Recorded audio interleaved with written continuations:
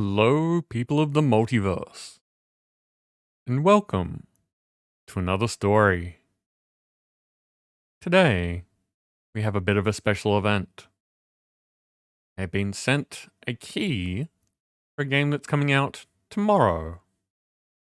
We're going to be playing Autonauts versus Piratebots.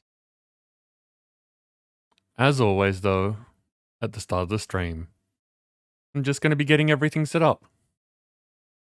So kick back, relax, and we'll get into things shortly.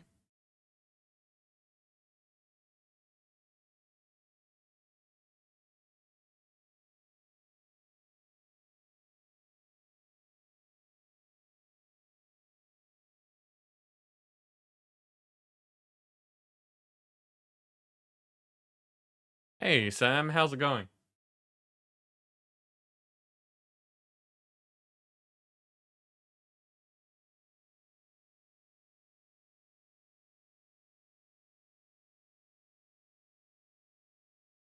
Good. Glad to hear it.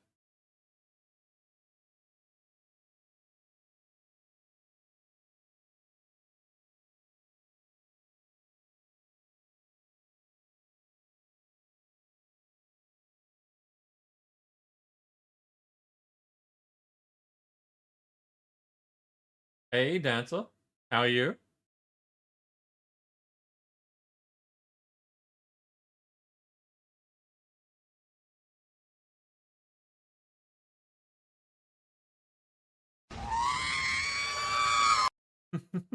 Hey again, Sam.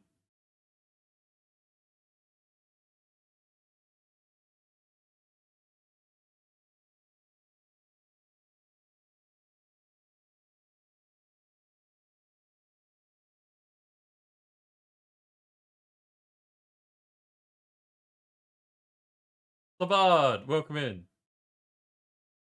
Easel as well. Welcome, welcome.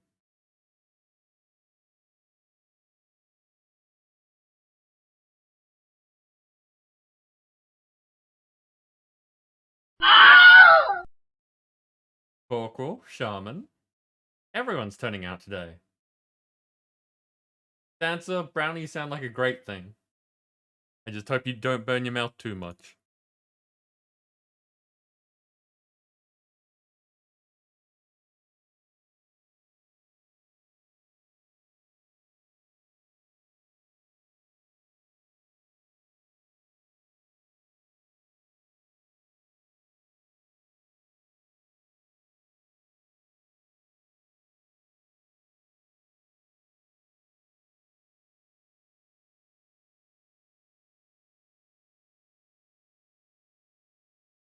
Hey, just sorting out Twitter.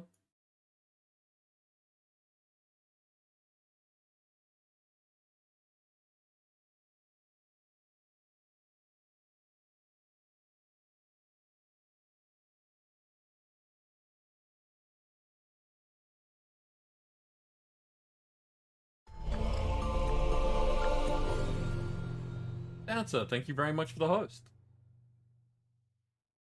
Yeah, Dancer, there will be stream raiders.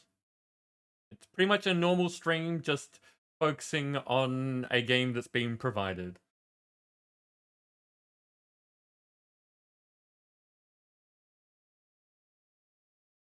Vocal, I still appreciate people turning up, no matter if it's just like lurking or just stopping by to say hi, anything.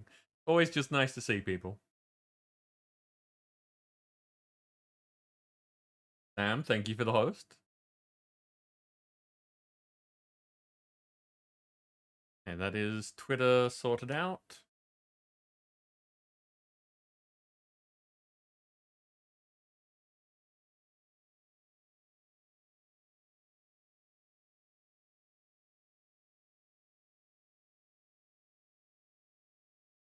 Hey, Discord.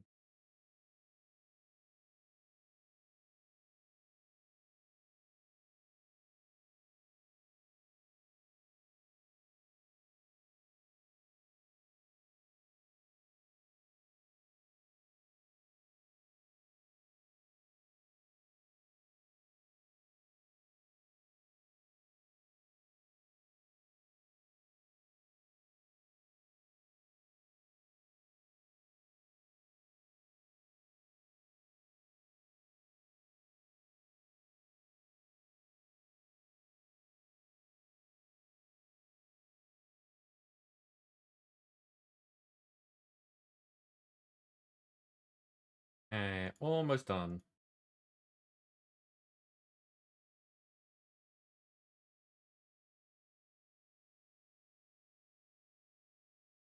Okay, there we go. So, as usual, with that out of the way, let's jump over to some Stream Raiders.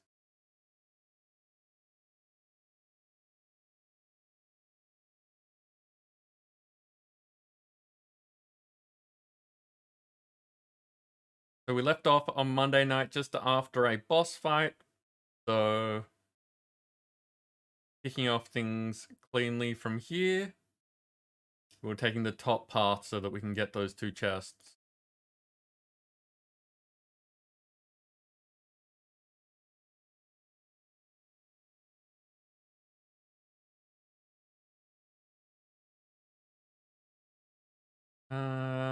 Tanks apparently. They want me to place tanks. That's handy.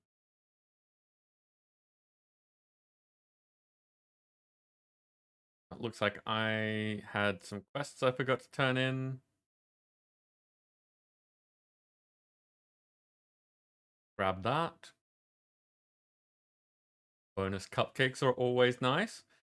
Speaking of which, don't forget to go into the store and grab your free dailies.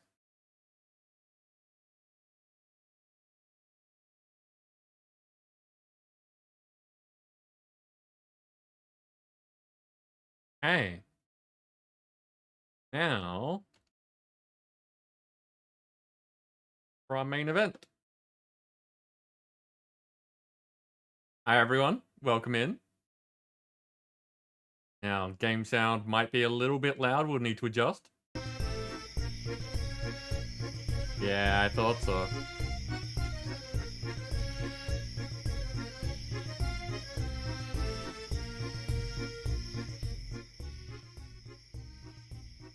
How's that? How does that sound?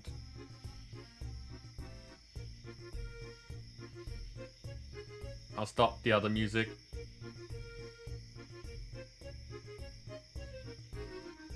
So welcome in everyone. The reason that we have a bonus stream today, in case you didn't see on Discord, is that the developers behind Autonauts versus Piratebots were nice enough to send me a key, and it's a game that I've been looking forward to because anyone who's been around for a while knows that Dance and I like the game that this is based off, Autonauts. And the key was specifically a promotional thing for before the launch of the game, which happens tomorrow. So it was a very small time frame for me to be able to take advantage of their generosity, and here we are. So yeah, we get a bonus stream today. We will still be back on Friday as usual. I still don't know what I'll be playing on Friday. Today, we get to try something new.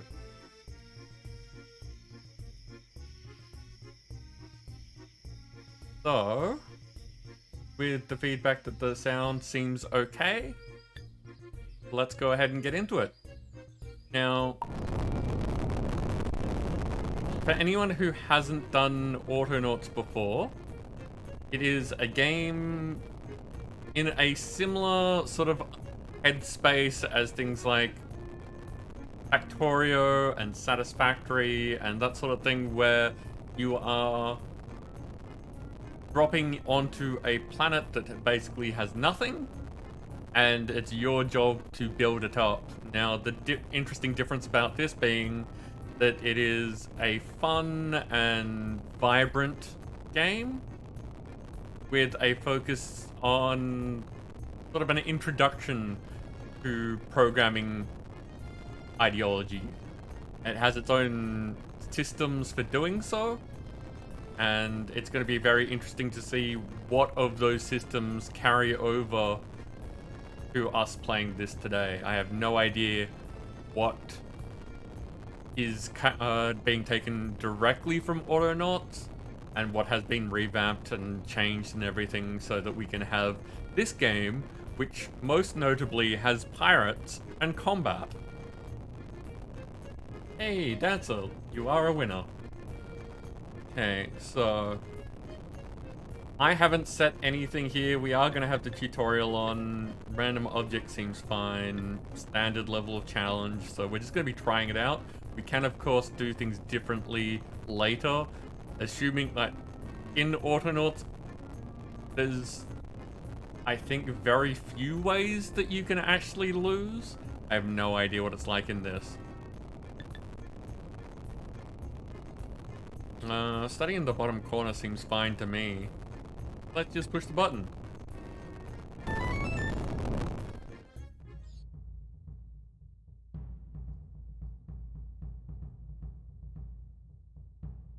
So auto-saving is a thing. That there is a piggy bank.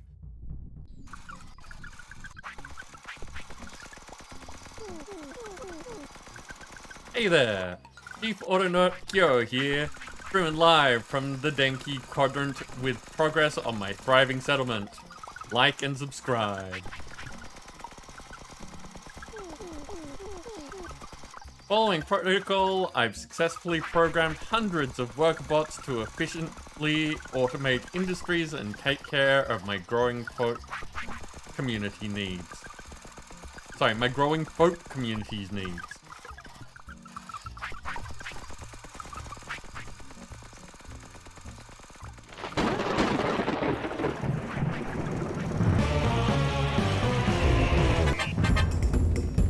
Heave-ho, me hearties! This world and its glorious bounty be ours for the taking!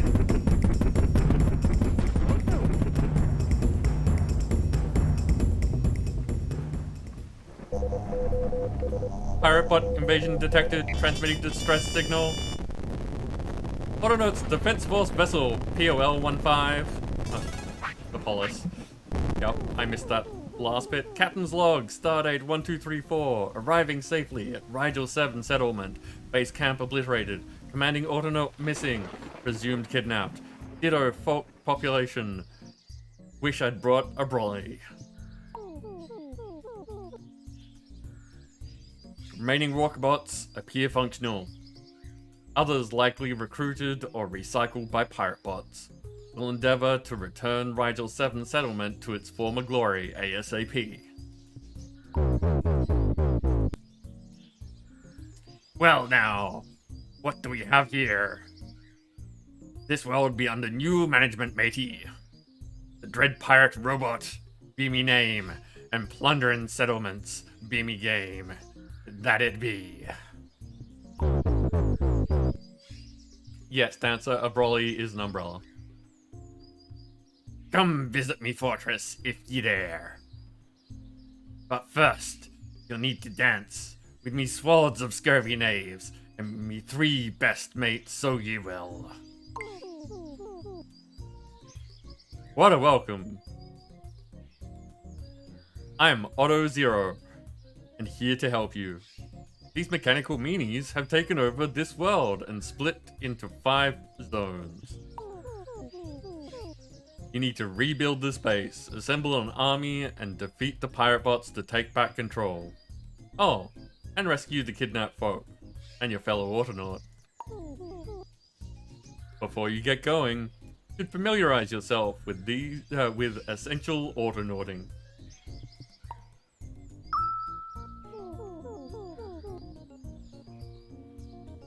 Operation manuals, basic field manual, techniques and procedures for special assets designated Autonauts, potential for official use only. This special guide contains everything a budding Autonaut needs to know. Follow the advice inside to get to grips with basic automation and more. Okay. So we're using WAS to move around, scroll, X to focus on yourself, shift and middle click to rotate, shift R to reset, new world need exploring, left click on a destination and enter the shaded area. We need to discover basic tools and resources to get started.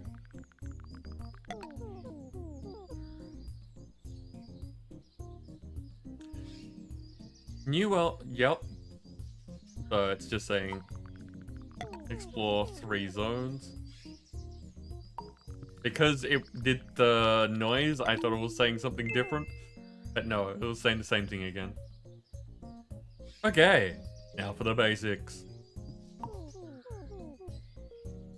Pick up 1 stone. Left click on objects to pick them up. Right clicking on the ground drops all objects held in your hands. And only hold 1 type of object at once, so make sure use of your backpack. To stow the stone in an empty slot, press Q or click on the icon. Oh, that's a thing that I didn't remember. So if you have a bunch of different things, you can choose which one you want to click on, but... To retrieve the stone from your inventory when your hands are empty, press Q again or click the icon.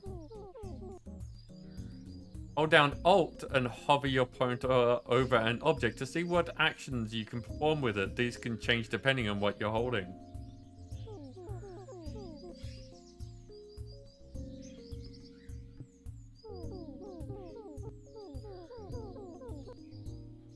Hold 1 stone to use a basic chopping tool. Find a tree and left click on it to chop it down. A white outline on the tree shows you can use the stone on it. I mean, this is pretty impressive. You're just whacking a tree with a stone. We don't need that stone now. Right clicking on the ground drops all objects. Now, you may not always need to follow every single part of a tutorial. Select this button to skip a step. There we go. Good, you obviously get the basics. As your technology evolves, you unlock blueprints to build structures, machines, and more. Click on the icon or press E to access your structural blueprints. Structures may be built on most clear surfaces. Let's build a simple workshop. Click on the crude workbench blueprint to select it. Left click on the ground to place the selected blueprint and create a foundation. Press R to rotate the foundation beforehand.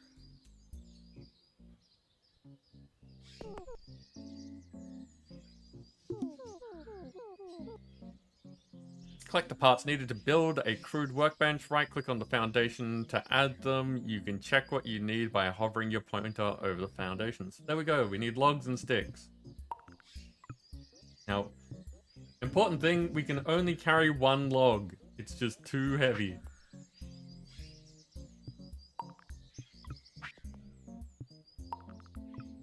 But we can carry 2 sticks.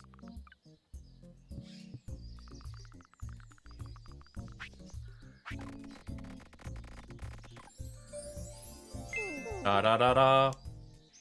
Nice. With this simple workbench, you can build basic tools and parts. Let's make a better chopping tool.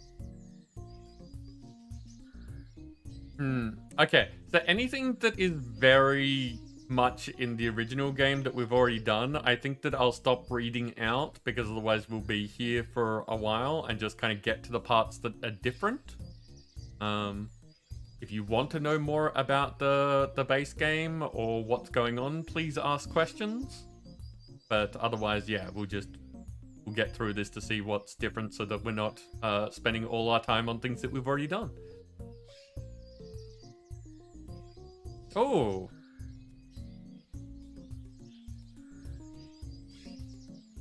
That's new. Over there. Workbench has durability. Be interesting to see if the durability decreases as we use it, or if that's only there for if, like, your base gets attacked.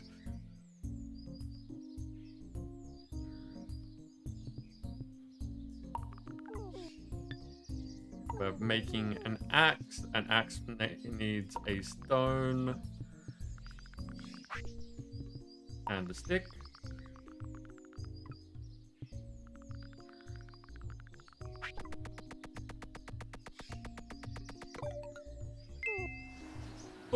first tool. Pick up axe. Chop log. Look at them go. We've got planks. Chop a plank.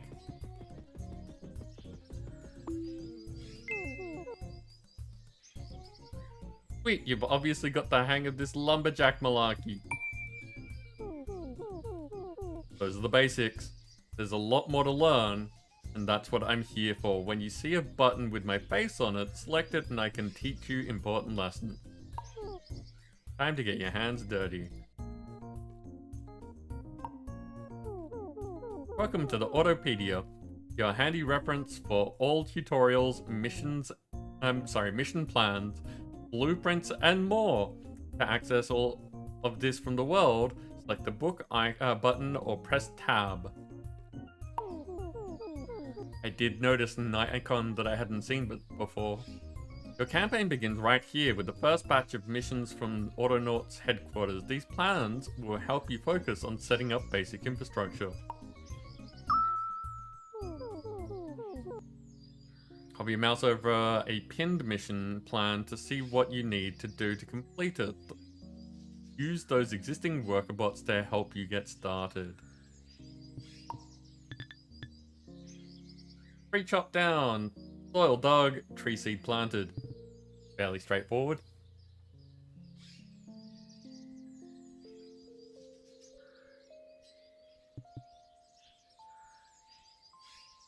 Okay. You want to tell us about things, don't you? Let's get automating. Autonauts program bots to automate systems. I'm going to help you program a bot to do a job for you.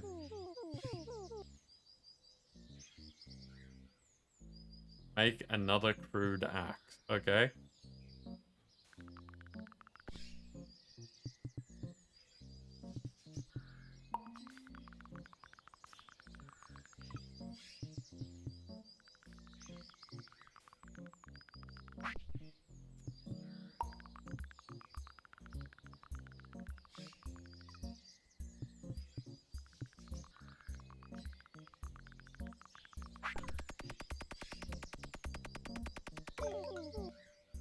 Take the axe, give to bot.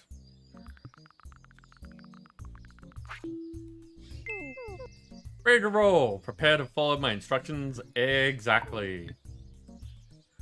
Get my crude axe ready.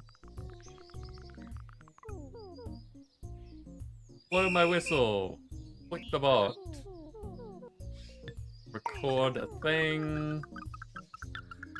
Oh, look at these things.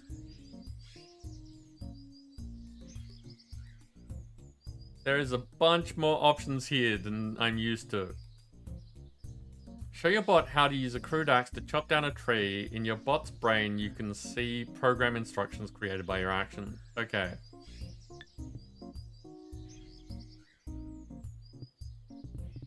So, go bot, chop tree.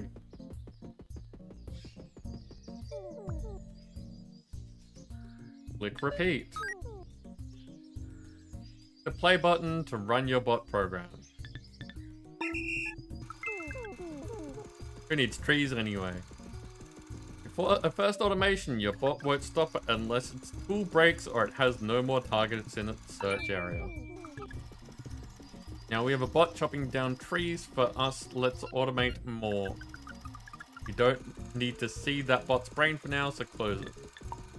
But first,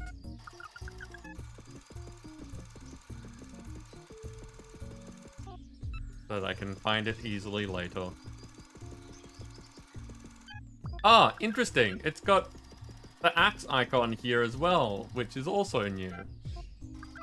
It's not just the area, but it's like area for chopping, I think.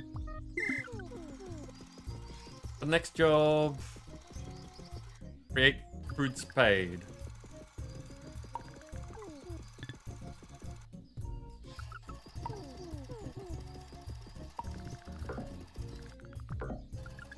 Oh, right. My axe.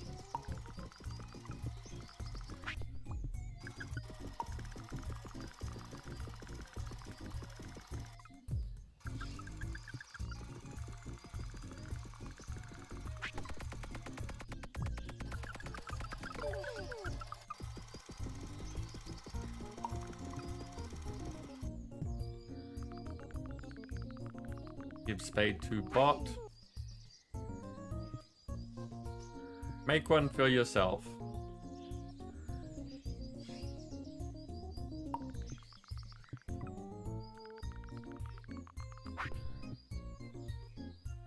Check the durability. It has not gone down. Still at max.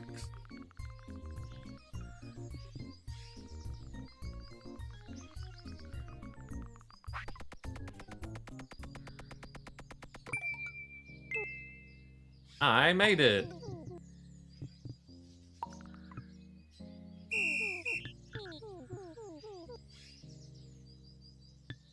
Record.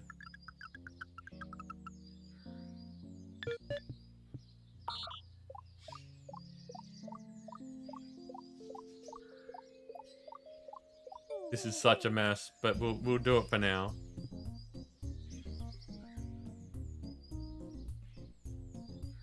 Okay, clicking the search area.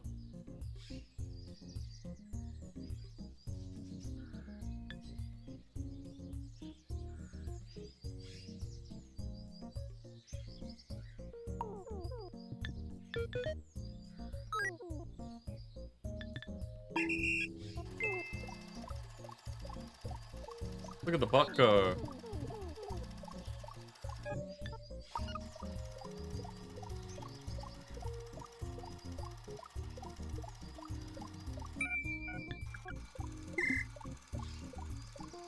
Almost have your first automated industry. To make the operation more sustainable, you need to grow trees.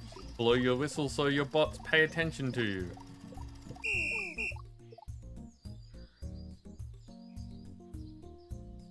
I've clicked that guy.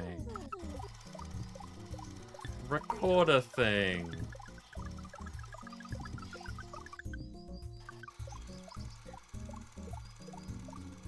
Well, this isn't going to work so well.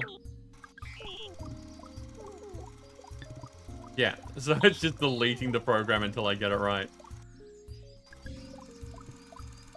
Right click an exposed hole. Plant it. Repeat. Go for it. Well done! You've set up the foundation for your first fully automated system, a forestry. It's not self-sustaining yet, but we'll get to that in later tutorials.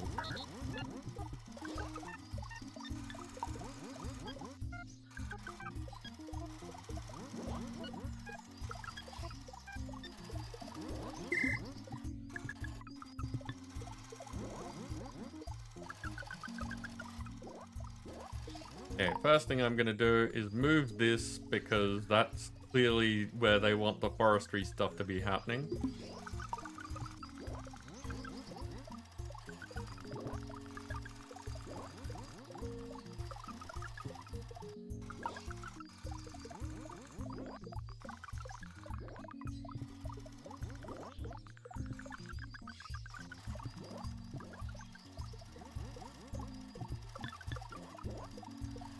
Okay, more tutorial. Tools inevitably wear out as workbots are quick to let you know. Let's automate a simple workshop to manufacture crude axes. No, Sam, haven't been paying attention to that yet because I'm just been trying to get through the things that are setting up everything. Were they lots? Were they? Is there a significant thing that you're trying to point out?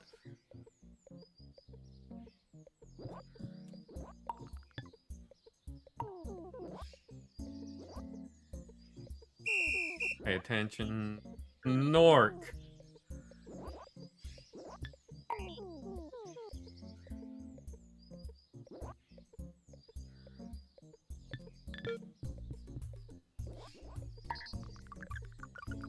Click on the stick. Over here. Do the thing.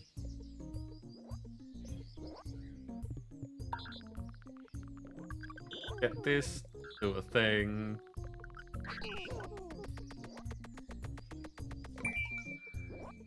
They made a thing. Oh yeah. Okay, so even with all of that, there's 24 left. Yep.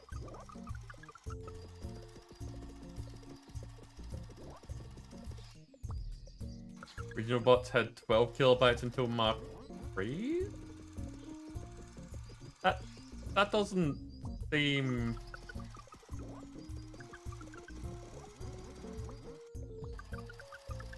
No, like okay, my experience with the original game was that each, like the zeros, ones, twos, they went up. So are you saying that the Mark 3s have, like, these have as much as the Mark 3s used to?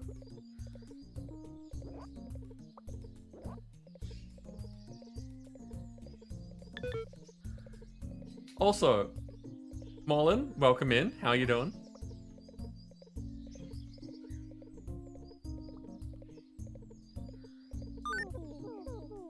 Okay, so repeat.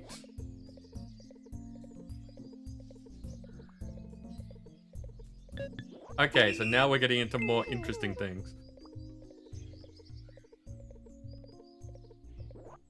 Right. So you didn't get 30 plus until Mark 3 unless you had upgrades. Makes sense. Now it's time to edit your program to make the tool making process more efficient. Let's edit the program and improve it with one simple trick. Select record.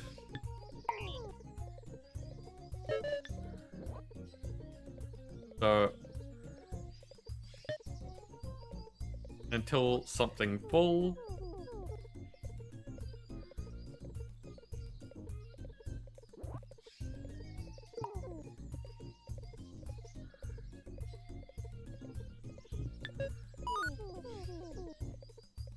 Yep, so we're now saying do this forever, and the first thing it's going to check is to see if the thing's full.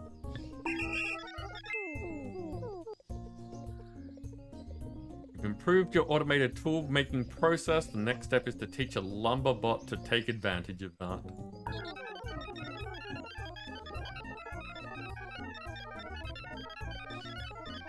So the noise is still there. This noise is the one thing that I wish that they had done something about. There's lots of good things. There's lots of good things already. But I wish there was a way to say that if you were in an infinite loop, don't keep the noise going forever.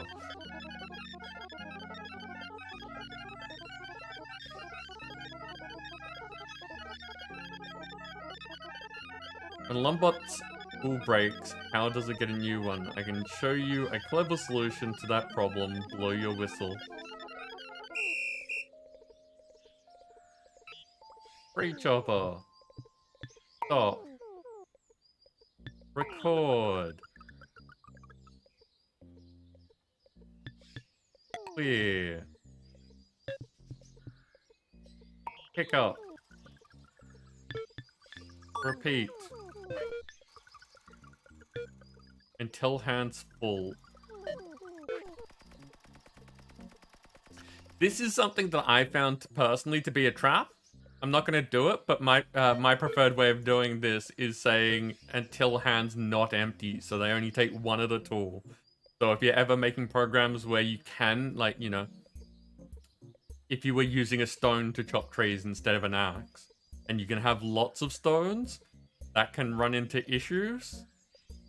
Whereas when hands are not empty, so they pick up one and they only use one.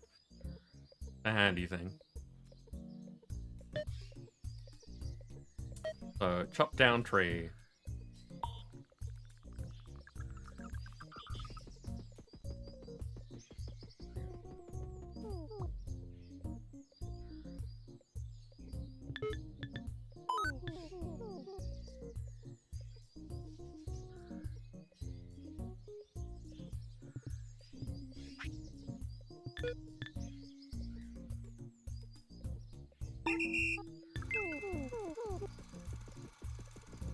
You can see how bots in two independent systems can work together to make the whole operation more self-sufficient.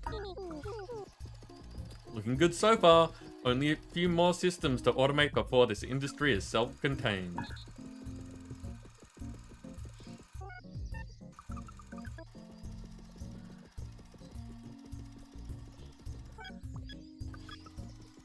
Big tips. Stay small. No need for 100 tree farm if your bots can only harvest 10 trees before the first tree grows. Okay. Well, that's one of the interesting things. Well, okay. That's very different. They've made this a lot harder to see what's going on. Which is interesting. Like, obviously they want you to explore. So knowing where everything is, you're less likely to do that. That's kind of cool. Okay. It is time for a battle. Let's see. Labard. Labard is in here with a berserker. Go get him, people.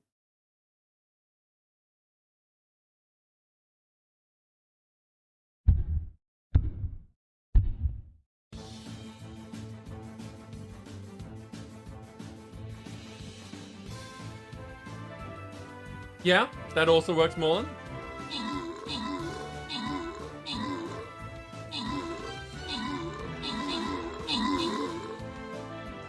Yeah, Dancer, you did. You did tell me about the game in the first place.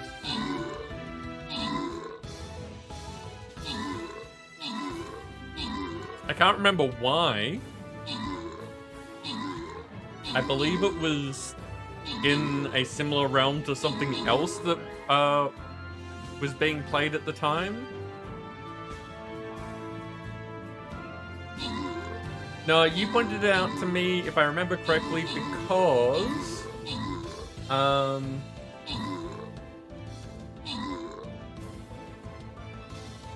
I remember correctly, it was because it was in a Prime gaming bundle thing. Like, it was awarded to people with Prime, and you liked the look of it. But I think it was related to something that we were doing at the time. And you were like, hey, this game, similar idea to that other thing, you should take a look. Okay, Dancer, you took out the top spot with Labard assisting. There were no epics. Random rewards go to Akboot.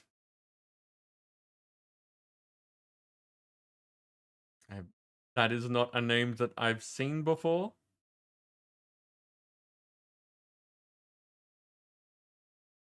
Okay, let's just jump along, keep going.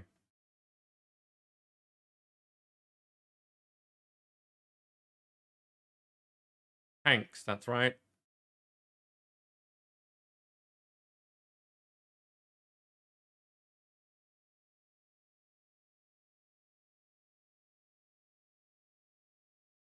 There we go.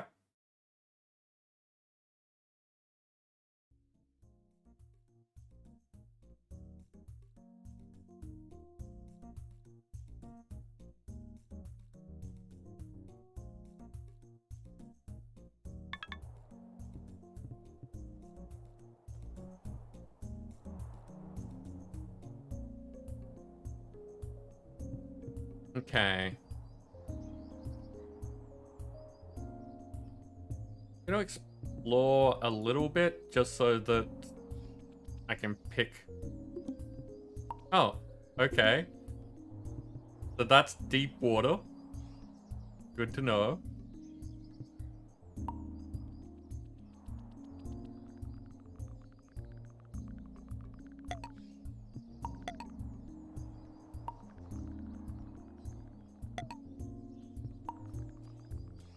So, Morlan, have you been watching other people play this, or do you have early access to it as well?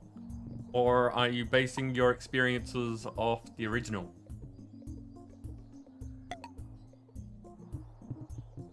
Okay, we've found stone, which is super handy. We're going to need that.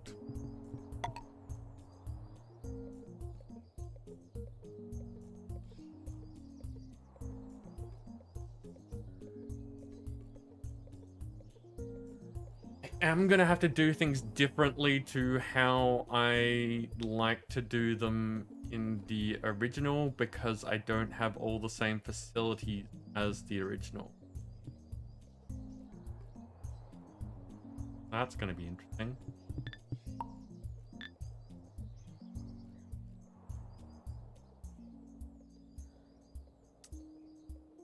I'm amused that we have a Dark Wolf.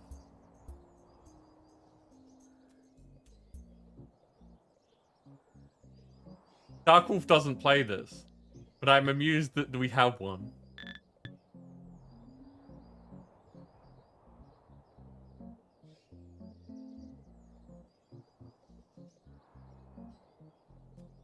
Probably weakness, Dancer.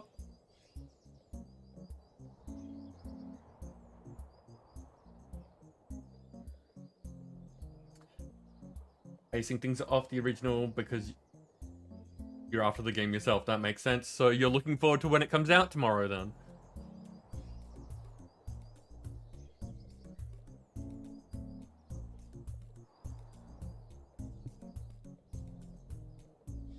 Okay. Bot all good. Bot searching. Good.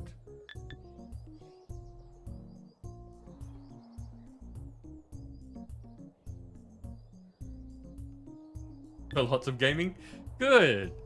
I hope that you have lots of fun with it. Okay, so first of all...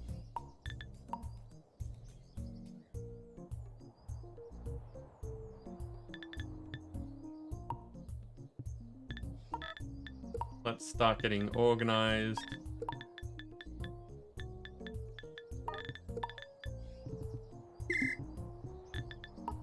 And also seeing where this overlaps, because look at that mess. Look at it.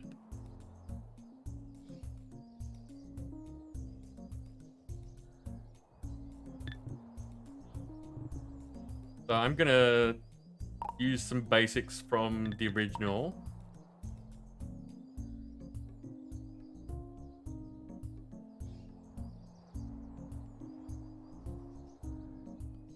And see what their range is like.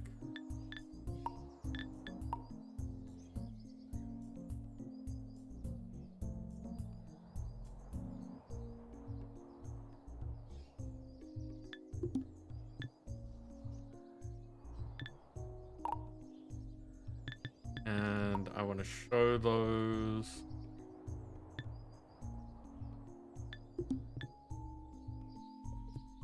Okay.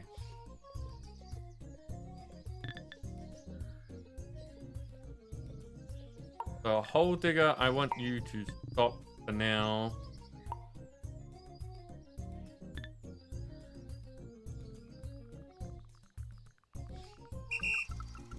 Kind of sit over to the side while we get rid of all these trees.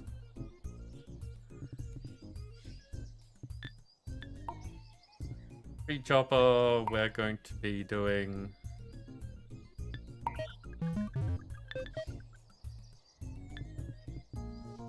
First of all, your axe.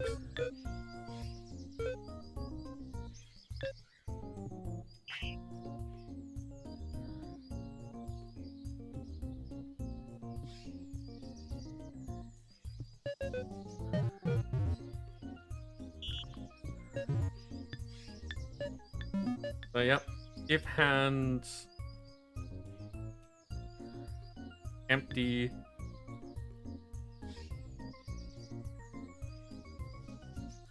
Actually, before I do this, can I make boxes? I can.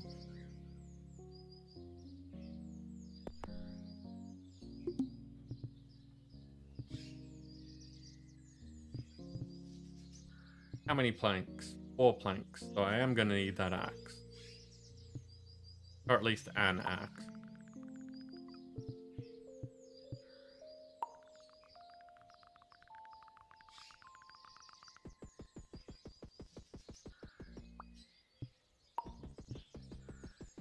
I want a place for the planks to be stored.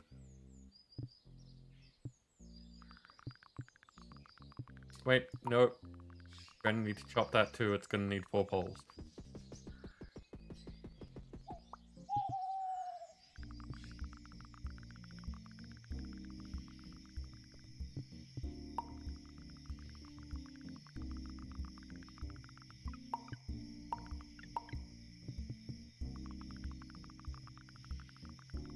Rather than having them go straight to the table, we'll build up a bit of a backlog.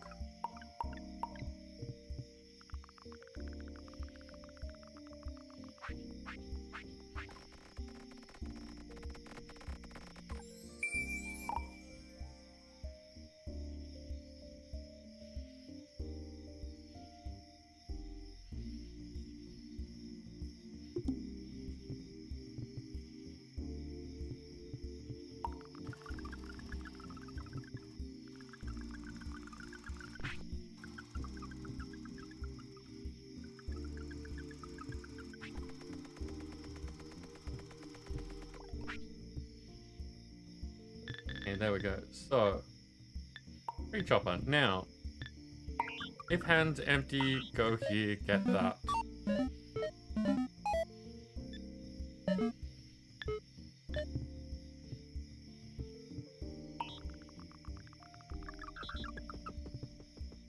Wow, look at the range on that. That has increased as well. Because 17 by 17, I know used to be the original bot area.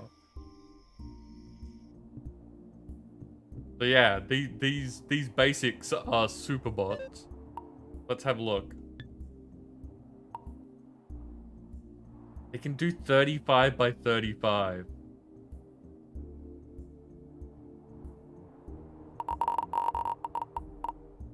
Still.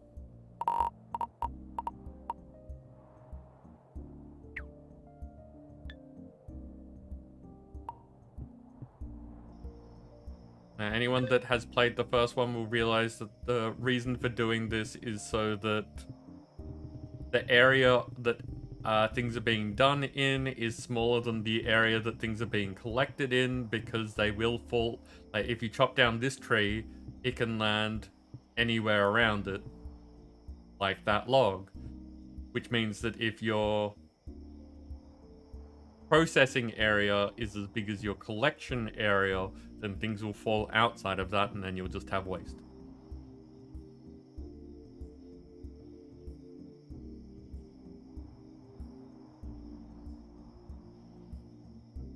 Oh, you're right. No, it's the first sign that's a 17 by 17. Yes. You are correct.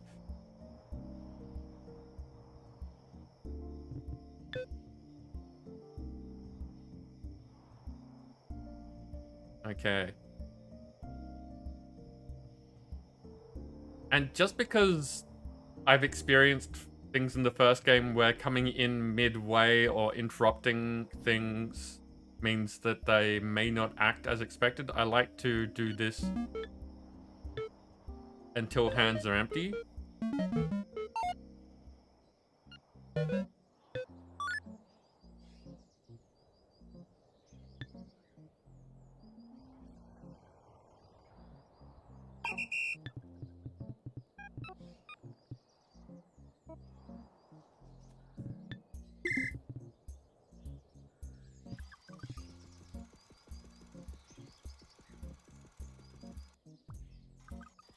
Okay.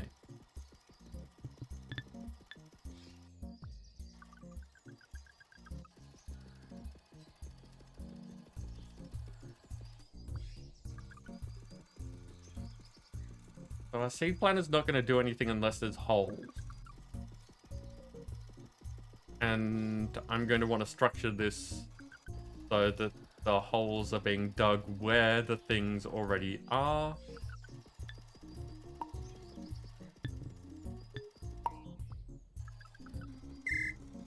We don't have a box. But we're going to need another table.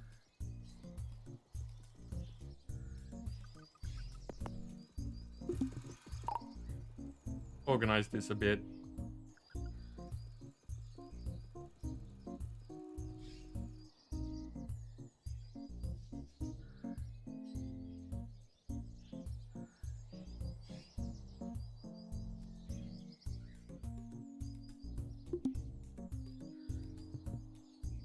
Logs and sticks we can do.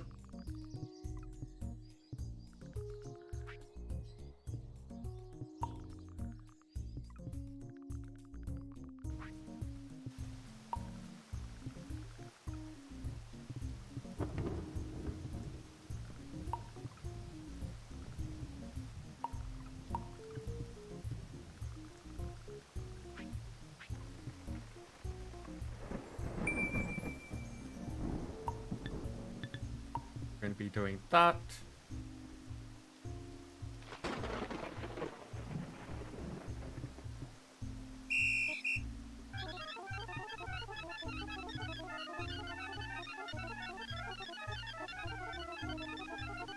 Now,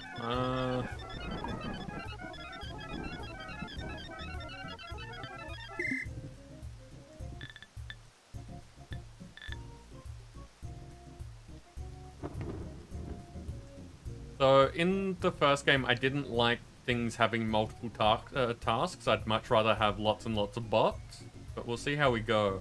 I also haven't noticed anything needing winding yet, which is interesting.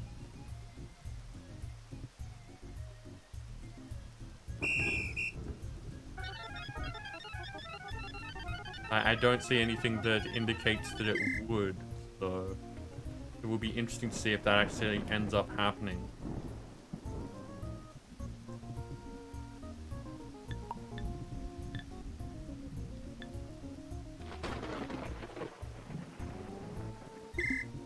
I'm gonna keep doing the tutorials because I feel like if I start reprogramming any of the other bots, they're gonna tell me to reprogram them when the tutorial needs it.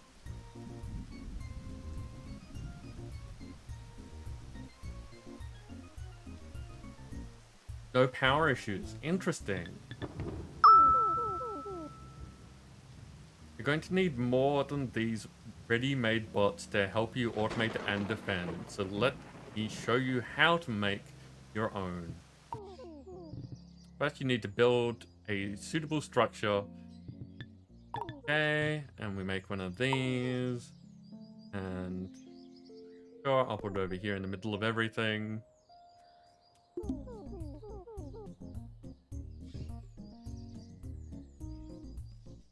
Right-click on the bot assembly unit foundation to add necessary... Ah, okay, so put the things in the bench. Right, can do.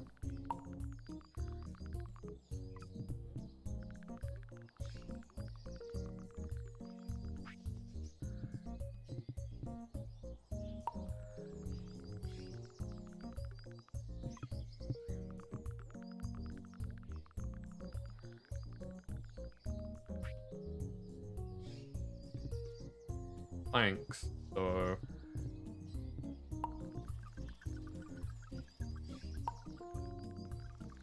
how many? 3.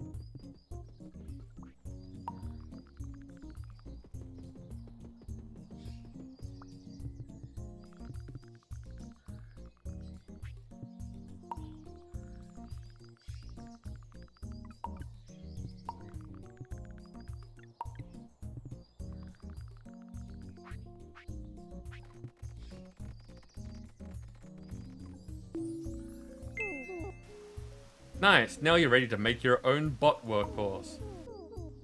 Time to make your first bot, simply add the necessary ingredients. So another log.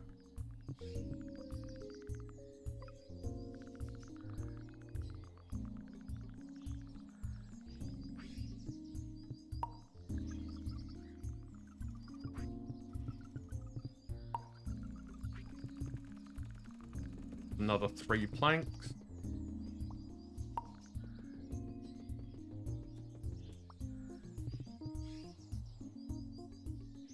And a pole. And a tree seed.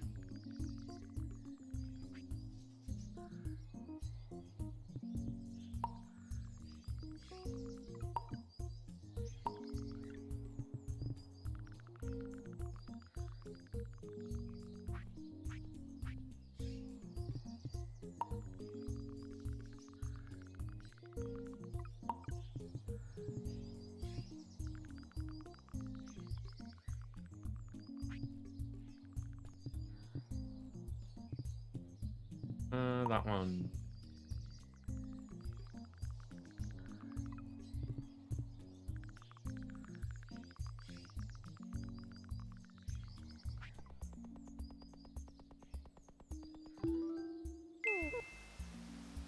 And I did notice that it said making WorkerBot 3, what is it, Mark 3.5. So yeah, interesting. There it is. You made your first bot. Once you've completed the tutorial, why not make more bots to automate this process? Bots making bots. Where will it all end?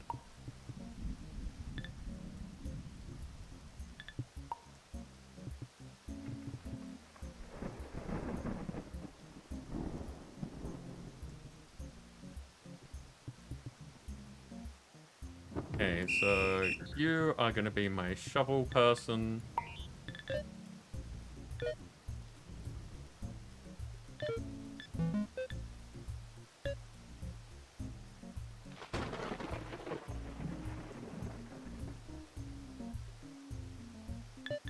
No, I really do prefer if. So, if that is empty...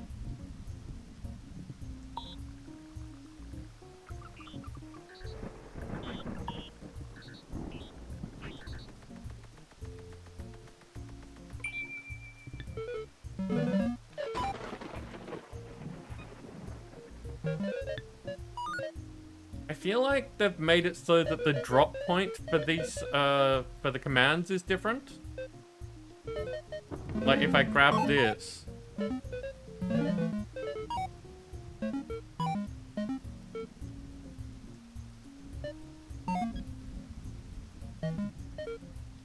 Like, if I select all of these, it's not the top anymore. It's actually where your mouse is.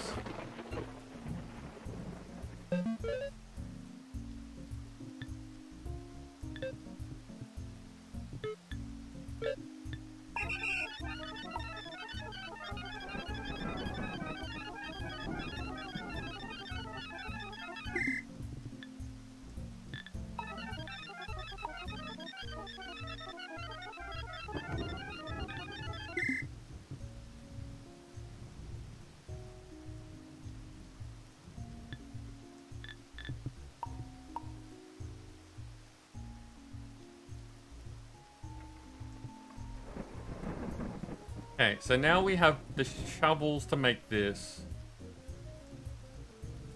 Dig up all of these things. And the axes to chop them down.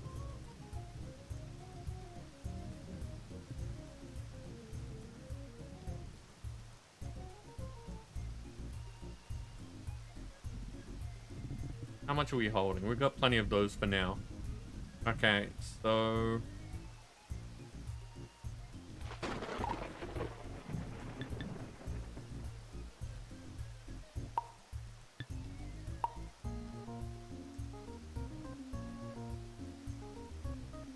Just gonna clean up things a little bit.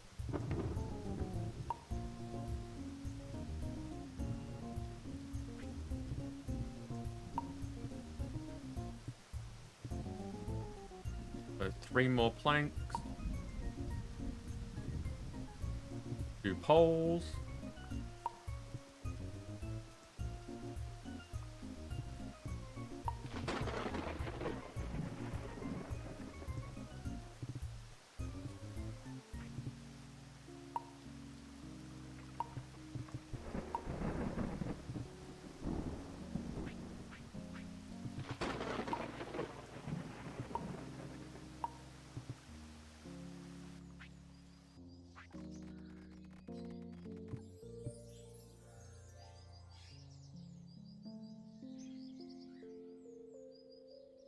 And there's no point in me doing this, so I may as well make another bot to do it.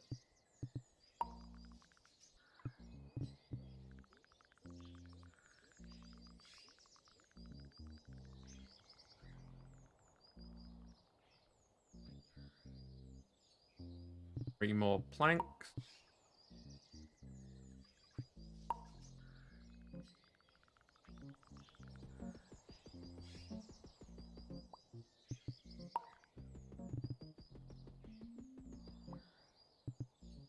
Only 1 pole.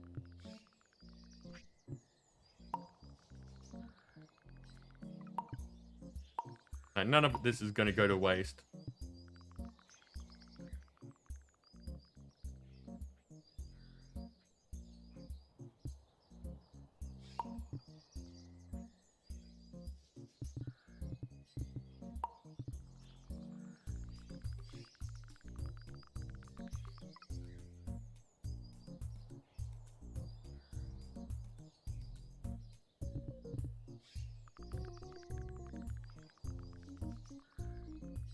Funnily enough, I haven't actually gotten to Mark 3s in the base game before. I've restarted a few times, trying out different things. Just never got up to that point. Hey, you! You're gonna be logs.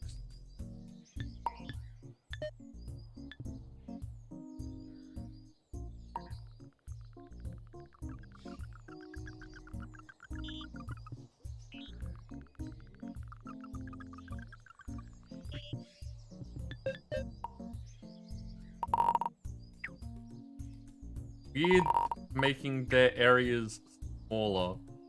It'll do for now.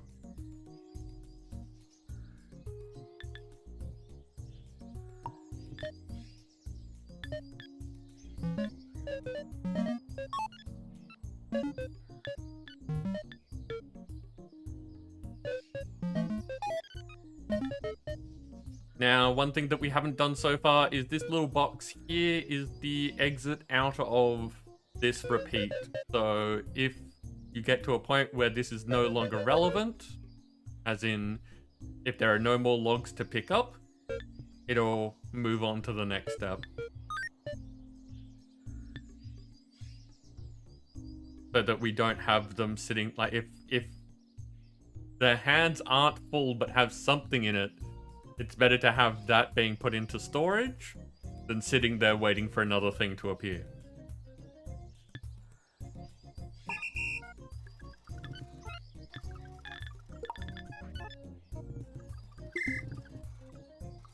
Okay, so we have a cleaner working now.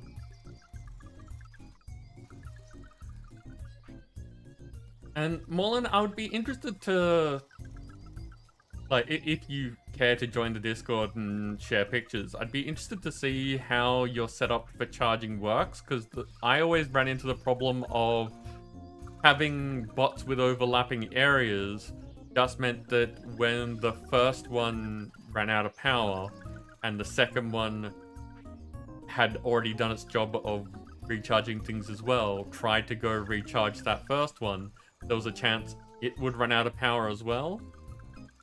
And so you just end up, like, you could add more bots and effectively extend out how long your charging cycle would work, and eventually end up with a situation where all of your charges have run out of charge. Oh, I see a giveaway.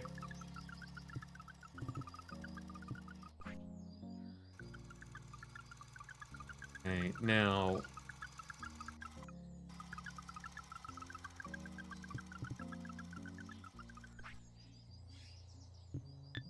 Seed planter, I want you to stop and come up here. I don't want you interfering with this next process. Hole digger.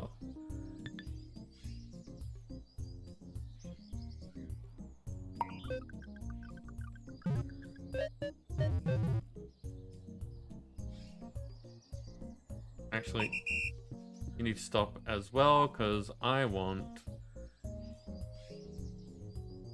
Where am I going to do this?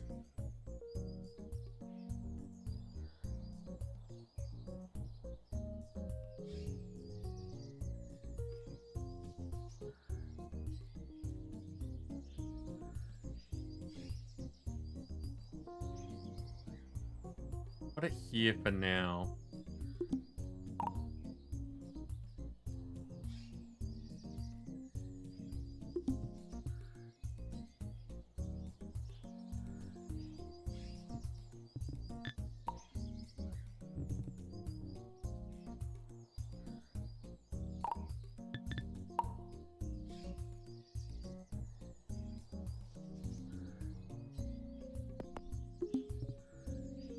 Planks and poles, so not a good example to start off with. Okay.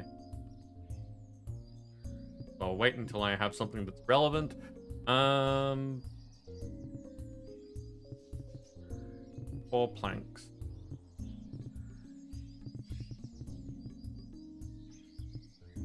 And yeah, I keep taking from here and putting it into there because to me, stocking this box is a handy, useful thing.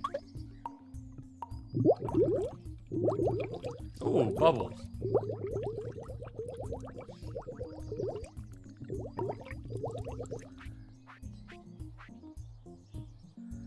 There's a small chance that your bots could do that, but it was quite rare. Okay, yeah, so mine was obviously designed in a way that is less efficient than what you had in mind.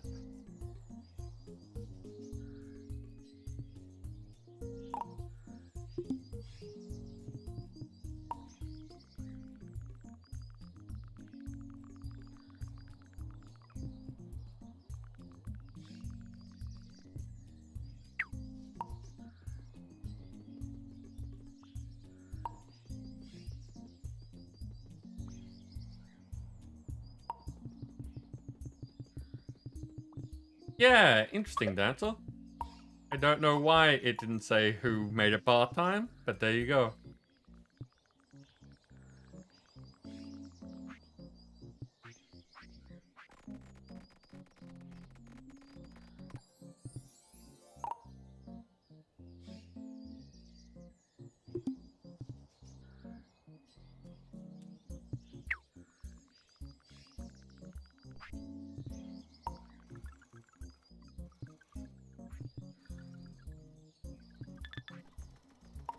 Oh, hold it up.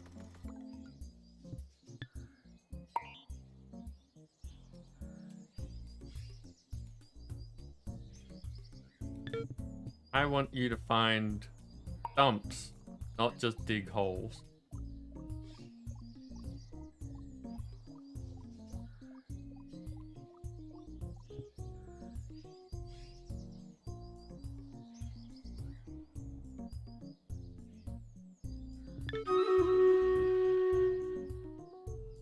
Trying to remember how I usually set this up. Because I've got, in the game that I'm playing at the moment with Autonauts, I've gotten to the point where everything's far enough along that I've got like paving and things like that, and the ability to regrass areas easily and do all those sorts of things. So I have things set up and don't need to worry about these early steps. It's been a while since I did the early steps. So things like setting up a tree farm is not something that I've done for a while. We'll get to the battle shortly.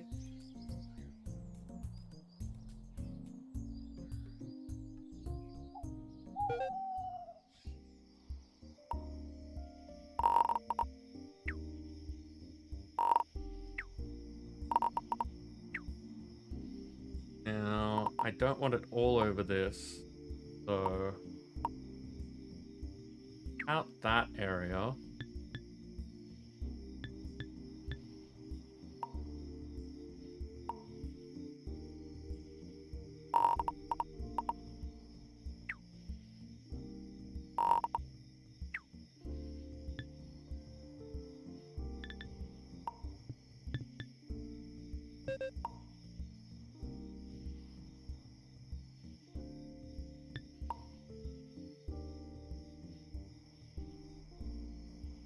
Ah, interesting. So I can't set a pattern with this? Okay.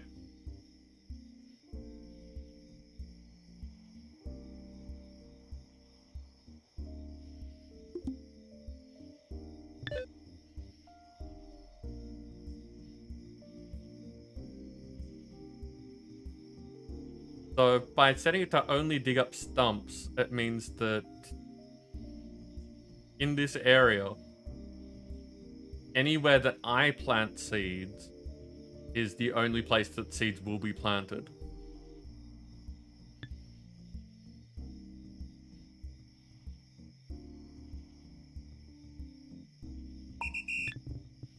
So I don't want a stump there. Actually, it is battle time.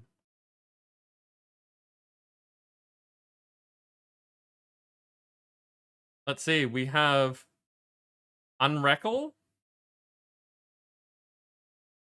with a heavy tank.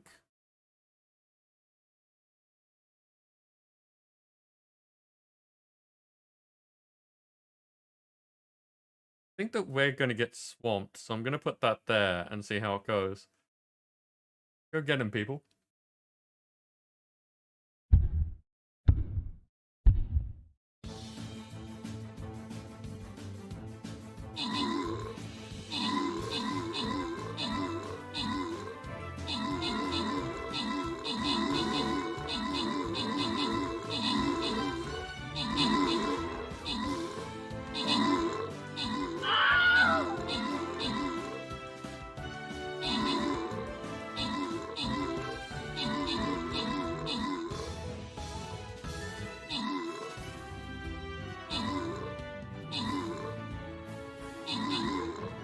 Uh-oh.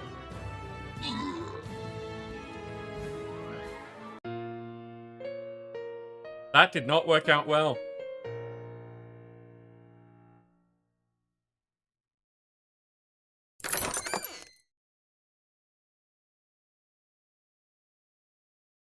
Let's try again, shall we?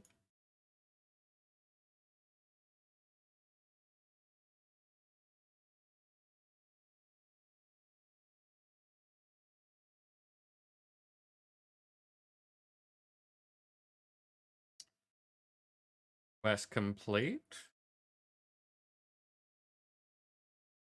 Gets me what? Just some money. Okay.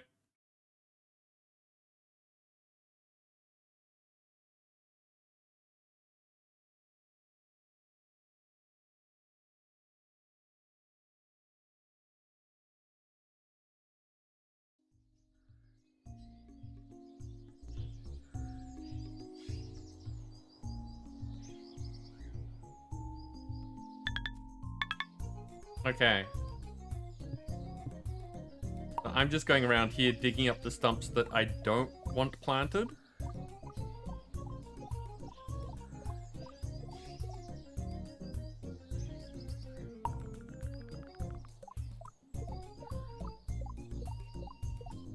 Answer, you're a winner again.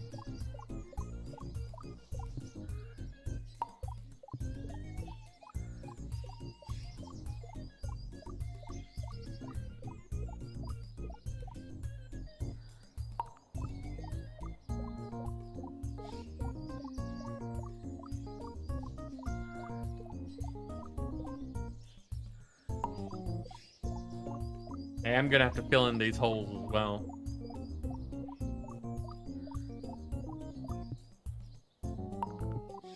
Because the seed planter is just going to be looking for holes to plant in, so...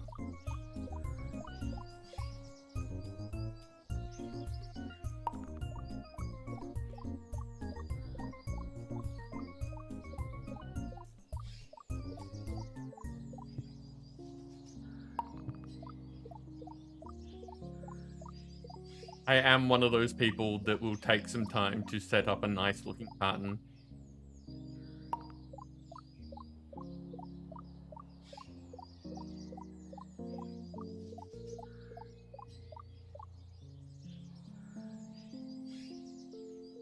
Okay.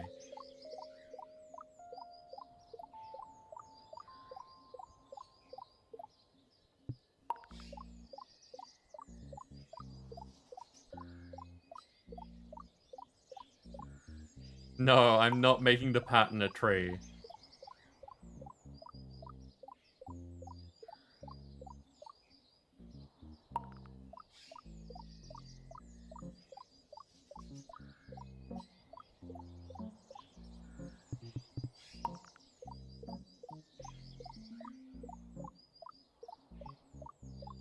Okay.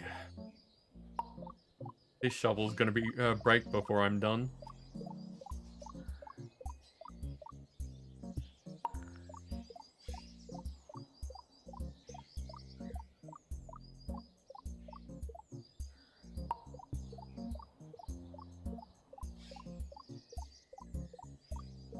I should probably have started off small. Like Morland said, just like... go for, like, get a small area going rather than making an entire plot. But you know, we're here now.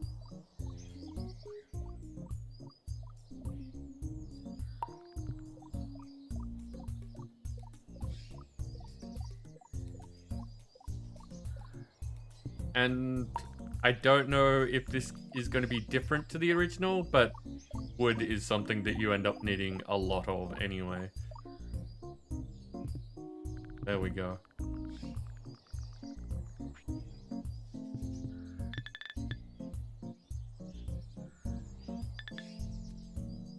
The tree chopper is fine. Hole digger. Looking for tree stumps. They're in what will be a pattern eventually.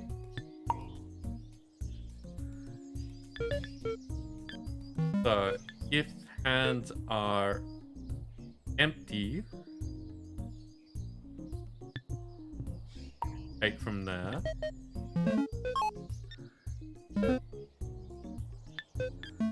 Until hands are empty, do this.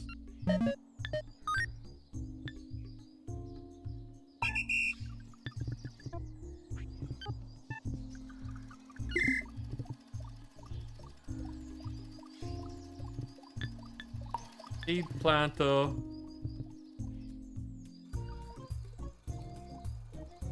I don't want you to have to run around finding seeds, so we're gonna need another bot.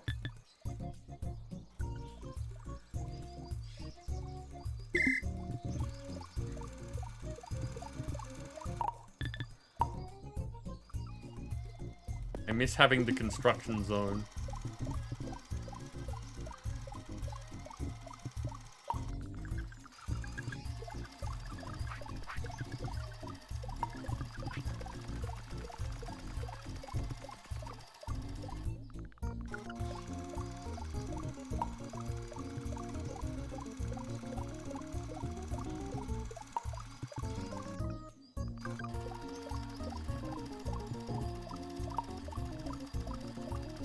Actually, I was taking from there to fill up the box.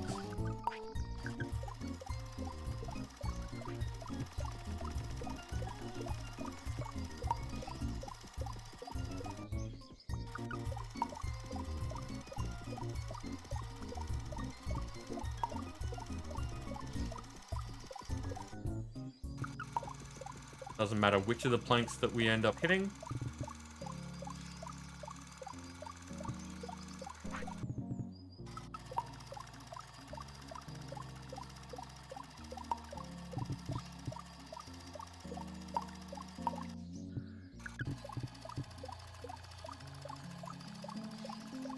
I'm gonna make a box for seeds, so we can have one bot that picks up all the seeds and puts them in a box, and the other one that can go to the box and plant them.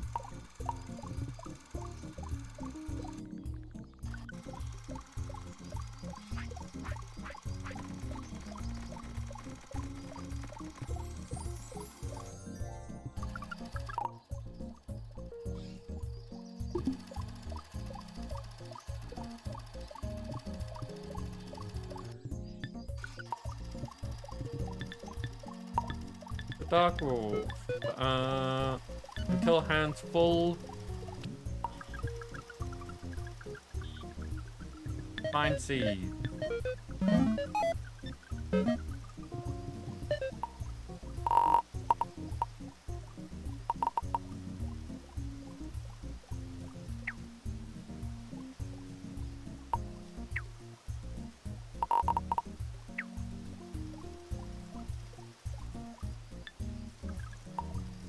So slightly bigger collection area, like I mentioned earlier.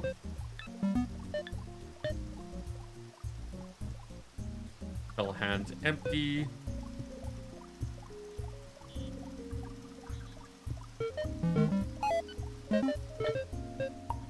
Exit out of that. Eat forever.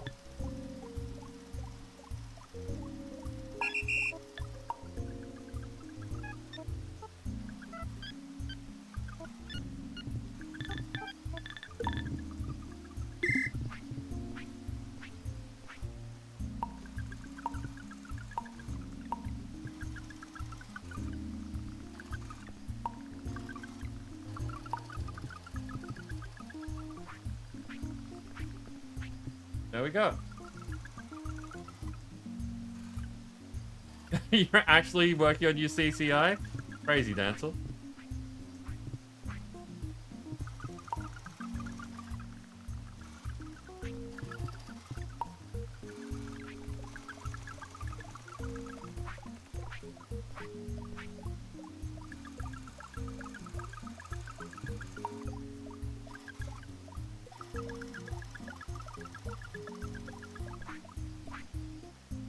Oh, right, and the workers, because they're Mark 3s, are actually faster at this than I am.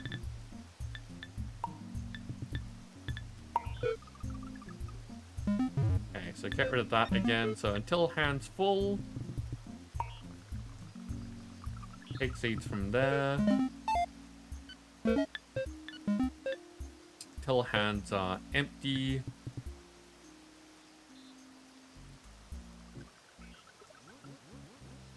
Find the nearest hole that's within our planting area.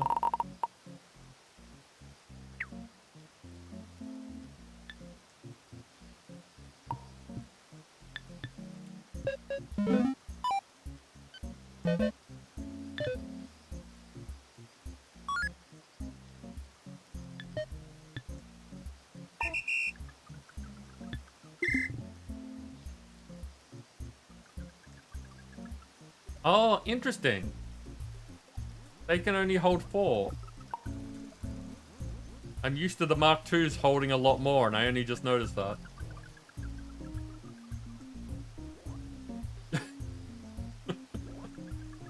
That's Subby's derp mode, isn't it?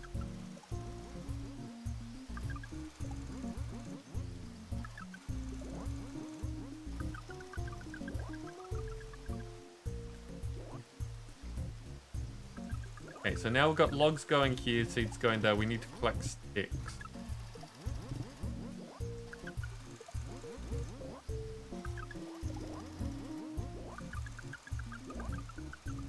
Logs if you use the backpack. Okay. Oh, that's not the derp emote. Lovey has a crazy emote as well. Interesting. Did not know.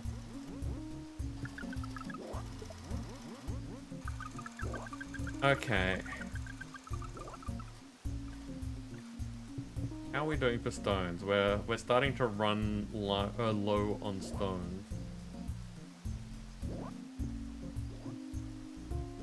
This will kind of take care of itself for a little while.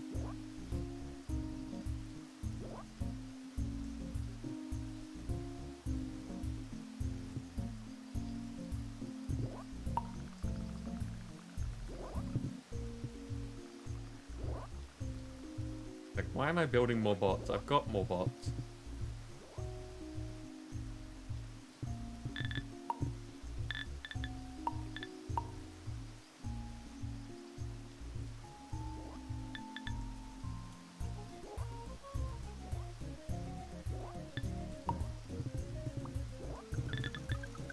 Now, actually, this is the thing that I'm curious about. Have they made it so that you can... Oh, good. They've made it so that you can nest the groups from the start. That's such a big quality of life thing for me. So now I can just do...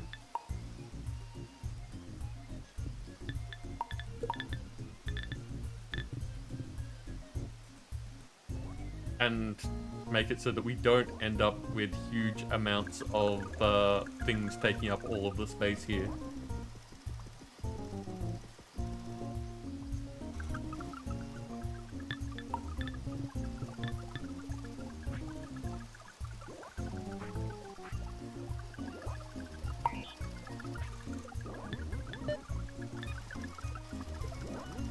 Okay, so just for now,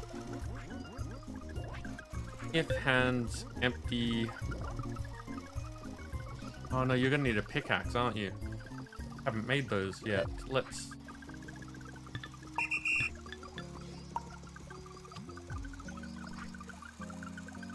check, because this is a thing that we haven't shown off yet. So if I press tab, I can come here. And I think it's that one? Yeah, so... Fruit pick.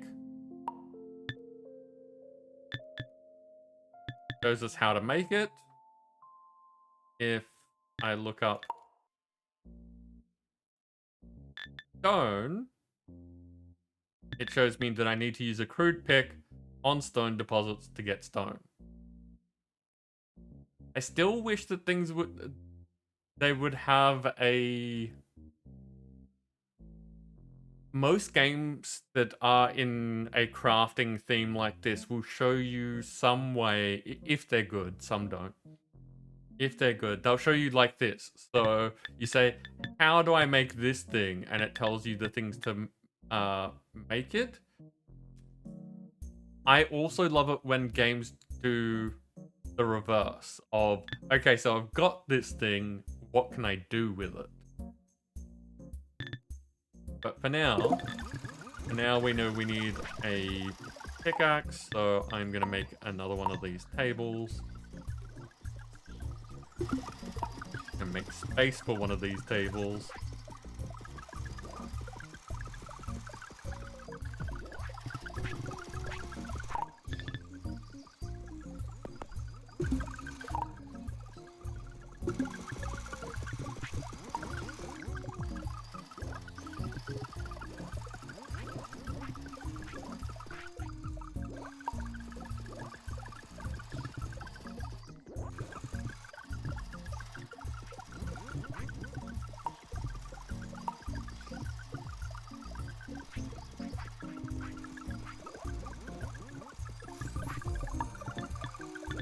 You're gonna make crude picks.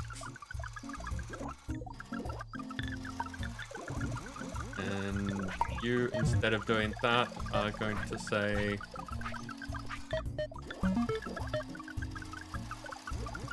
if this is empty, grab one of these. One of these.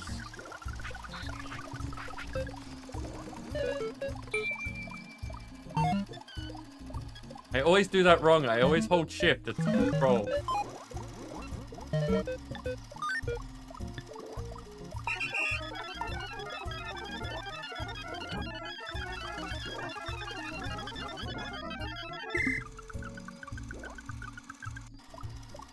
And so I can do this as well and have...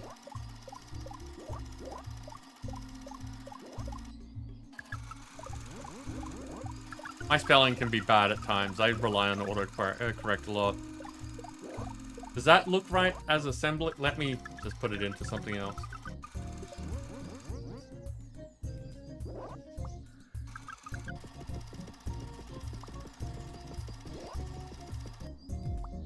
Oh,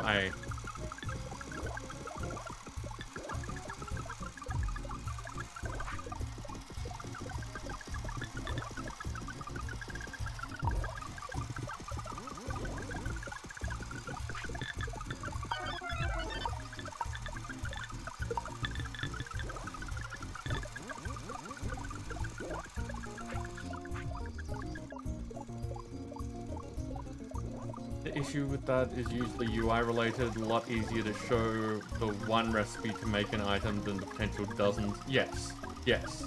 No, it definitely makes sense, but there are times where you get things. Like for instance, in Autonauts, you make a fishing pole, catch a fish. Cool. What do I do with the fish? And it's only like much later when you've researched the relevant things and you're trying to make something, you go, oh, this is what they're used for. You know, certain foods and whatever. The bait fish was one of the ones that stumped me for a while.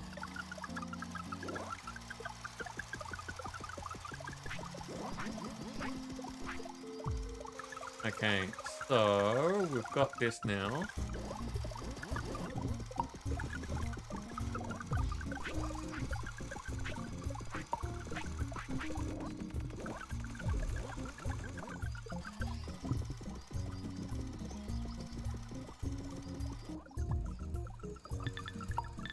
The master guy is going to say if If hand's empty, just take from there for now. We'll figure it out later.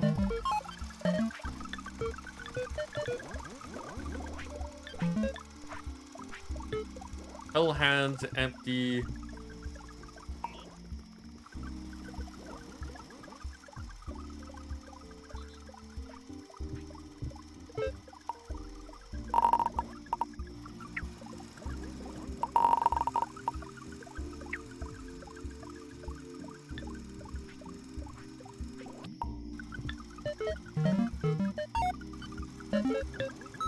Just do that.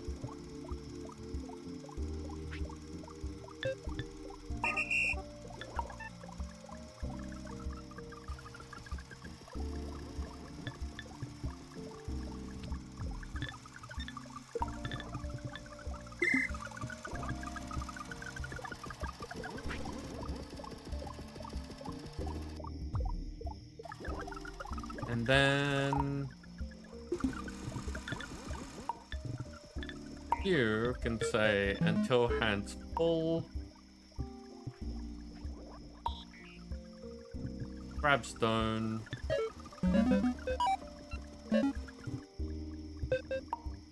Again, restricting the area because I don't want this happening all over the place, even though it would be handy at the moment.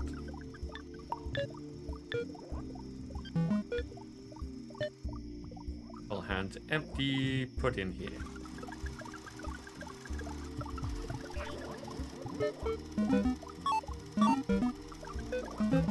I'm gonna have to get used to that being where my cursor is.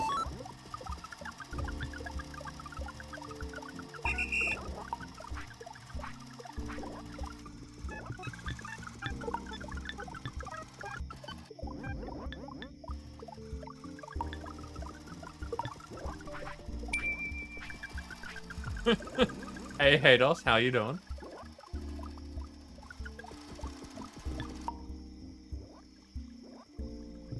And you're basically going to do the same thing for sticks, just so that we don't run out of tools.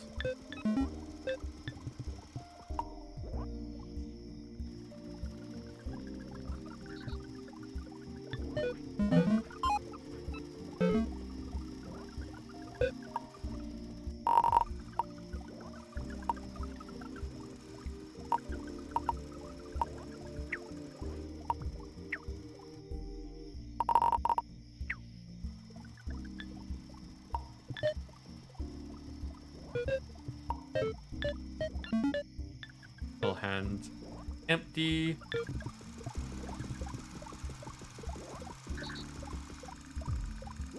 And again, I'll sort this out a bit better when we've got a bit more people to work with.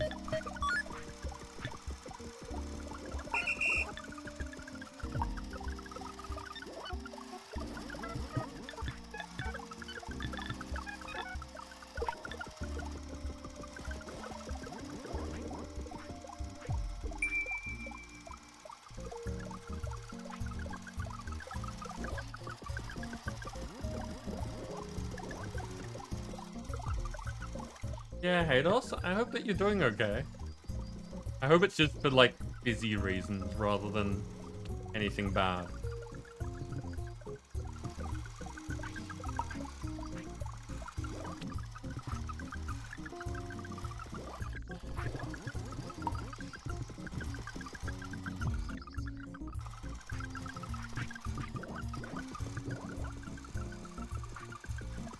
Okay, now one thing that I need to do is add a thing to my tree chopper. It says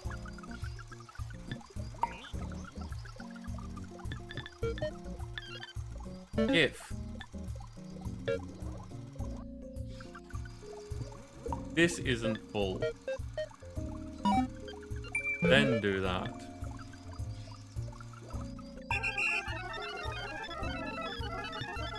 Because there's no point in chopping down all the trees if we're not going to be able to store the log. It just ends up wasting tools. Because they'll just keep chopping and things will go to waste, and then, you know, they'll break their tools and we'll have to make more of them, and it's just like, We're breaking tools for no benefit.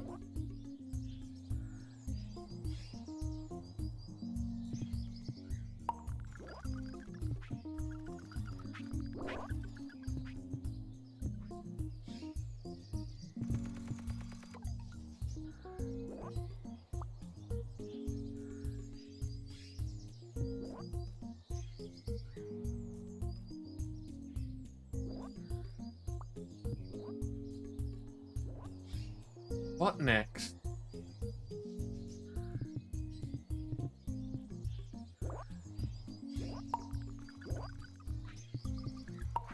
Just gonna chop down a few of these trees, get them out of the way.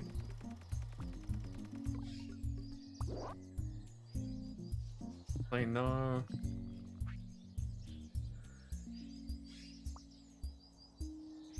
No, we've got the tree thing set up just fine. Let's make some more bots.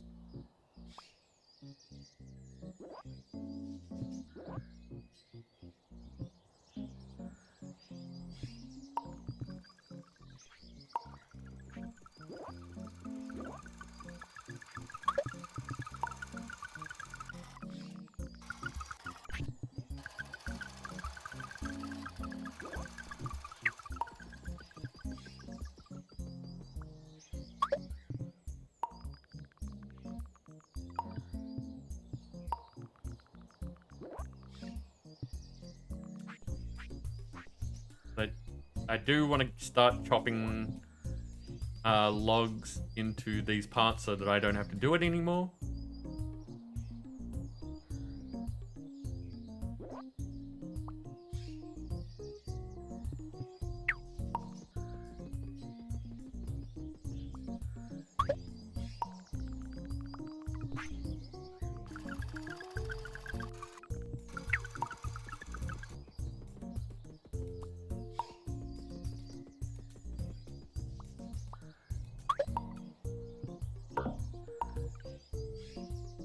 How many poles? I misremembered how many poles this requires.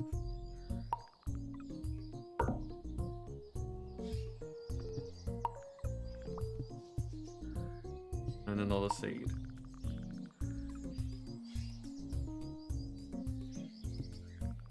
Yeah, that's generally seen as a good thing, Hados. Like,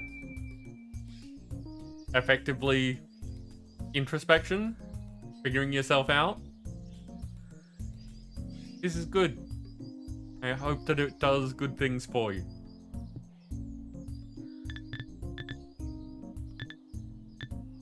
Okay, now I need one of these.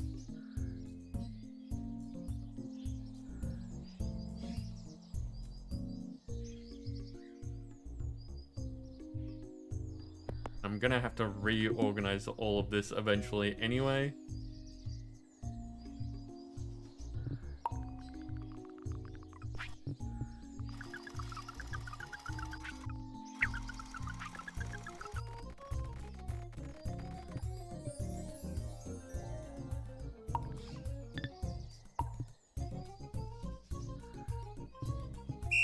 So, you.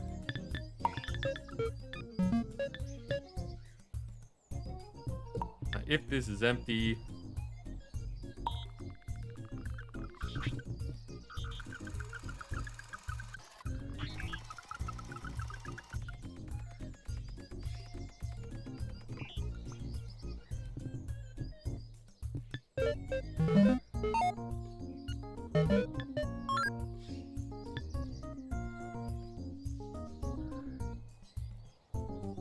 Yeah, that seems fine.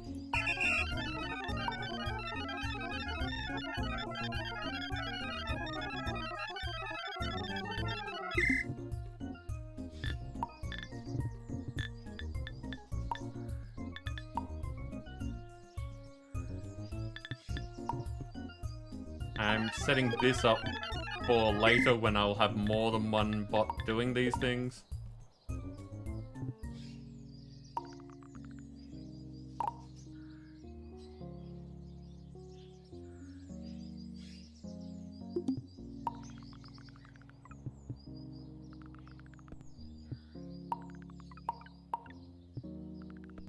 What am I doing? Why am I doing that? That's the next thing that I want.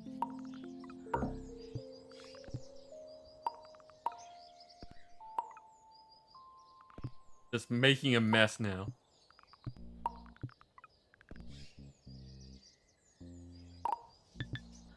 So same deal again.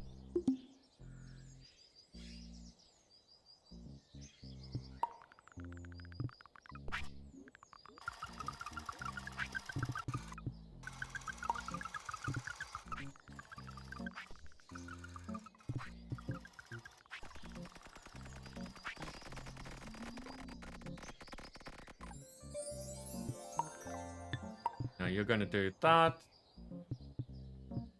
Need to make another bot. But doing it this time, much easier. Because I can just walk over to here where I've already started building up a stockpile.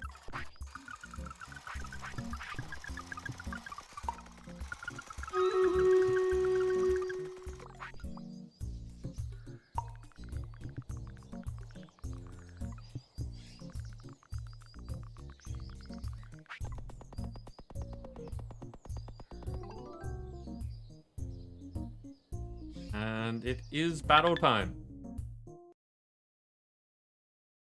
But things are starting to come together. Got some like the wood production going, and while it's not ideal, it is starting to manage itself more. Lavard, I see you here with your Berserker and Dances in with the Flame Legend Orc Slayer. I'm gonna put that there. Go get him, people. Yeah, so the idea being you kind of iterate on processes.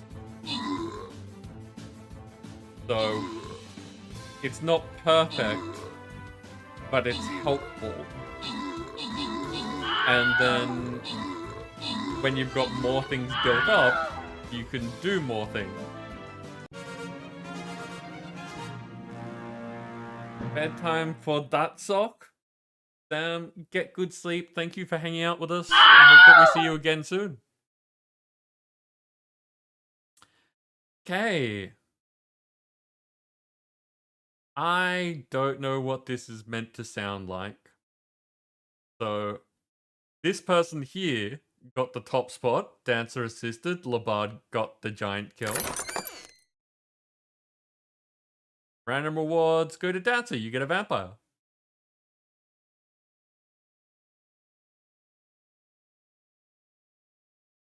And you got through the level. Congratulations, everyone. Okay, no longer cares what units I place.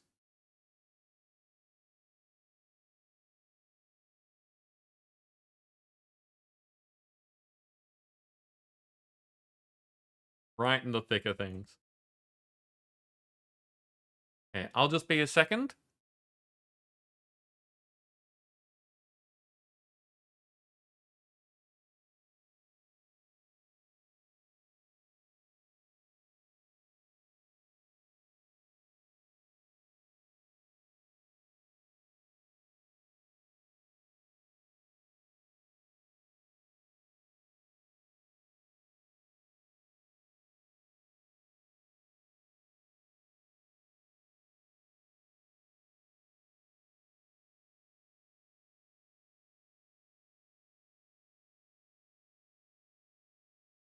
Okay. Back to the game.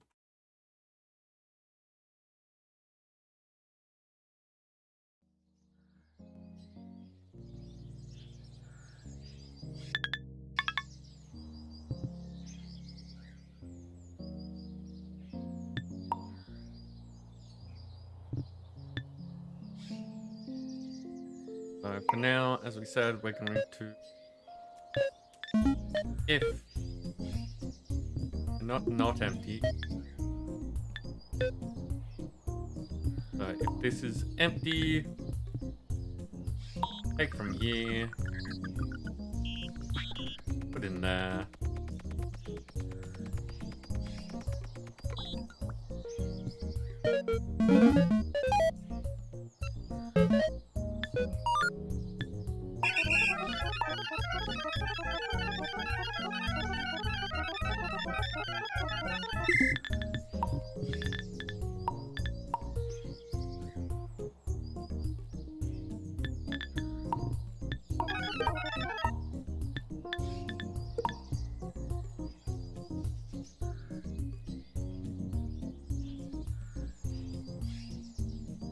Now I can start making that construction area that I wanted because we have the logs and planks and poles to make some of the things that we use all the time. I'm just gonna dig up some of these first.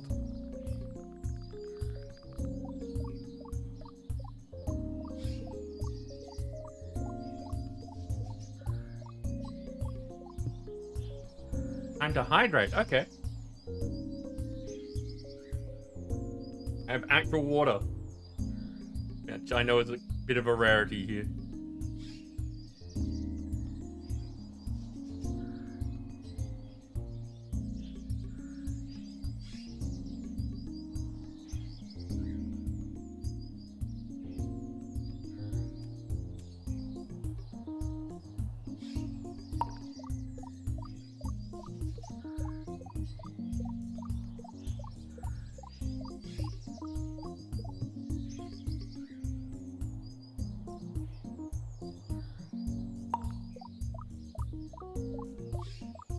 Been getting some static on my headphones today. I'm not sure what's causing it.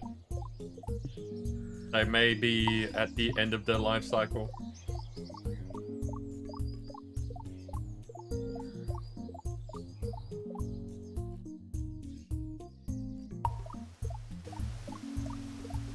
You're working on bits to text? As in, which bits?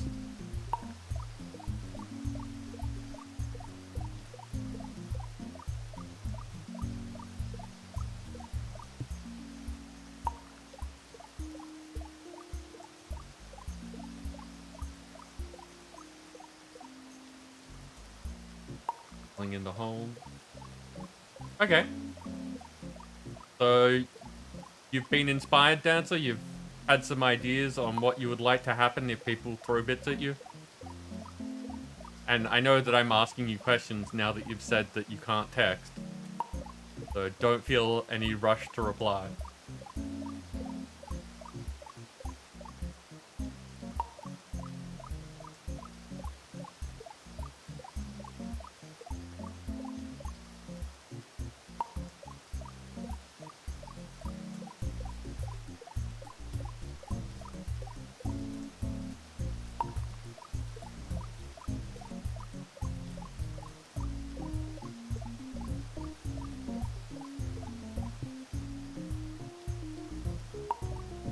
Okay, so you're actually doing the backlog. That's good.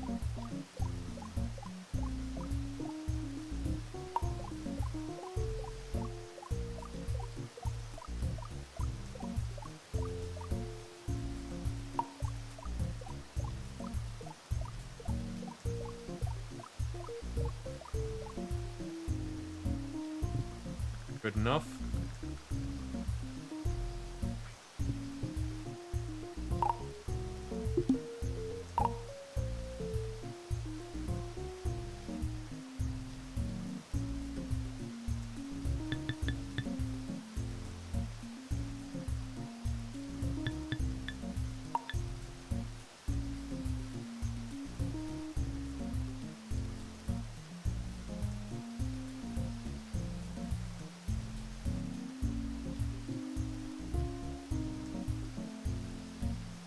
For now that'll do.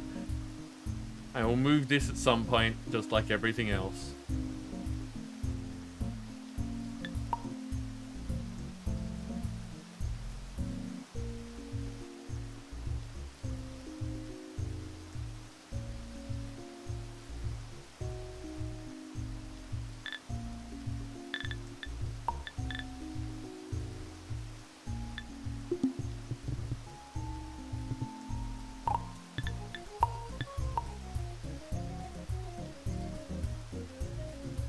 We'll start here.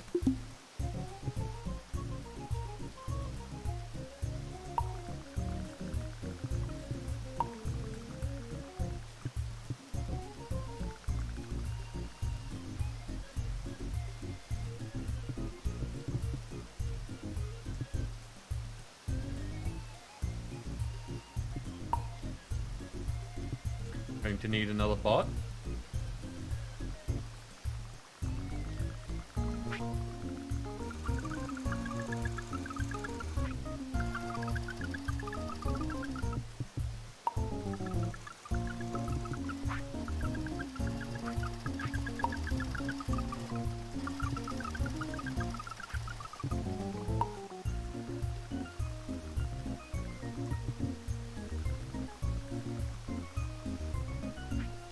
Finally decided that something for this is better than nothing, which is what you have. Yeah. But that's good. That is something that I've been trying to convince you of for a while, so I'm whatever got you to that point, I'm glad.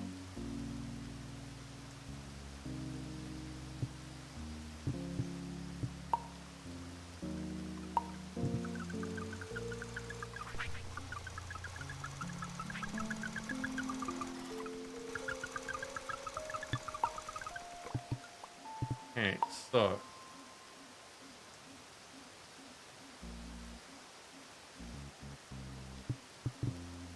your planks. This is for the construction team. Wow. Fingers.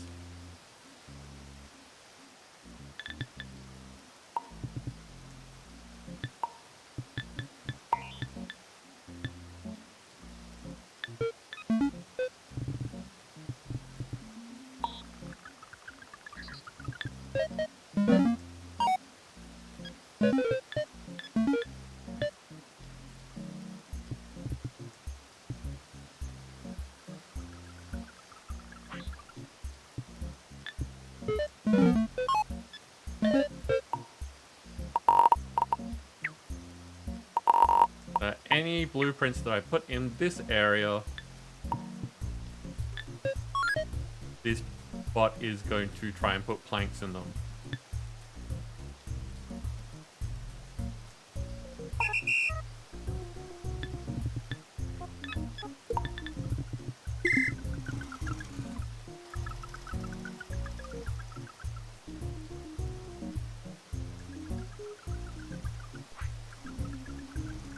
Interesting.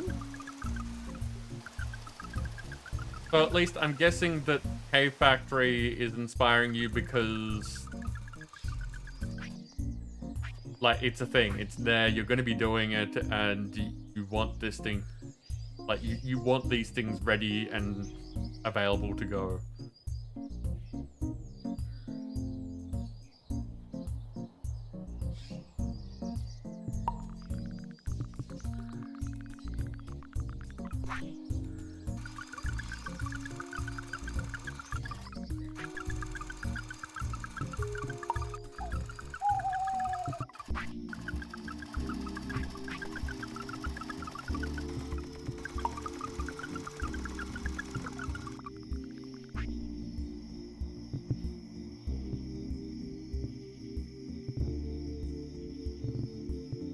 Haven't got anything lying around, so I can start taking from the box.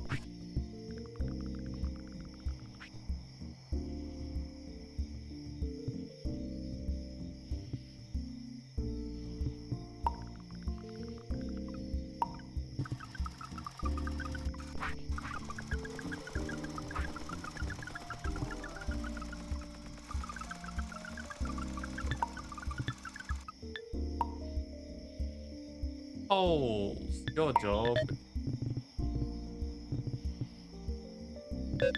Same thing. Fill your hands with holes.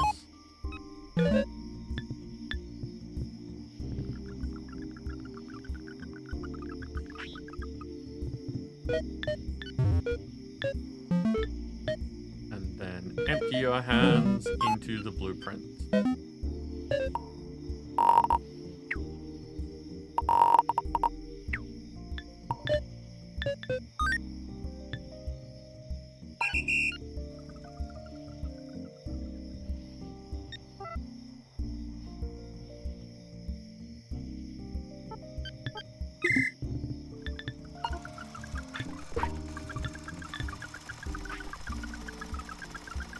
And now, the nice thing is,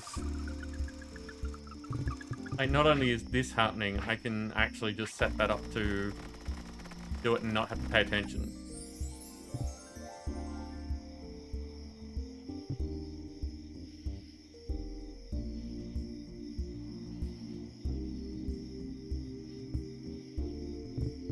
So I can start making lots of boxes.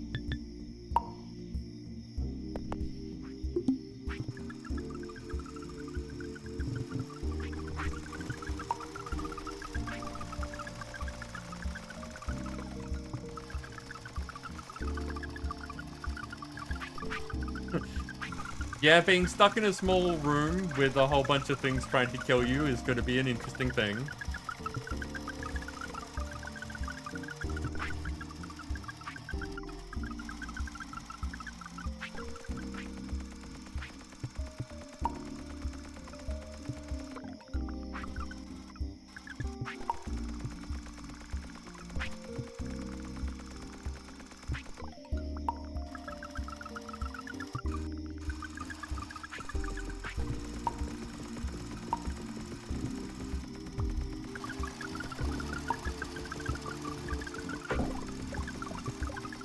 I already did that.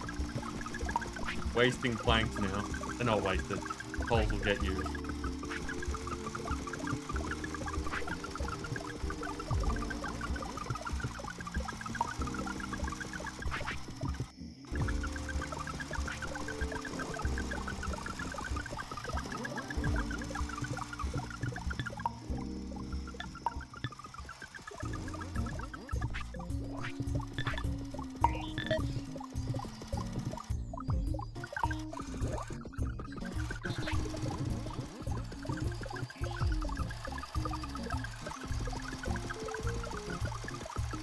So, one of the things that I'm going to do here doesn't make a lot of sense with the current state of things, but will be handy if things go the way that I expect them to. So here, I'm still going to say until hands full and until hands are empty with the logs, even though they can only carry one at a time. Because at some point, I may transfer this to a different bot that can hold more things. Or increase the capacity of these bots so that they can hold more things.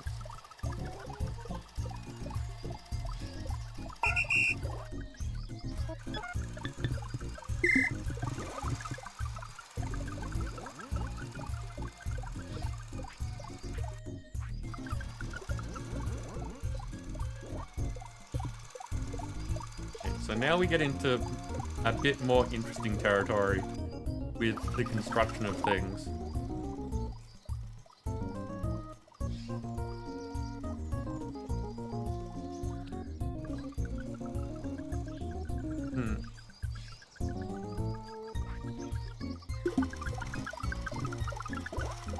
So now that I have things constructing pallets, what I can do is increase the general storage of things. That so for this, it requires logs.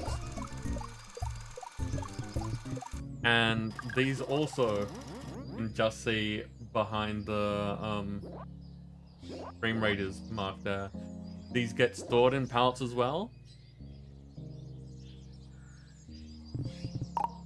So if I do this,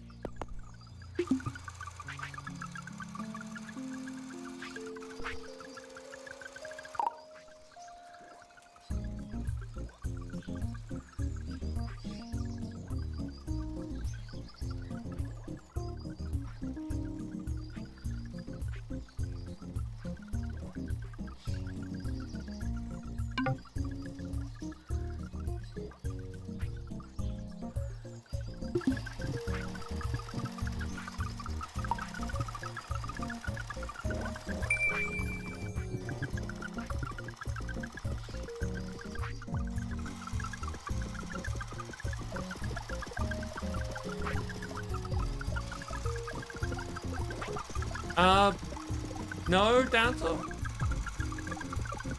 But we are trying to show off the game, so showing off the music of the game's kind of the point.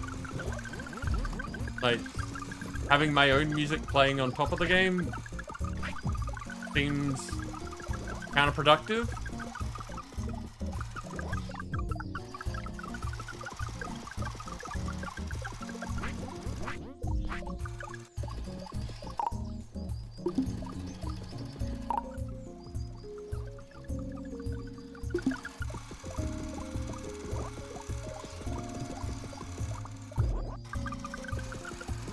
So now, with this sort of setup going on,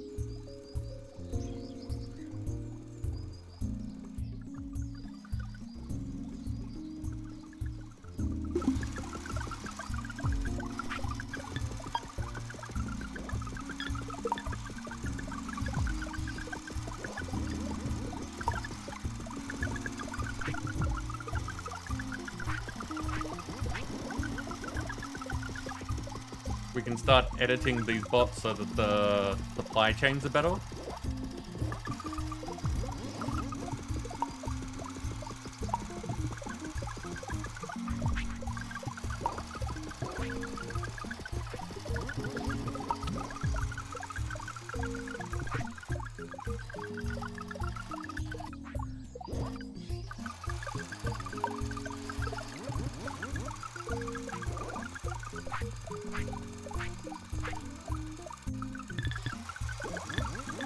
So in my assembly, I've got planks here. And I'll turn you into a collector.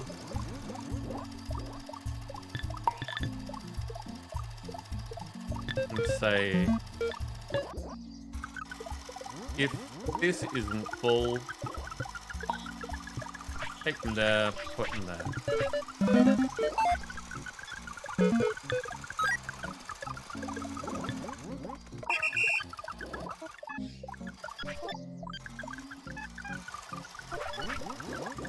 Actually, I'll make that a little bit better.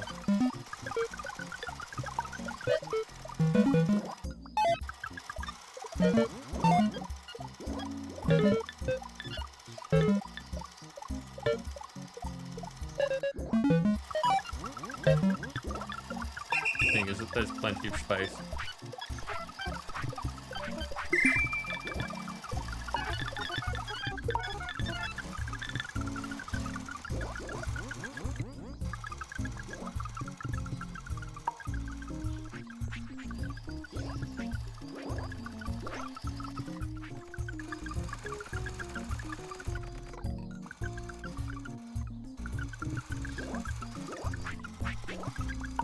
And I'll make a supply chain bot for this as well.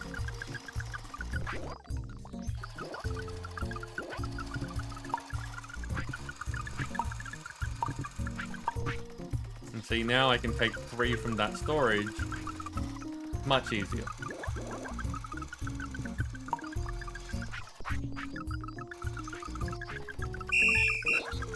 You, I can say,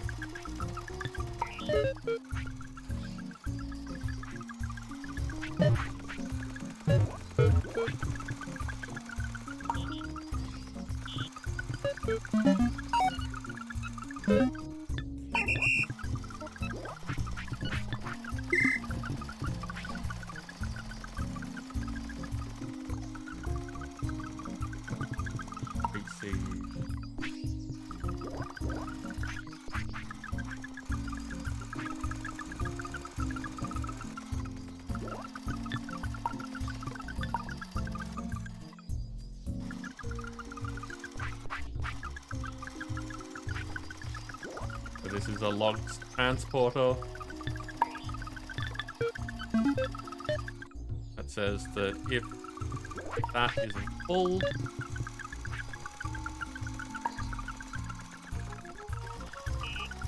take from there, put them here. And again, because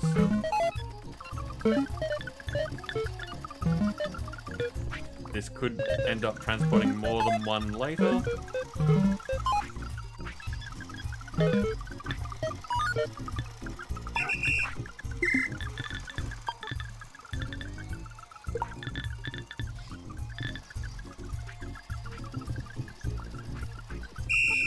And now we grab that one. Wait until it's done.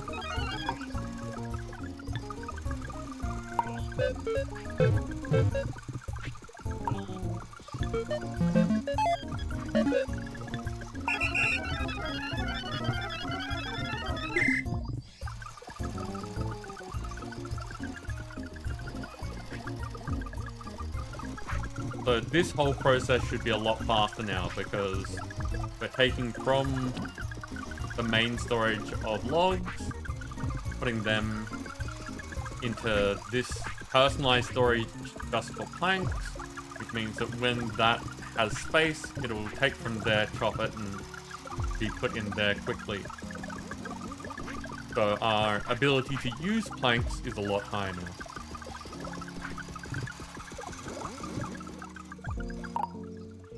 And I'm gonna do the same thing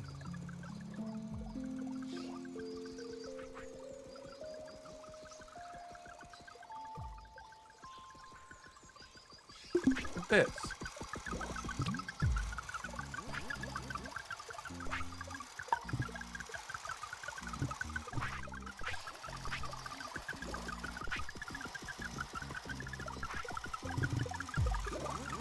Actually, with this, I want an overflow because we always want to have seeds available exclusively for the trees. We don't want to run out of seeds.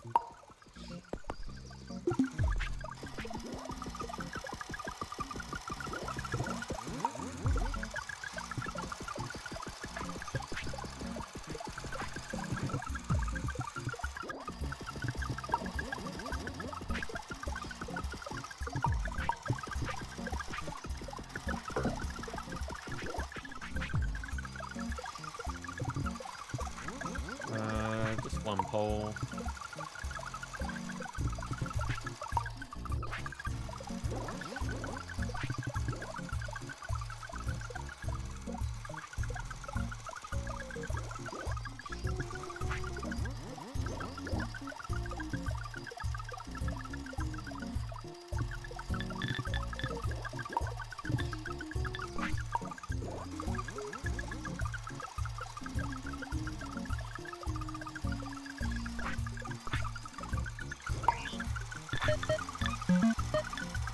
So same deal. If this isn't full,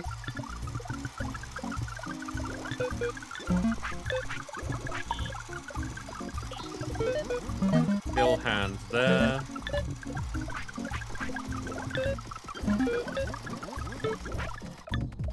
Empty hands here.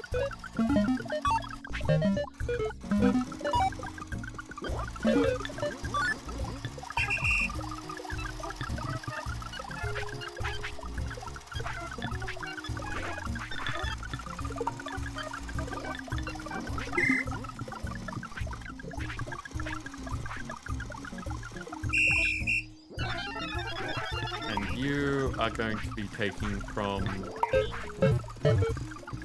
here instead of the one next to it.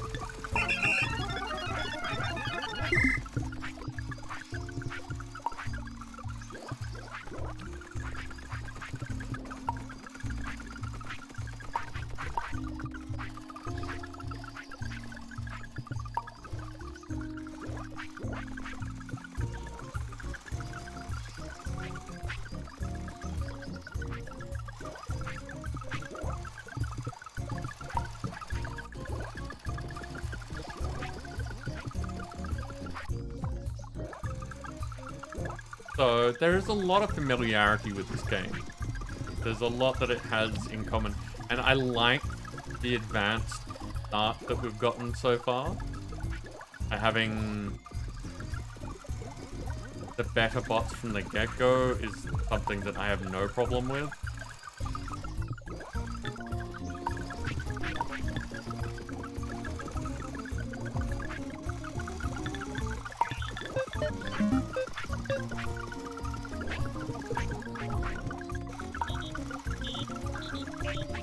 Again,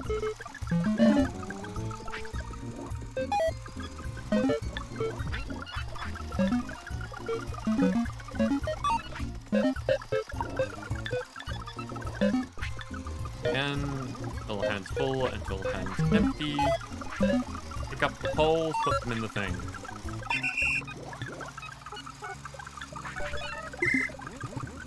And now we're going to be making a backlog of poles as well.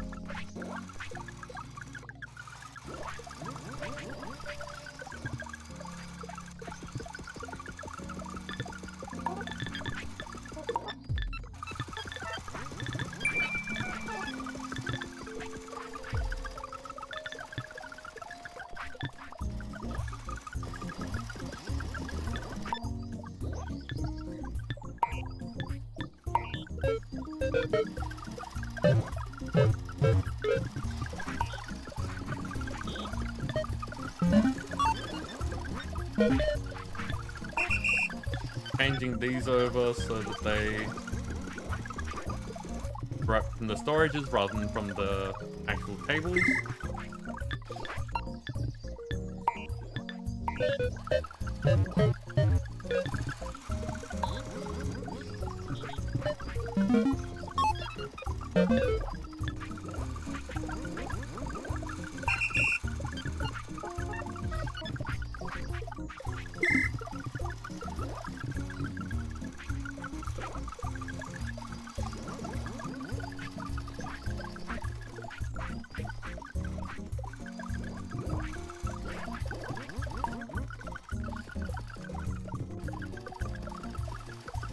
Now I'm going to start automating the making of bots, because that's a big thing that you do all the time.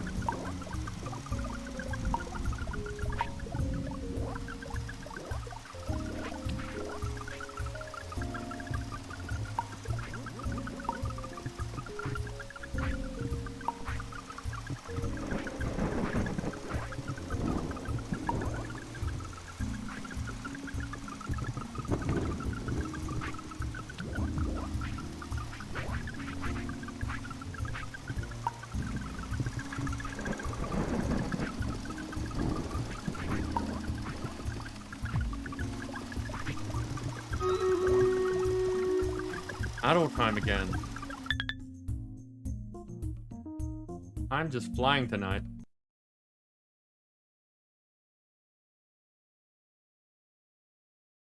Yeah, Dancer, no... Well, other than the storyline, no new content. Changes to existing content.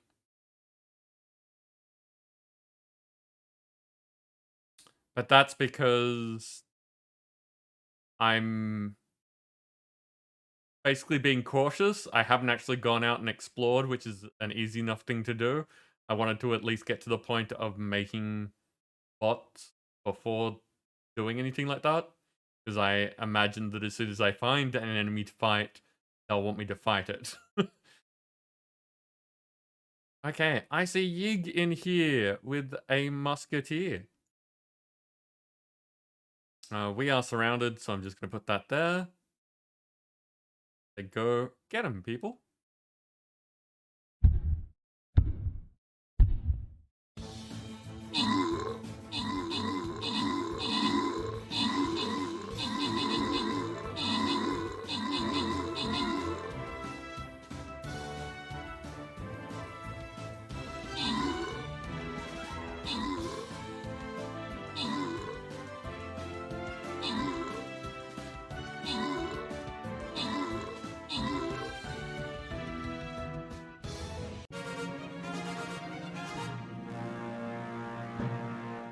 Okay, nice.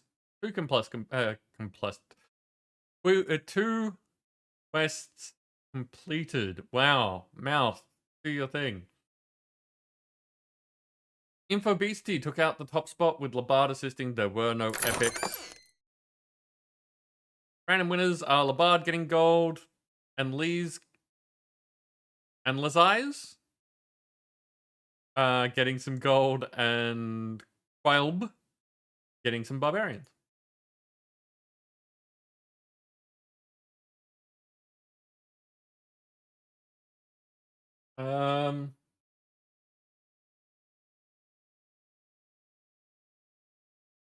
maybe a quarter of a liter of liquid. More liquid. Fair enough, fair enough. Let me just collect everything.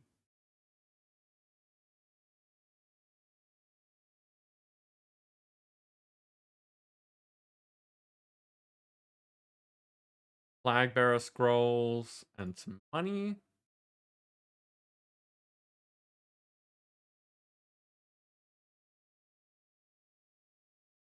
And healers to 26.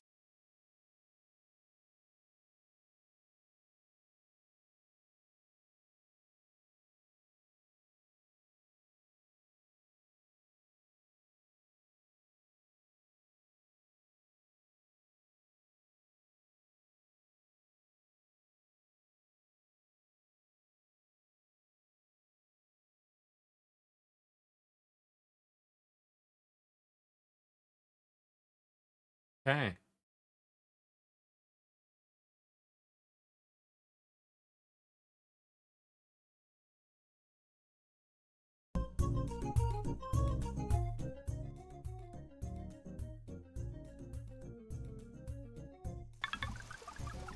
So while that's running.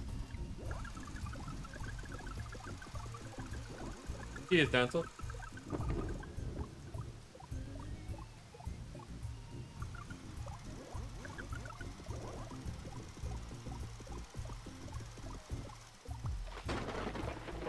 Oh, and I guess a good time to remind people that they have meds and stuff. You know? Could take them. Up to you. It's a thing.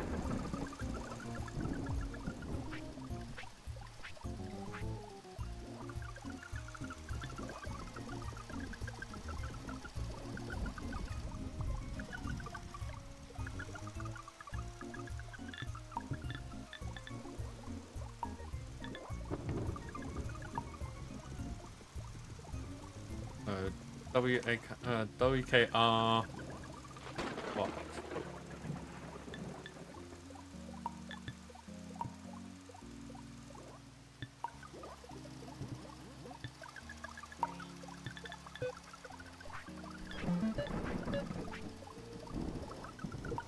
That is empty. Take one from here.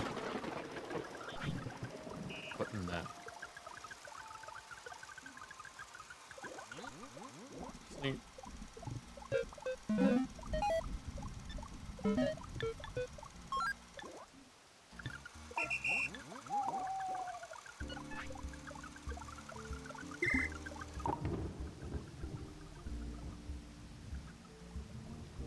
Now, until I have a better place to put it, I'll put that there.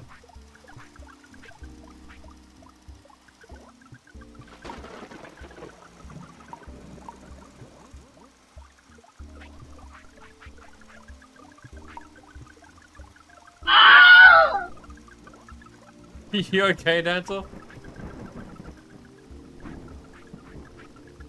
What's going on?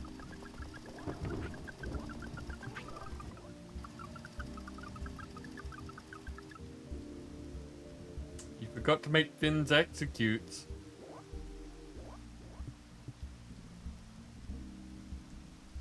Oh, you mean that thing that were execute as? Rather than just doing it as yourself? That got sorted out, remember?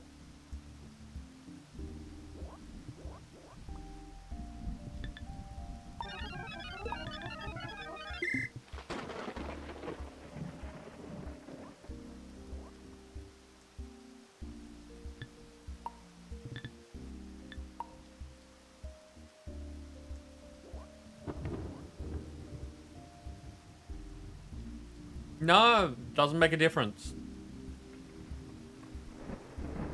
Like, the execute as set of Minecraft commands are very useful for things that they can do outside the normal. But if you're just using them to do something that you could do anyway, then it's just extra work.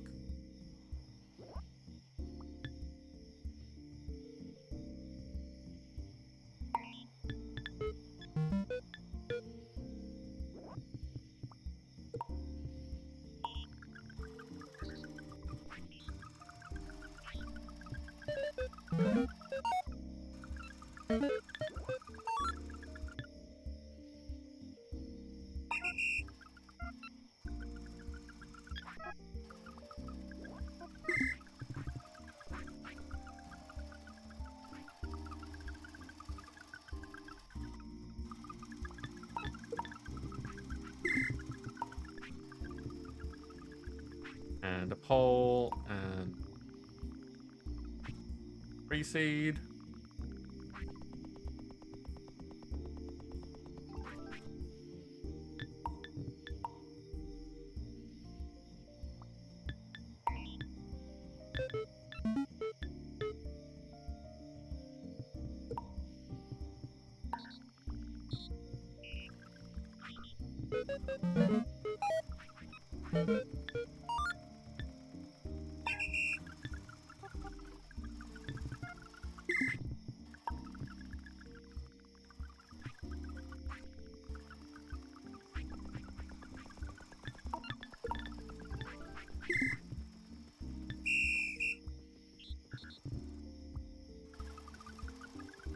Now, I'm just gonna have to change it if I do it the way that I was planning on doing it. So we'll make this one first.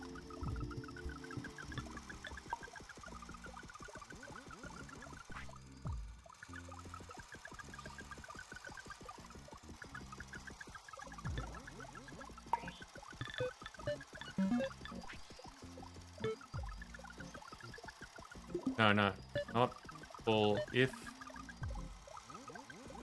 that is full. And then if that's not full.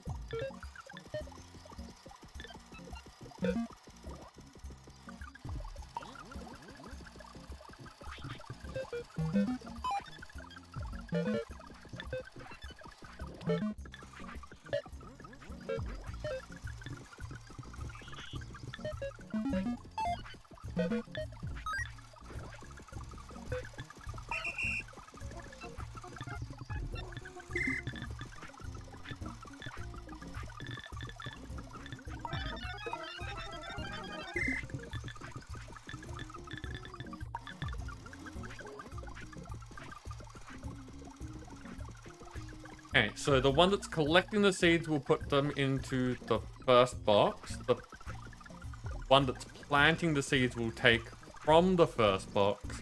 But when the first box is full, this overflow bot will take from the first box and put them in the second box. So that way, other things that are using the tree seeds will only use them when we definitely have a store for planting trees.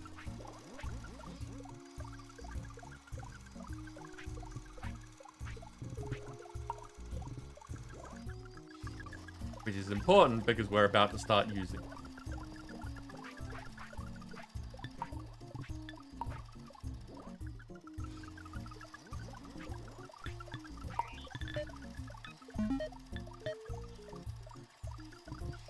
Once again, if that is empty, we are going to take from this new box and put in there.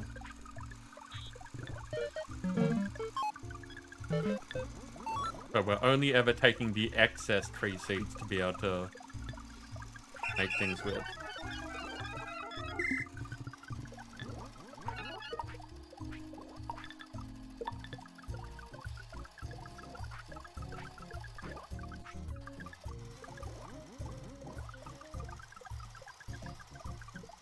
Okay, interesting dancer.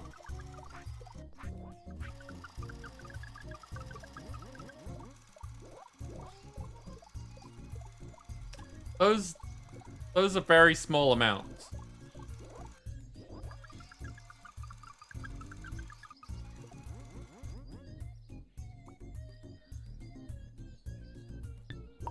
Okay, so for now,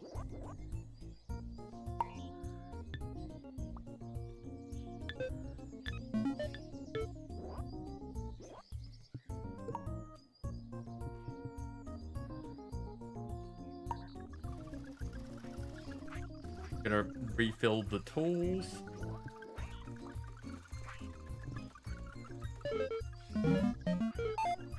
See,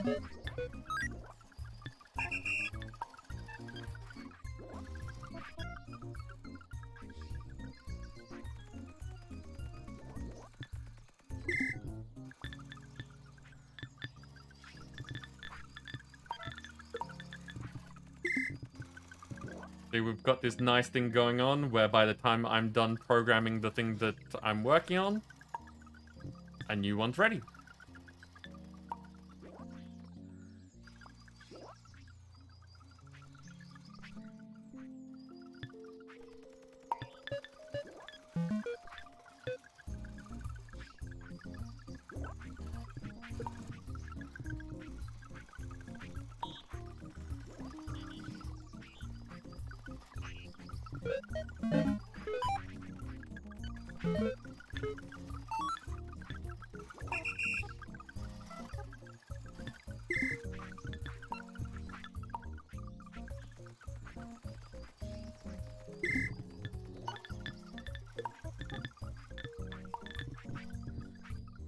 So now we're digging up the stone, putting it in there. We're picking up the sticks and putting them in there. They're being used to make the shovels and axes so that this will always be good to go.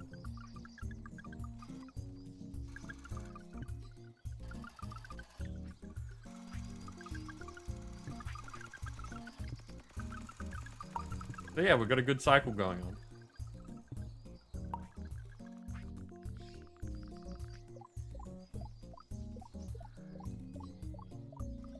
Smallish effects? Okay.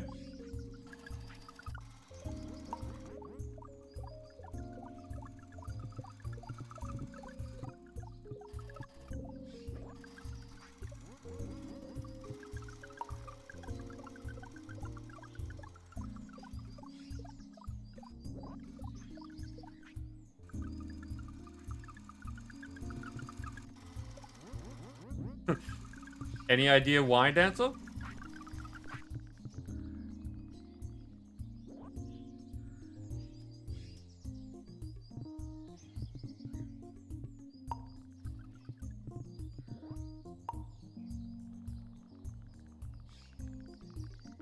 Doing some cleanup.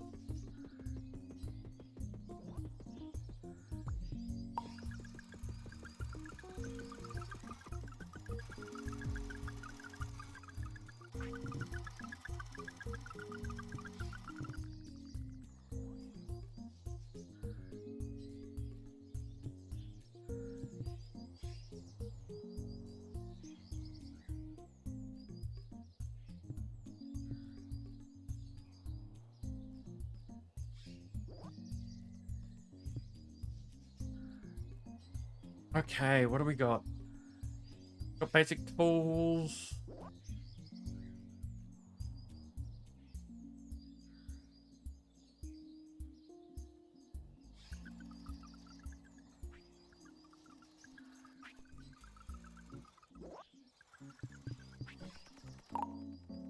Wait, I'm going to put that down in there.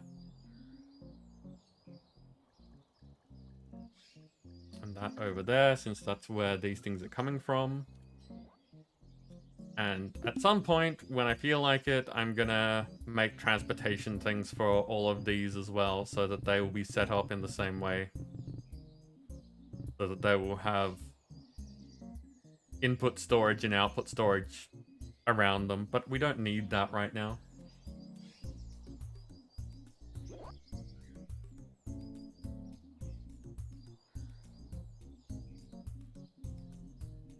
Dancer, 6 seconds is normal. There is always some stream delay. 6 seconds for an affiliate is normal.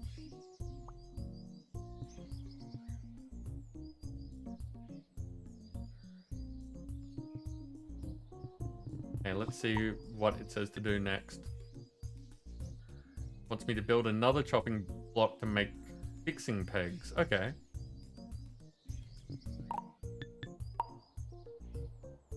So, gonna need...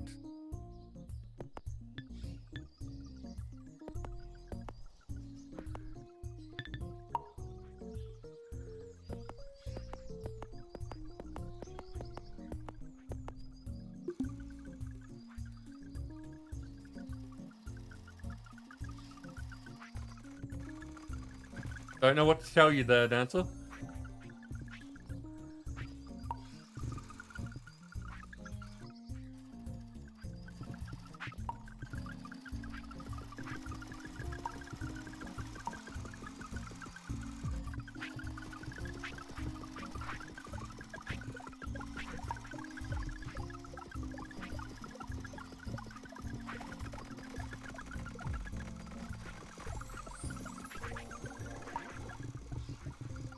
Now,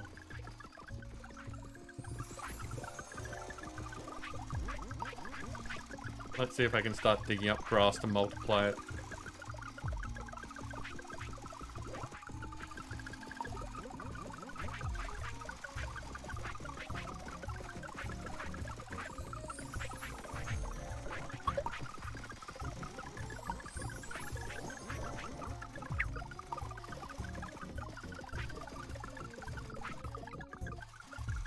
Holo anniversary.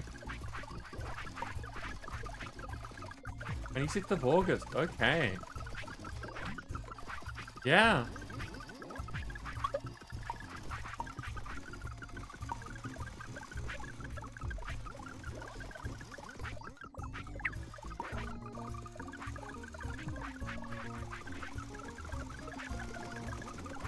I look forward to having floors.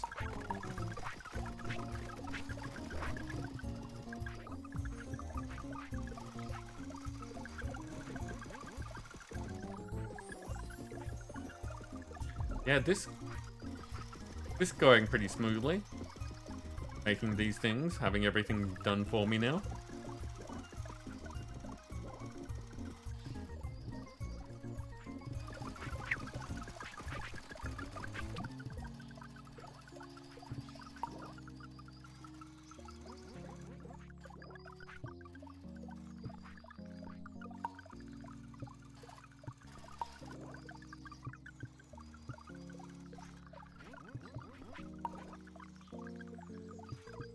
So this is something that I tend to do whenever I'm waiting on things to be done. It's either speed up the production times of the things that I'm waiting on, like make more of them so that they'll get done faster, or I just go around tidying up everything.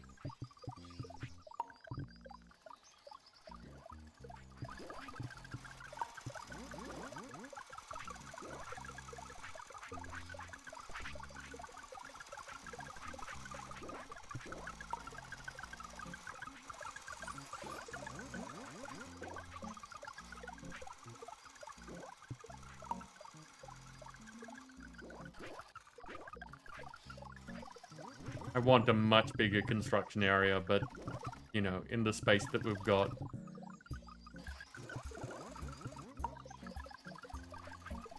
It'll do for now.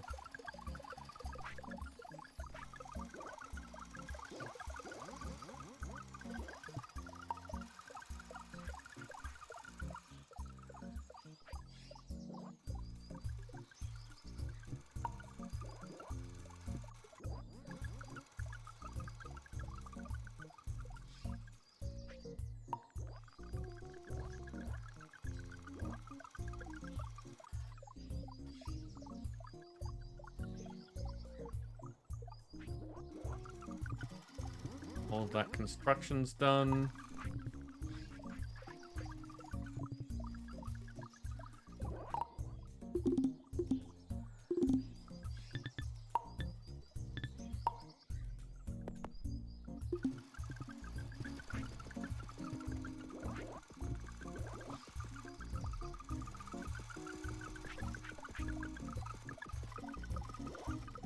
I have no idea, Dancer. I haven't used potions in Minecraft in ages. They always just seem like a pain in the butt to spend time making.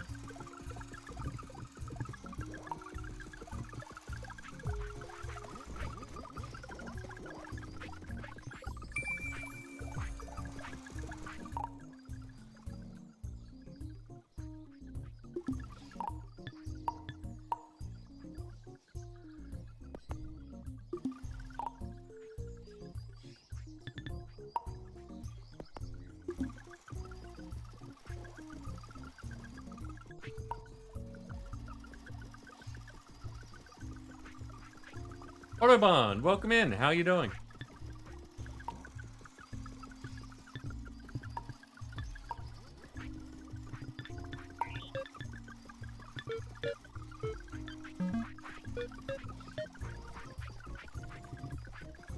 Not if empty. Not full. Thank you.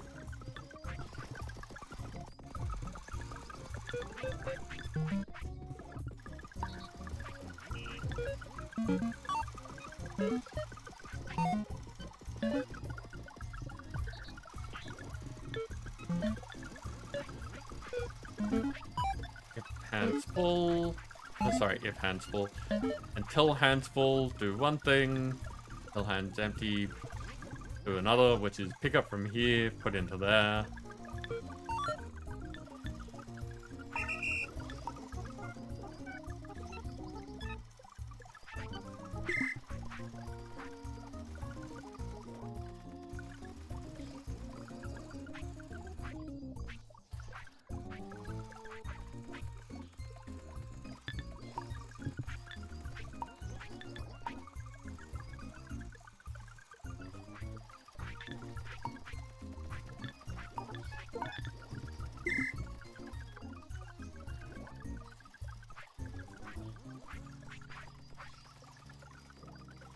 Scoping out Cave Factory.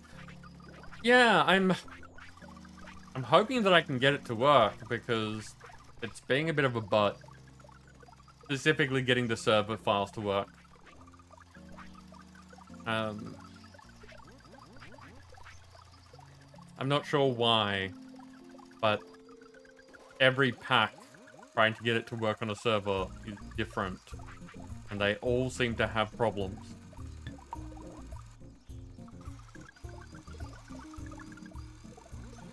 Okay, what do we got? We need poles. So, if this is empty, take from here, put in there.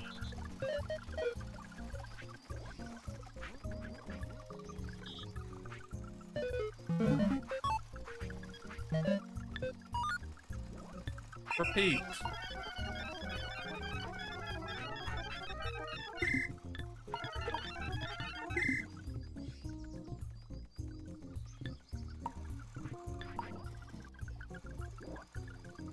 Oh, what is up with my fingers tonight? There we go.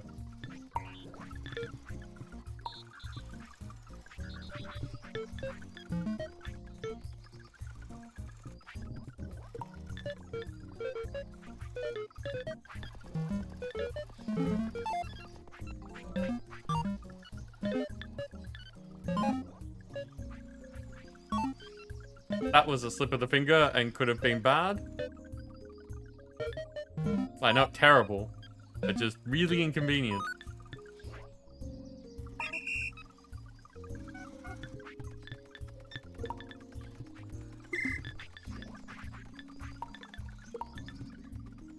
There we go. Now we've got fixing pegs being made as well.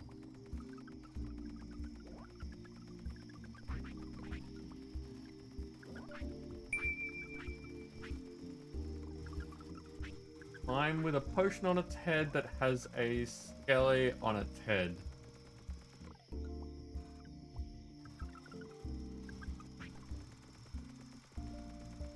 Dancer, why is it hard to test?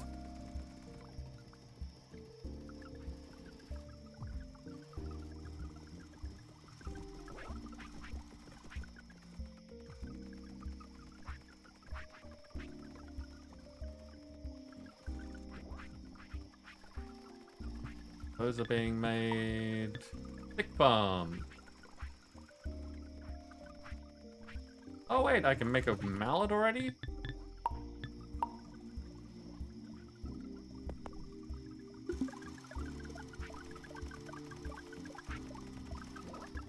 Yeah, you can test bits. You can make alerts for specific bit amounts. That's not hard. Hey, Nim, how you doing? Welcome in.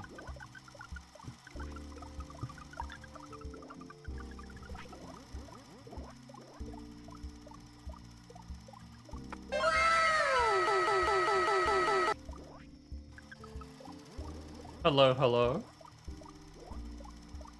Nim has kicked off a giveaway for anyone who's interested.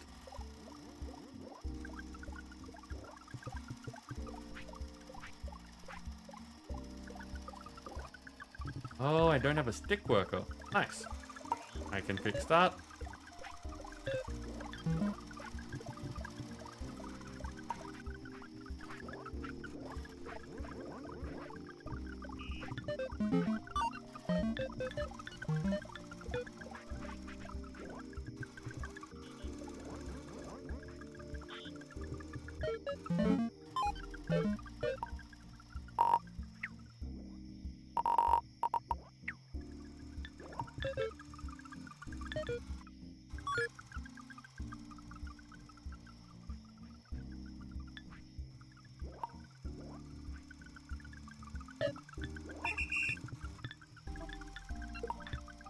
Go.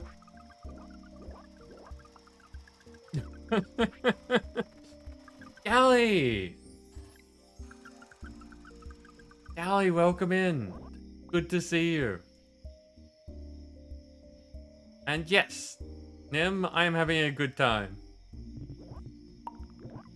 I am very curious as to what has been changed between these two things. And so far we've seen a number of improvements from the early stages, but we haven't really gotten to like new content yet.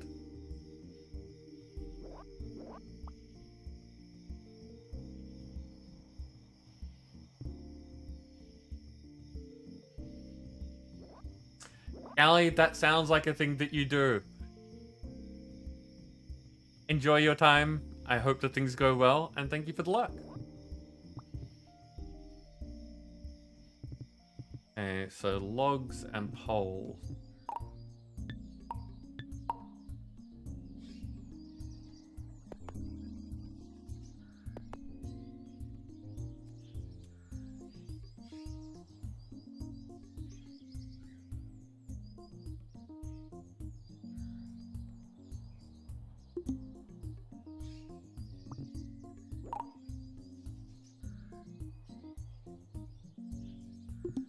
Now we start to get into interesting logistical things, because as things get further and further away from where they're being made, it's a bit of an issue.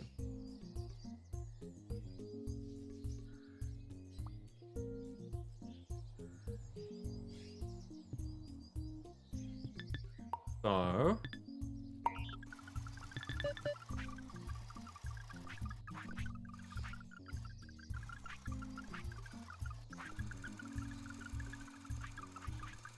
logs are still coming from the source pretty easily.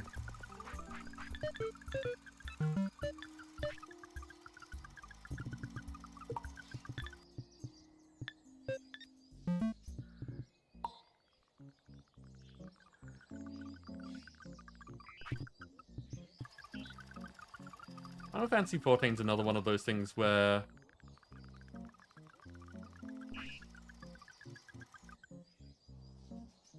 there's a lot of game and a lot of content. It would be interesting to explore it, but it's a commitment.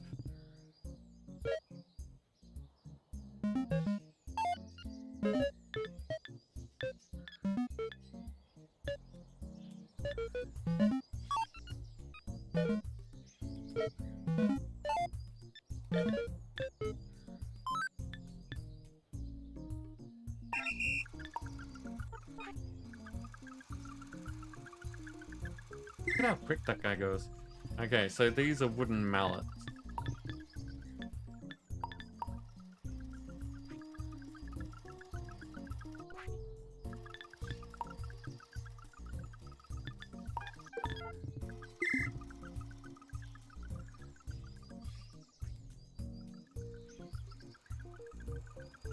Yeah.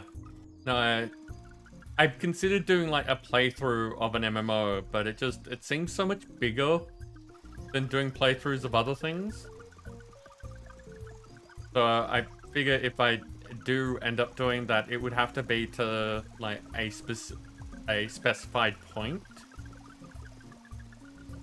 Or limited time run, like we're gonna do this on playthrough days for like 2 months or something like that.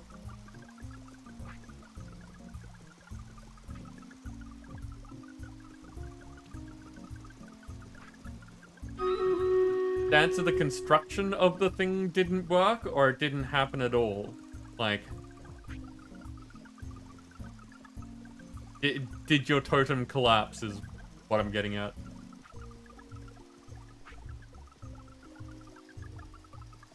It is battle time again.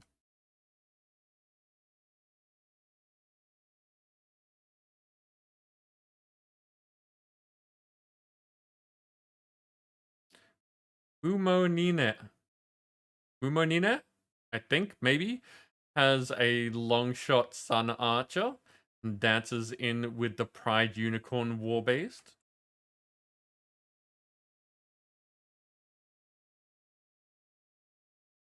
That should be okay. Go get him, people.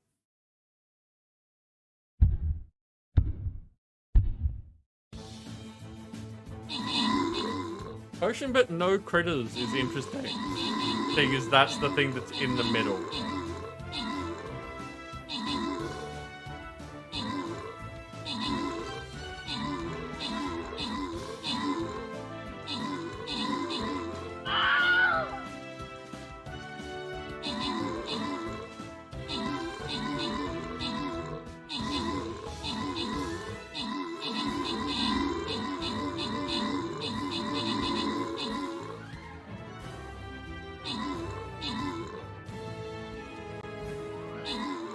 I really do hope that crackling is just on my end. I think it's my headphones. I'm really hoping that all of you aren't getting nasty crackling. Well, it's not nasty, just not good sounding crackling when things are playing. No crackle? Good. Yeah, I think I'm gonna have to look into new headphones.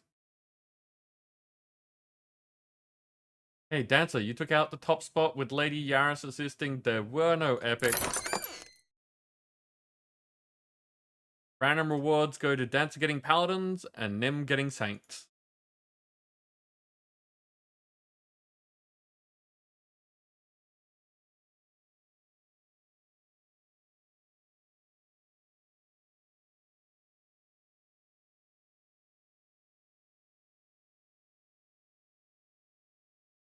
Funny enough, I'm glad that I don't have audio snaps or audio pops. All of these things can stay out of my audio. That would be fantastic.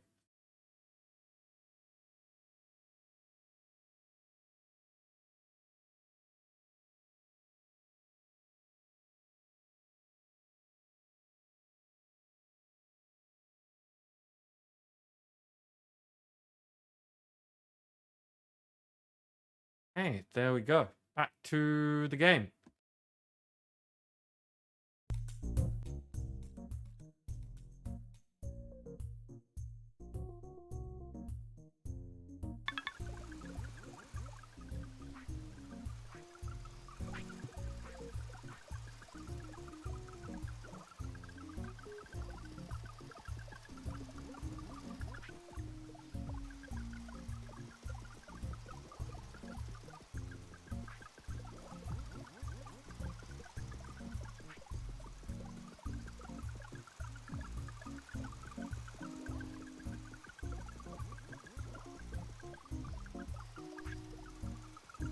Okay, and this needs to be poles.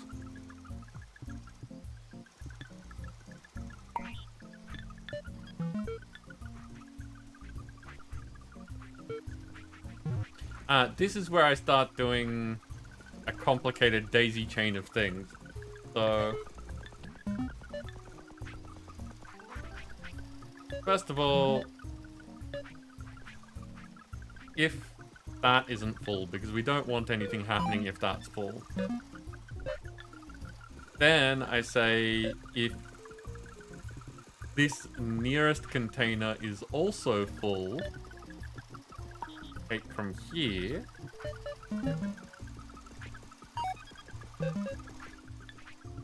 Put in there. And I'm doing this poorly as an example, but the idea is there. You can do this linearly if you are so inclined.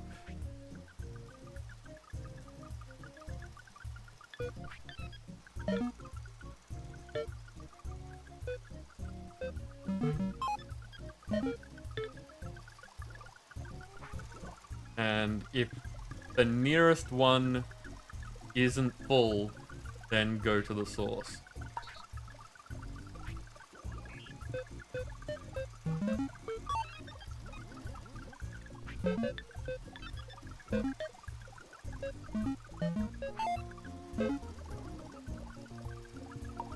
And you can exit out of that one because we want some happening, even if it's not possible to get all of it.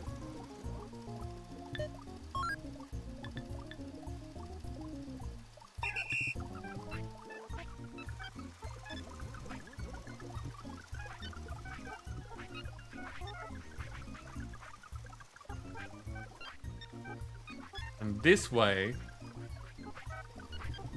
the logistics of going to here is shorter than going to there, and that makes a difference when these are very stretched out.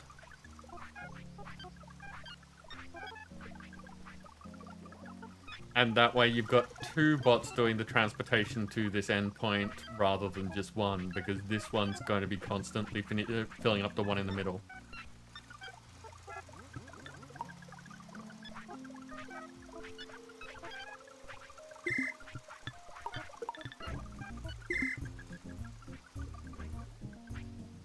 Now we get this one. And do the standard. If this is empty, take from here, put in there.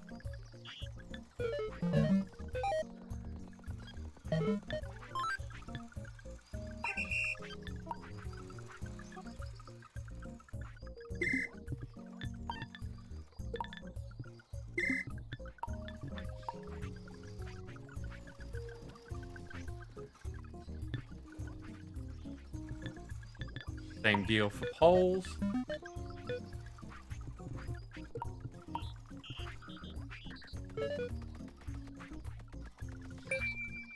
Hey, Galley's the winner.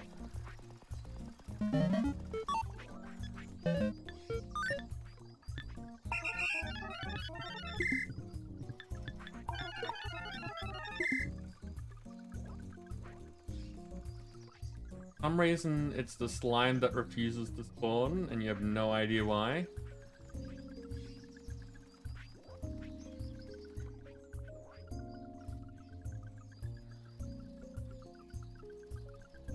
Dancer, have you tried without the size? Just like a standard slime?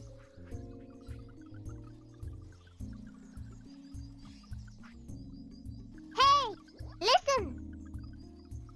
Yeah, AR. Wow. I'm glad to hear that you're okay. That is big news. Like, is all of your stuff okay as well? Like, how...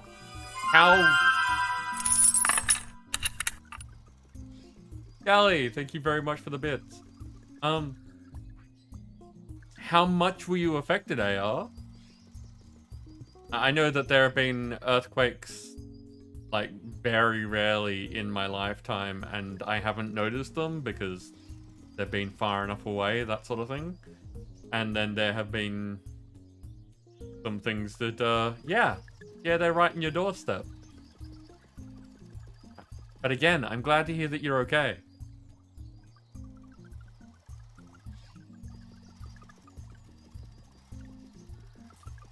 Earthquakes. Earthquake is not something that I really factor into day-to-day conversation.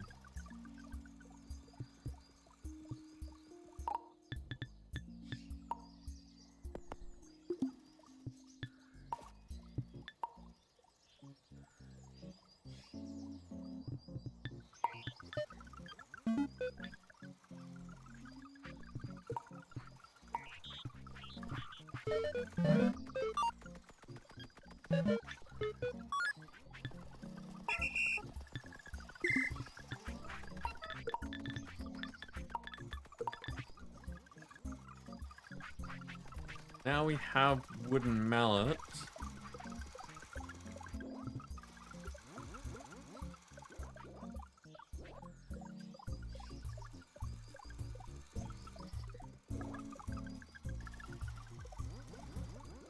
I'm going to want a place where a tree can grow and it's not going to be chopped down.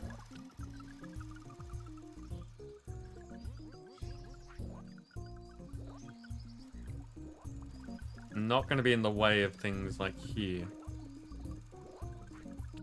I may as well do it where this is, like where that one is, and then just extend the grab radius further down.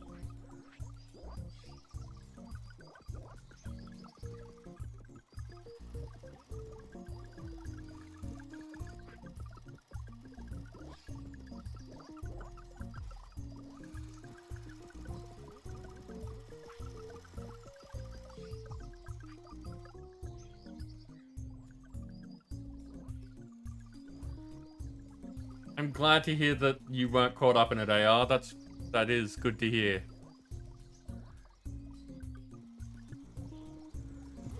Right.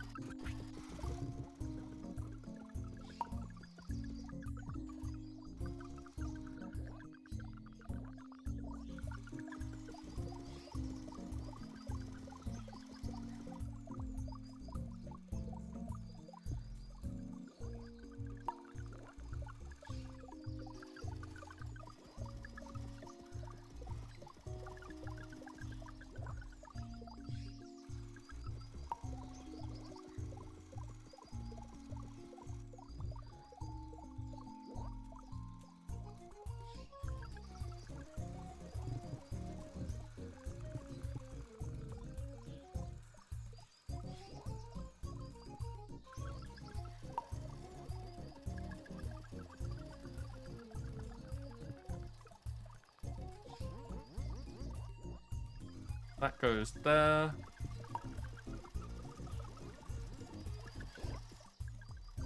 I don't mind if this takes a while for them to walk to get the mallets.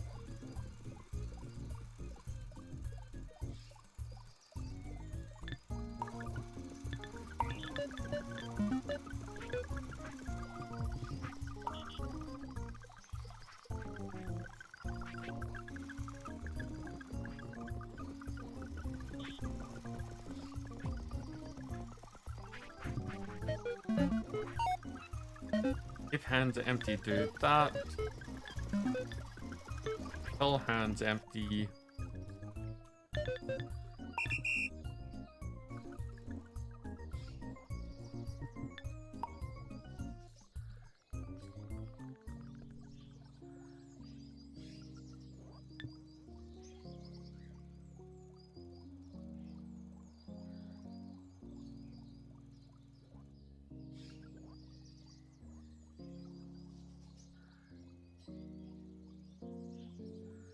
Summon hostile mobs in a creative world, right?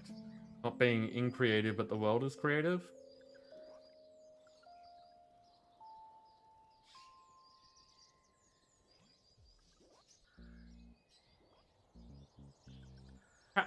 What do you mean by creative world?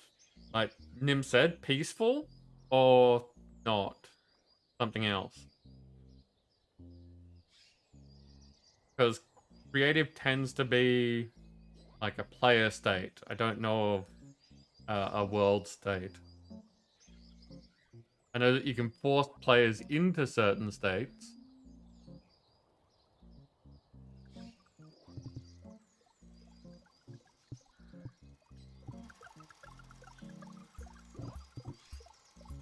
Waiting for trees to grow.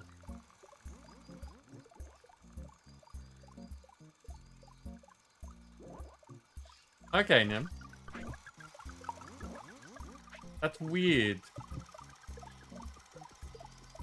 Because that means that there's nothing different about the world. It's just that you're different in it. Like, choose your starting state sort of thing.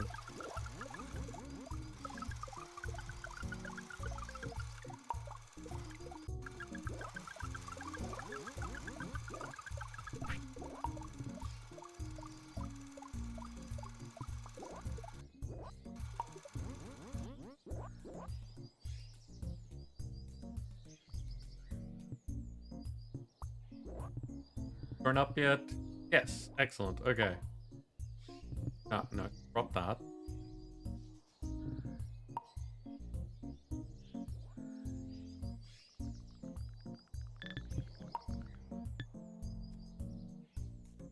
I just want me to bash 3 trees.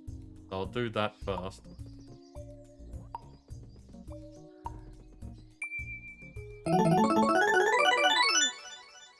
Operation groundwork complete. Well done. You completed all the plans needed to set up your base's core systems.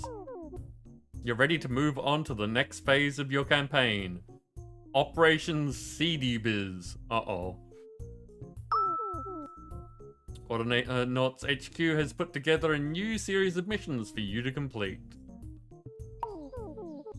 To fund your defense campaign, you need gold, which means you need a reliable income stream. Let's start with this mission plan to set up arable farming. Find a wild cereal crop and harvest it for seeds to get started.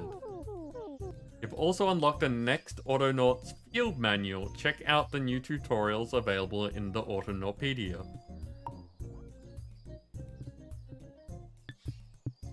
Well, that's convenient.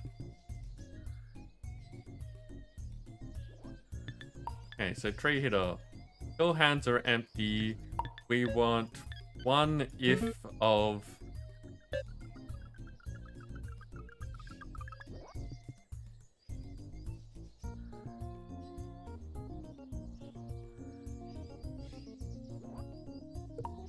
If that's not full... And 1 if...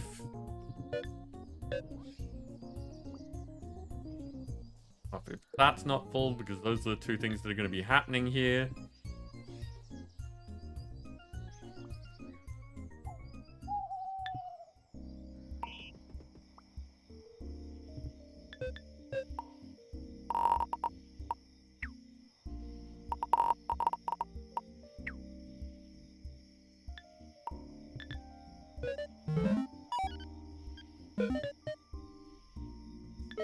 Wonder if they did that in this. Can I? Hey, Dancer!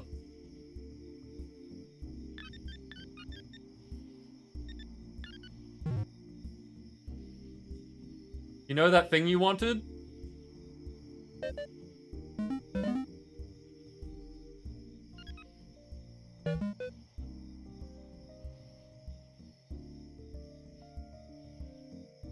You can copy sections of code.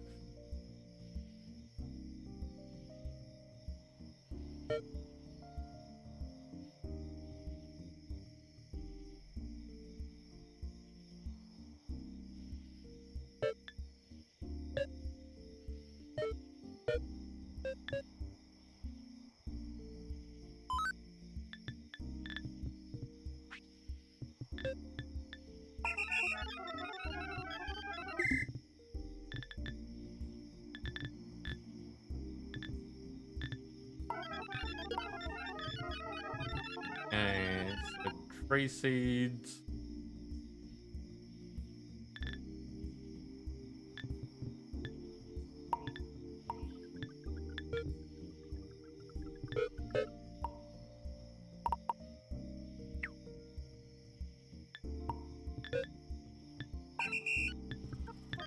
And sticks.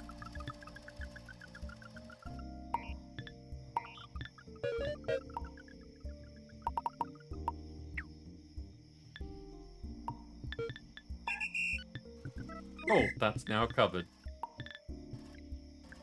So, in the unlikely event that we run out of sticks or tree seeds, then this one here will whack this tree, which will cause it to drop stuff, and we won't be out of things anymore. That's nice. Okay, let's look at this. Okay, we have to make a crude blade, but first...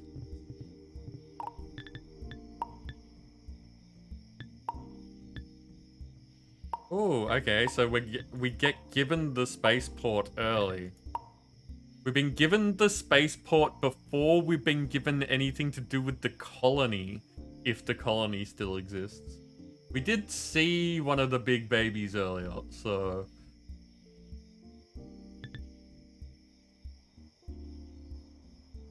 Ooh, the bot database.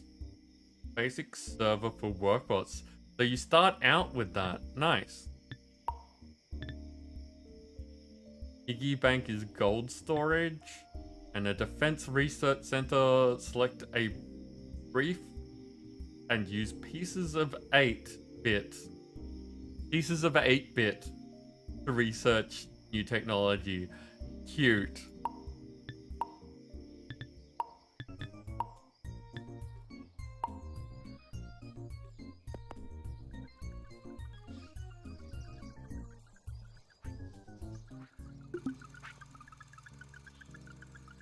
Okay. It's gotten warm enough in here.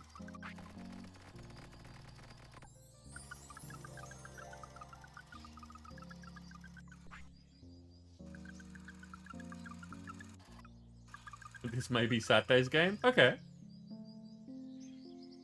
What is that up to the left? You mean this? I think...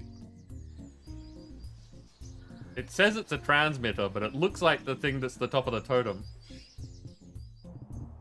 I have not interacted with it yet. Let's have a look.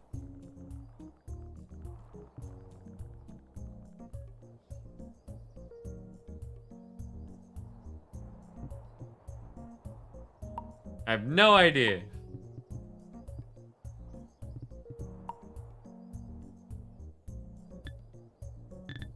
Okay, crude blade was the next thing that was up. But I kind of want to, like, reduce the size of this a bit. I'm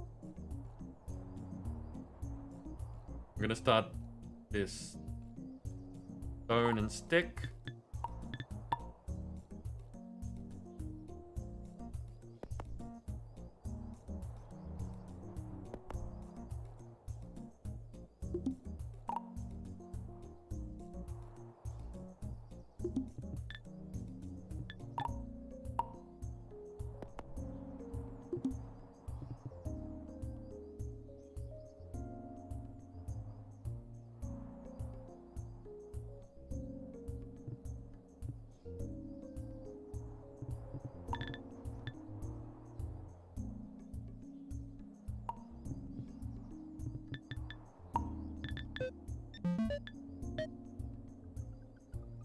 If that's not full...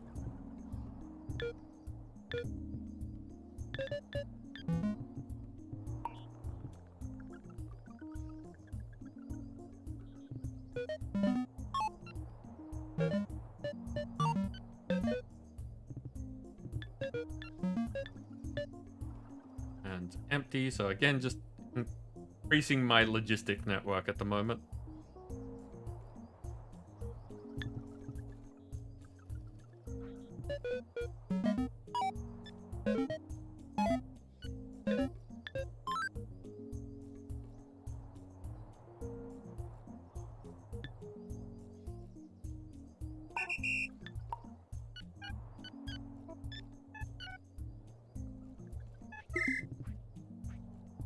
Now, for this crude axe, have I...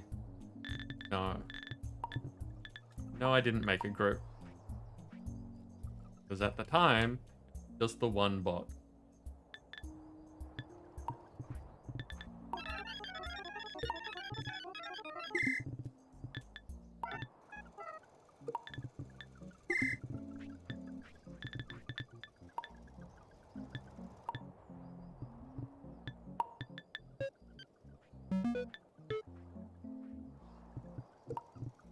Next one, if this one... No, wait. Yep, if crate not full...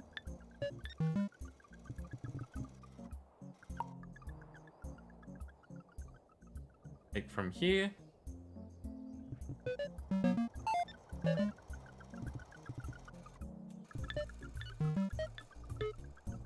And empty, put in there.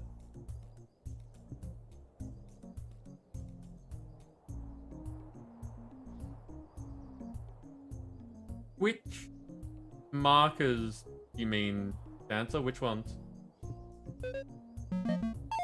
Your hands are empty. Start. Eat.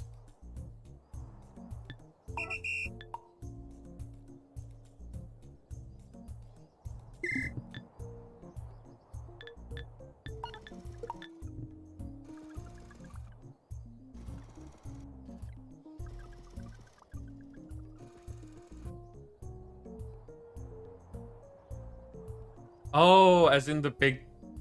Yeah, the arrows saying what's going on where. Okay, yep.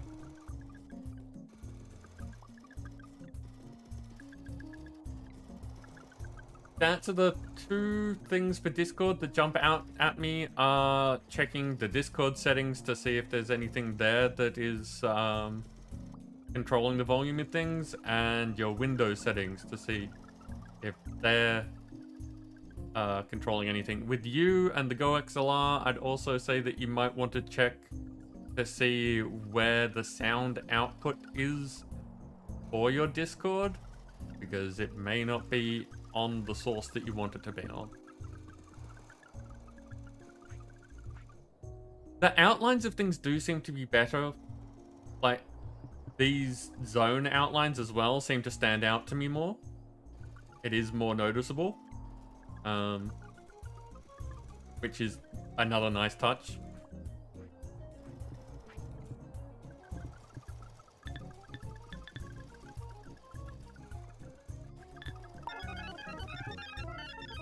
I'm gonna stop this one.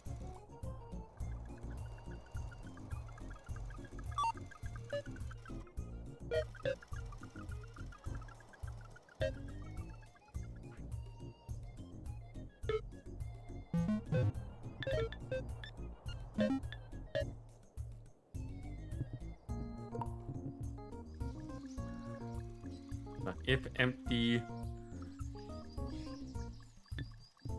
take one of these, put it in there.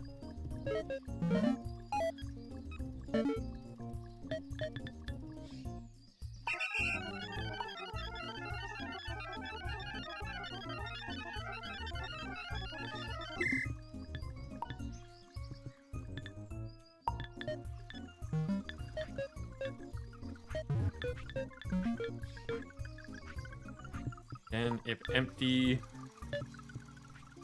take from here, put in there.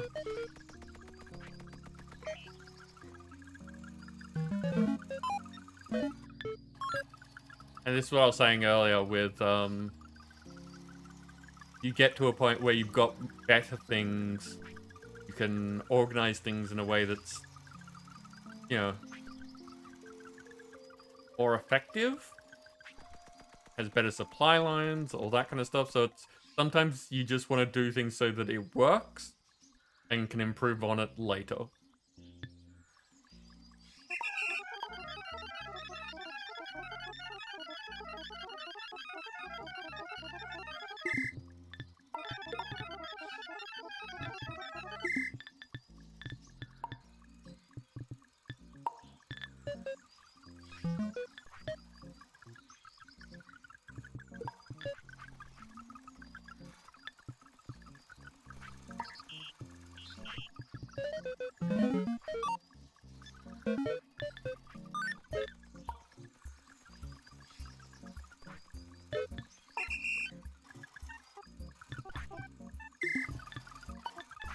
Goes in there, goes in there, and now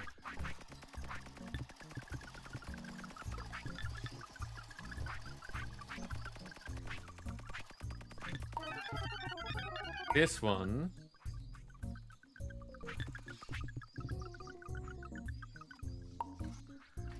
take out of there so that there's room to do this.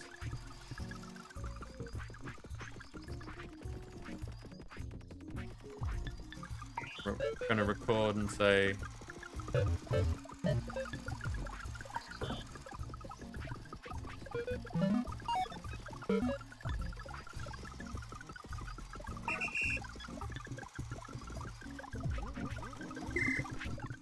Yeah.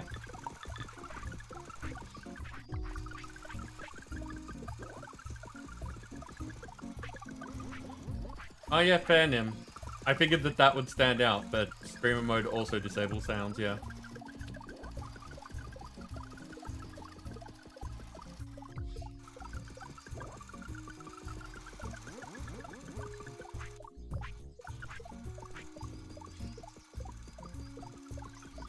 Evil also makes a good point. I'm fairly certain that that would stand out as well. Evil, welcome in. How are you doing today?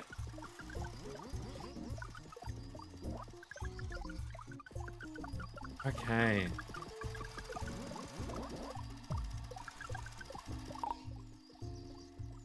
Gonna grab this whole row and see if I can move it along.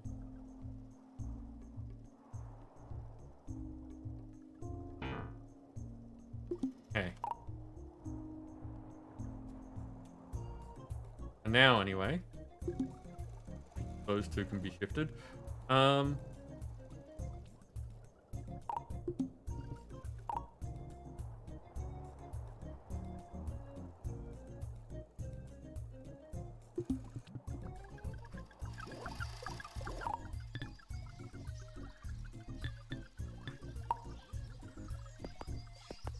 Pretty sure those end up in a pot.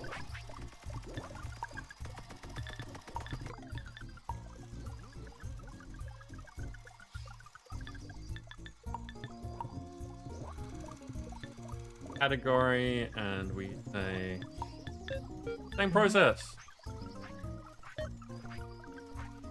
Actually, that's something I should look at. What are these things? Stop tracking. Retrieve. Stow held item. Cycle held item up or down. Swap held item. Drop all. Pretty sure drop all was there before. Or at least it was easy enough to drop all. Counts. Yeah.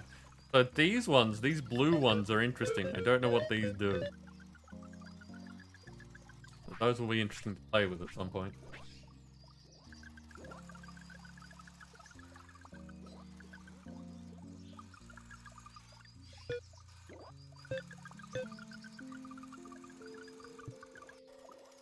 So if that's not full...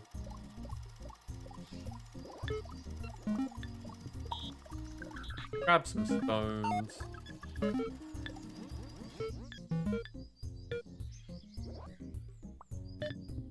them in here. And we're probably going to need more stone miners at some point soon.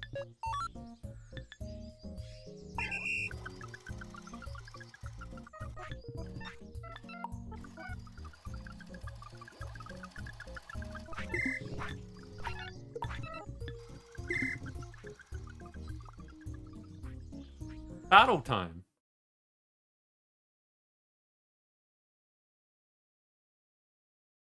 Apart from tracking, which is new, they were all in the original, just needed key presses. Okay. Do you know what tracking does?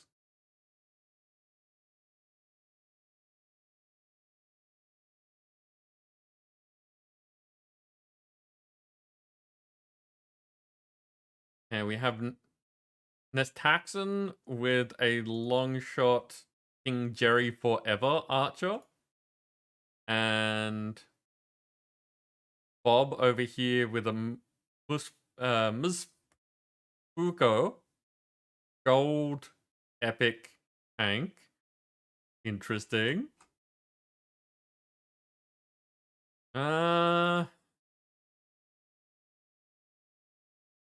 think this looks like the messiest part of the battlefield, so I'm just gonna put that there and see how that goes. Go get him, people.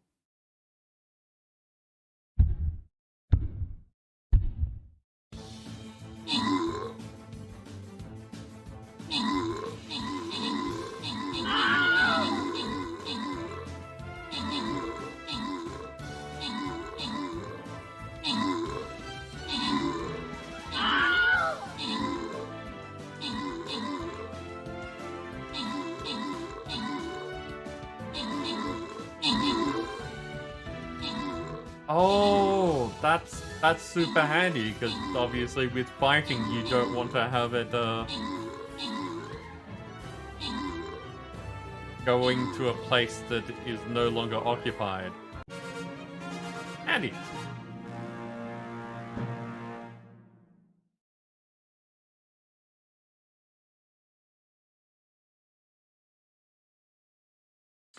Okay, Info Beastie took out the top spot with Lady Yaris assisting Aramifo. Took out the giant. Random rewards go to Labard getting a monk, Tibitit getting a monk, and Nestaxon getting a healer. Okay, it is scroll time. I am unsure as to if this is going to be the last battle for this evening. I would like to get to the new content, so we'll see how long that takes.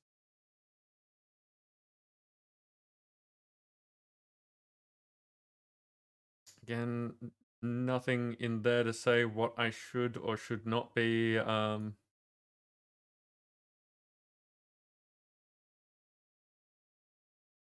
placing.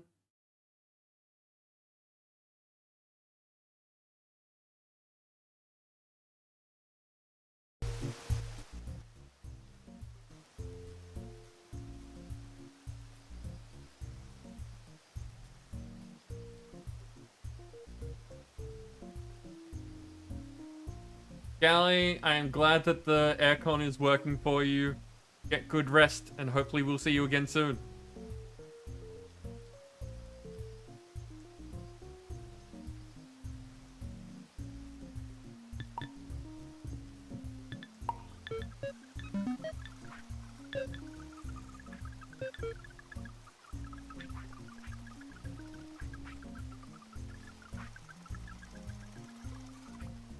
Yeah, that's going to be interesting. Like the combat in this and the programming of things is going to be tricky.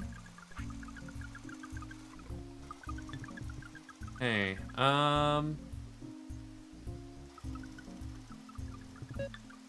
but if the table is empty, pick up stone, put in table.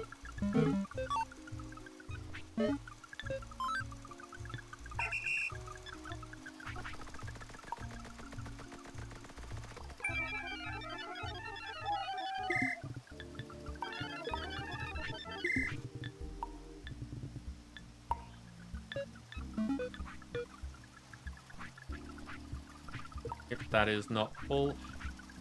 Have we brought the rain here again? Are we dragging the Minecraft rain wherever we go? Because it seems to be raining a fair bit.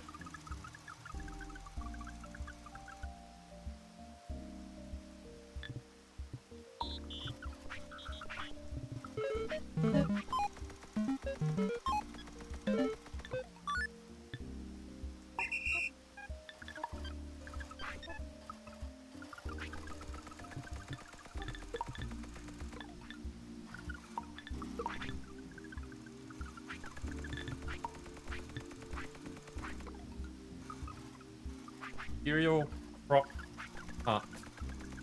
Now, I assume that it's going to be using the crude blades, but I'm used to cutting things with sides. So let's have a look.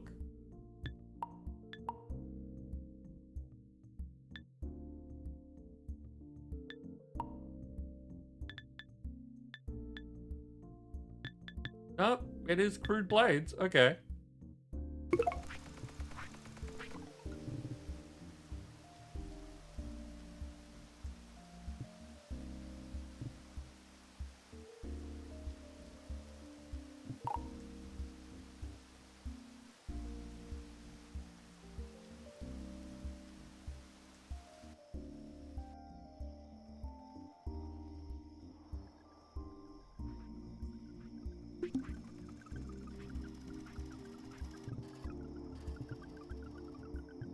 So for now, we'll just keep it in this space because it's already there, but I'll probably end up expanding it.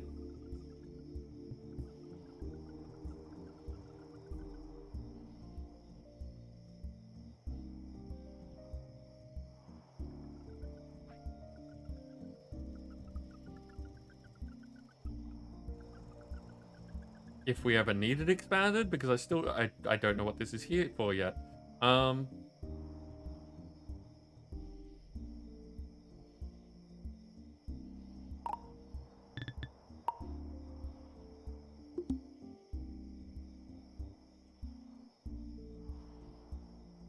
I'm definitely going to use the blades for other things.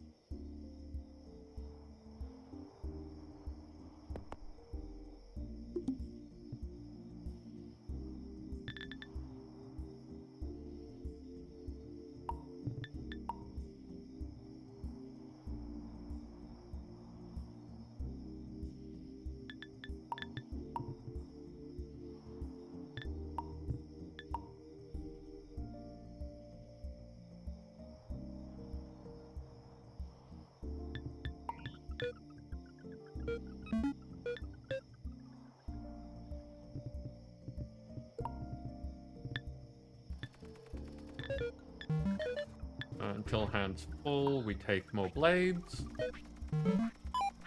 Until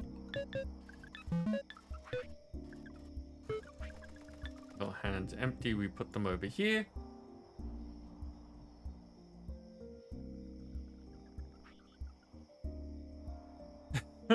Why 50 bits, Evil?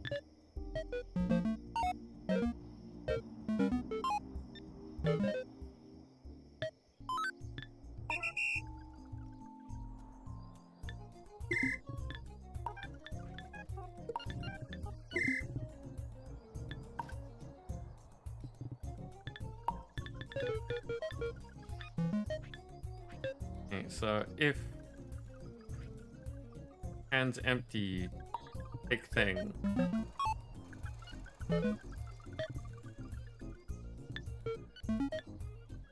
Hell hand's empty.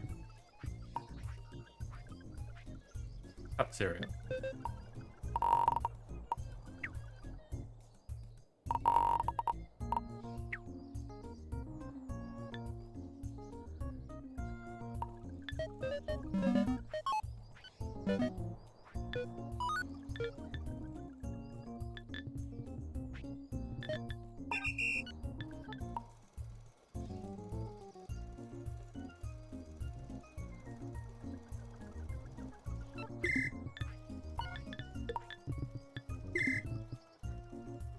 And now this goes in boxes. Okay.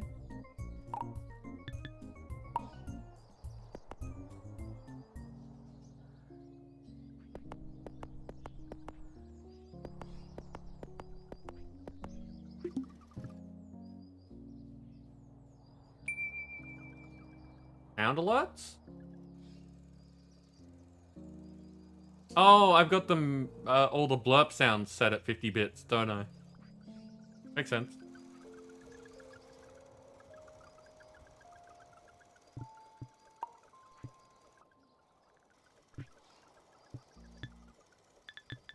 Okay, so cereal cutter needs an extra thing that says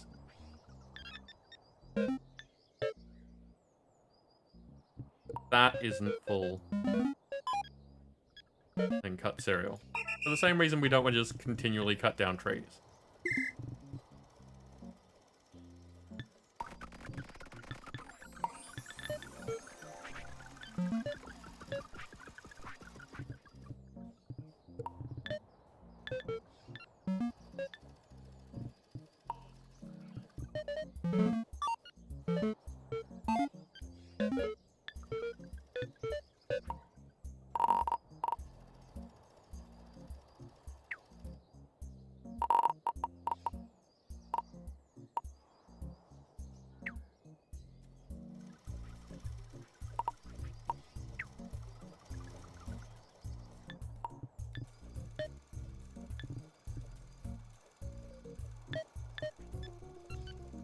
All hands are empty. I am saying this as much to, like, you know, not have dead air and talk to everyone and tell people what we're doing, as to remind myself that one step is hands full, the other step is hands empty. Because otherwise I will do until hands full, and it won't work.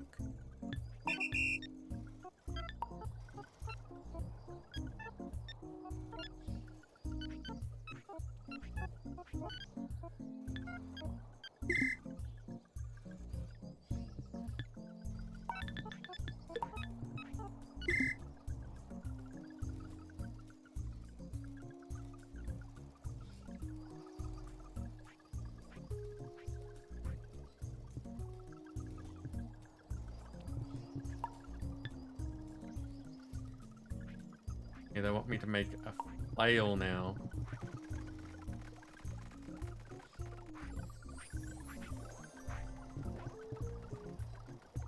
But I am gonna fix things again.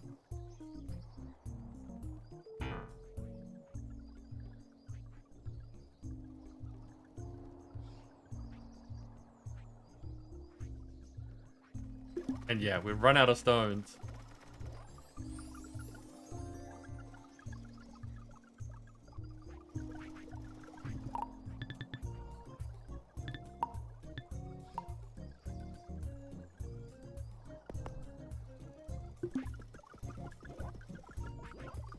So one thing that I'm gonna want to do is make the disk so that I can copy this one's programming.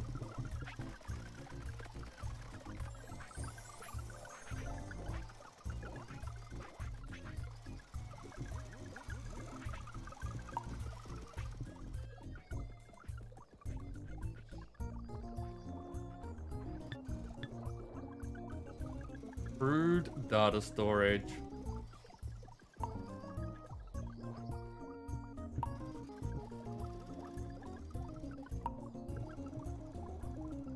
Two planks.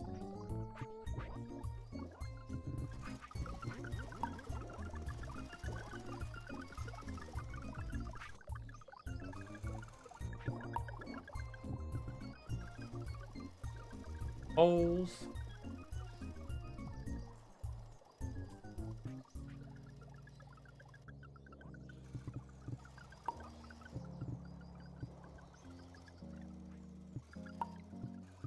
And 2 tree seeds.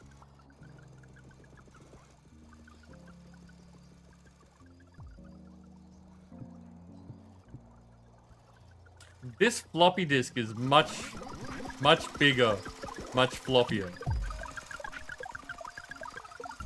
It's like that they went for an earlier storage medium, which is weird.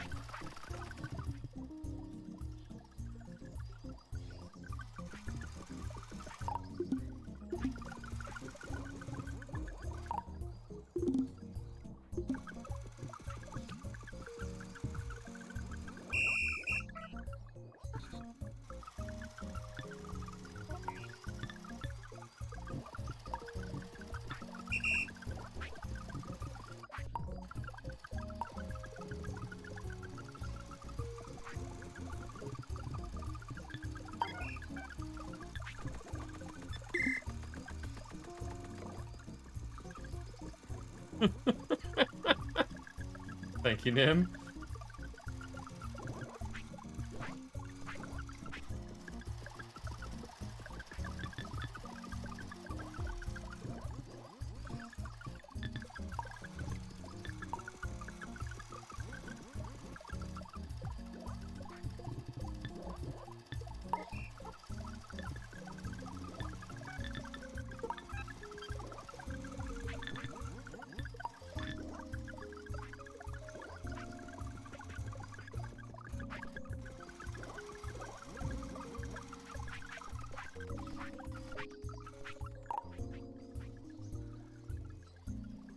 These over.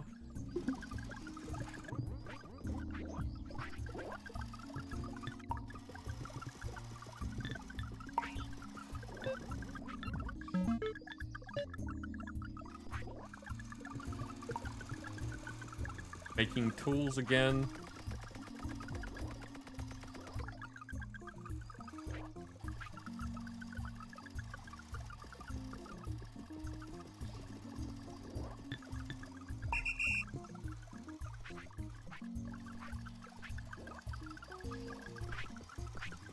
There we go. Need to grab it before the bots do, because otherwise it's not there for me to grab. It seems blatantly obvious, but it can be confusing when you're trying to do something and you don't notice that the box is empty.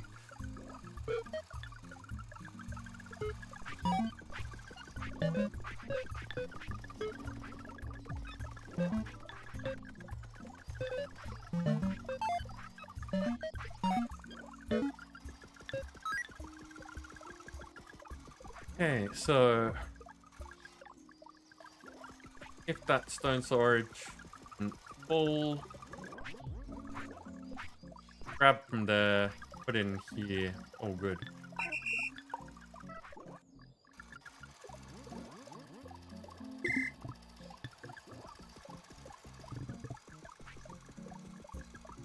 And this crude spade.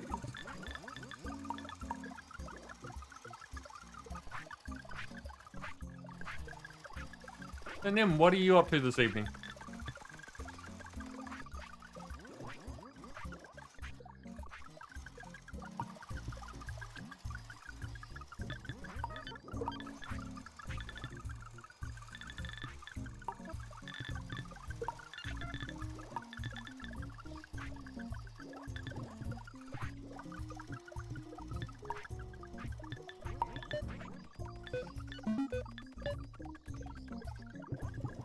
That's not full. Go here and get sticks.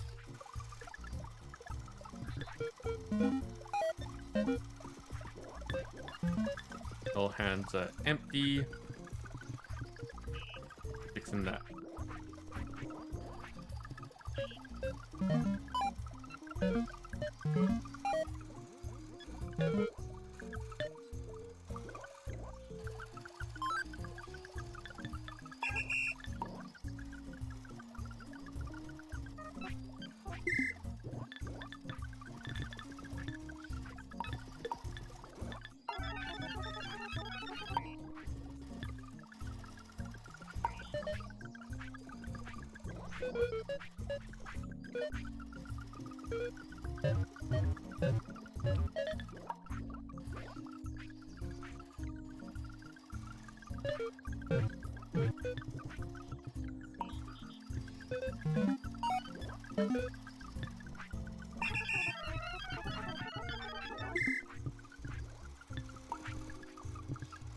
I need to do the stick part of this as well. The workbench is empty. Grab stick. Stick in thing. 8. Sticks.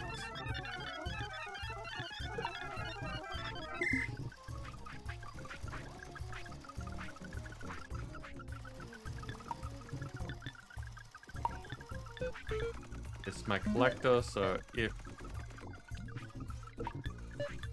that is not full,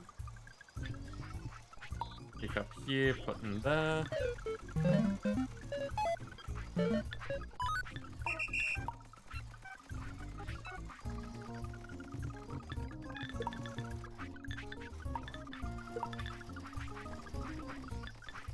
And bombs.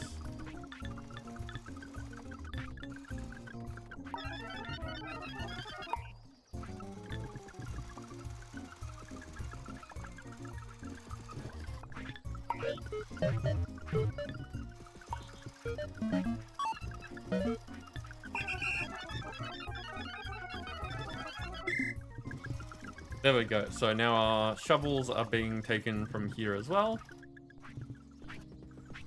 Once again, extending out the longevity of if we run out of something.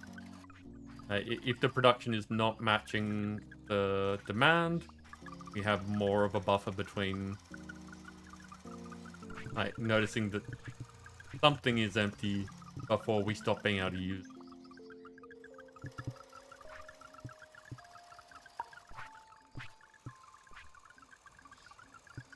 Gonna make another miner.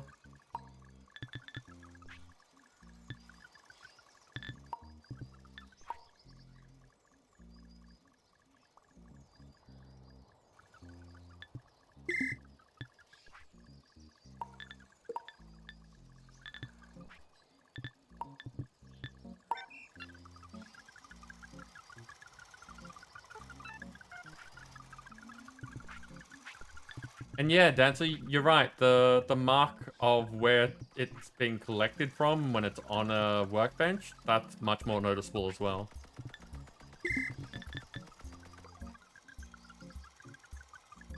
Just dying and V-rising.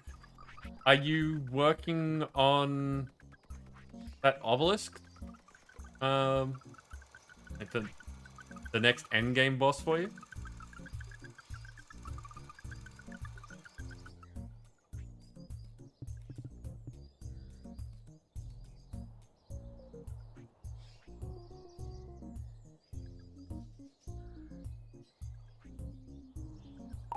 You know what? I am just gonna set up for this one and we'll do it in a little bit.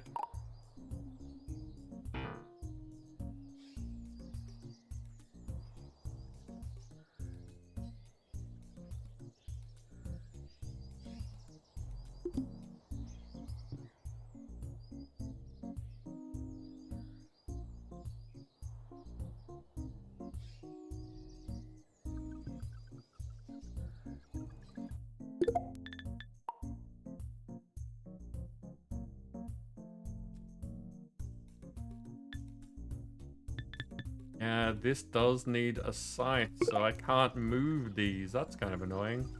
I'll figure that out later when we can do something about it. For now,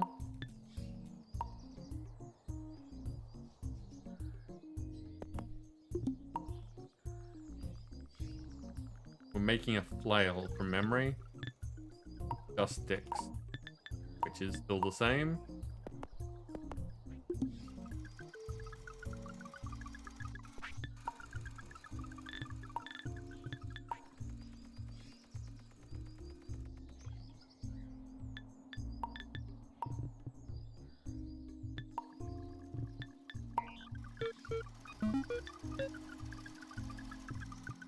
So this box isn't full. Go get a bunch of sticks.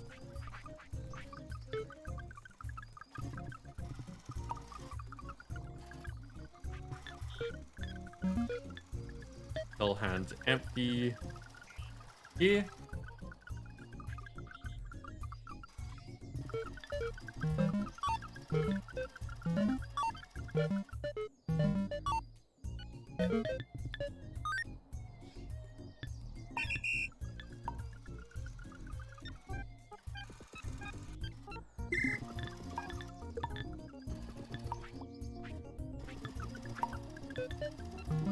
Next up is if the bench is empty. Doing some farming, ran out of blood, then got swarmed while trying to feed. Oh, yeah, that's unpleasant.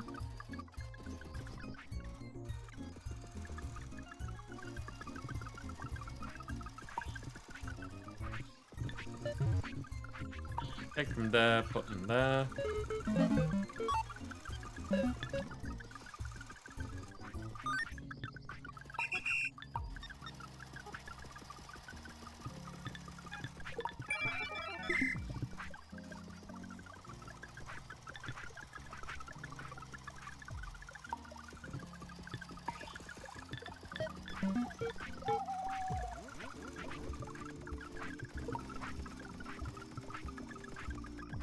If not full, take from there, put in there. So again, just collecting up what we're doing so we can build up a buffer of some.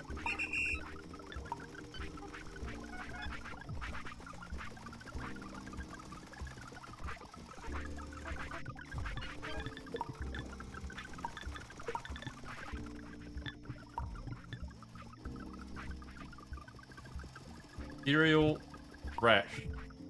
Okay.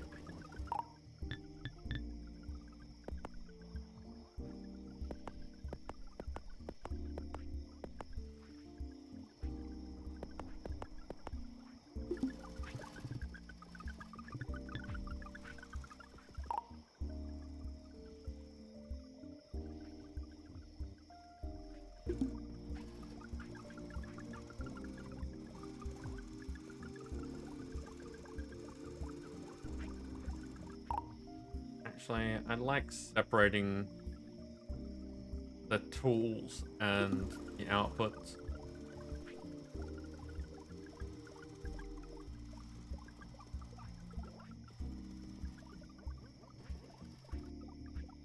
This comes down to one of the things that I've never been terribly fond of.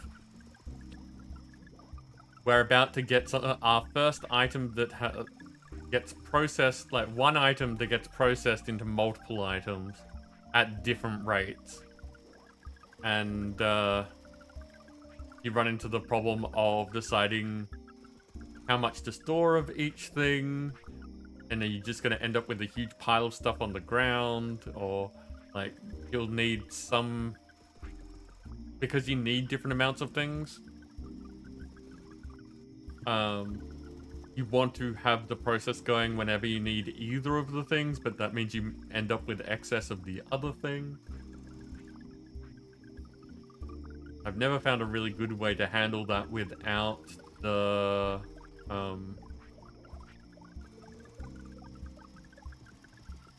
a disposal method.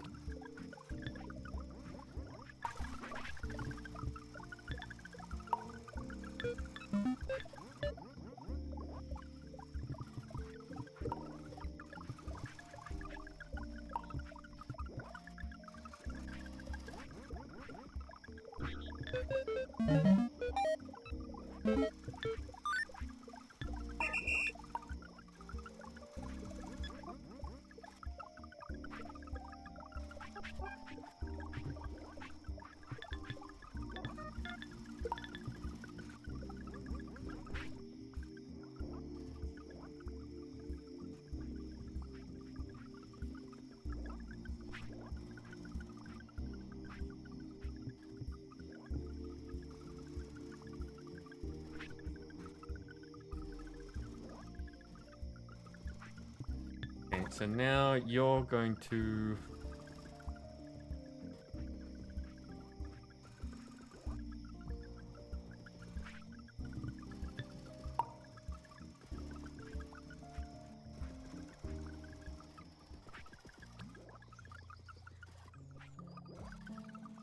Actually,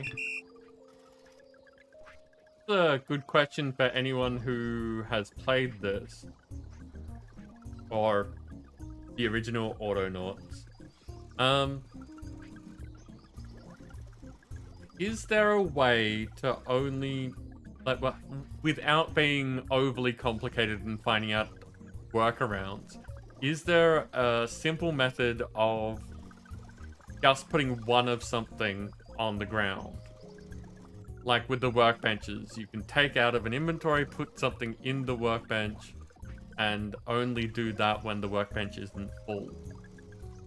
Is there a way to do the same thing but putting something on the ground?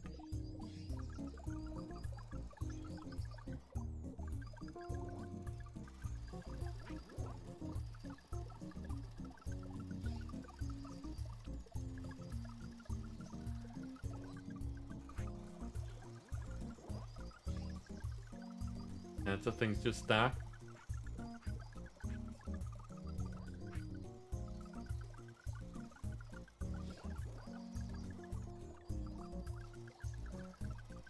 Because I do have a method of doing it, sort of. It's messy. But it's better than nothing. But then again, there may be things that I don't know of. So, seeing as we have people who have experience with the game.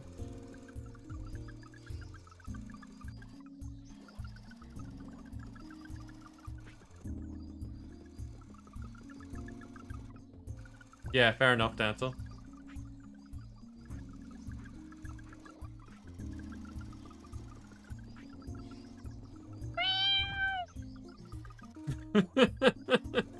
Hey, dancer.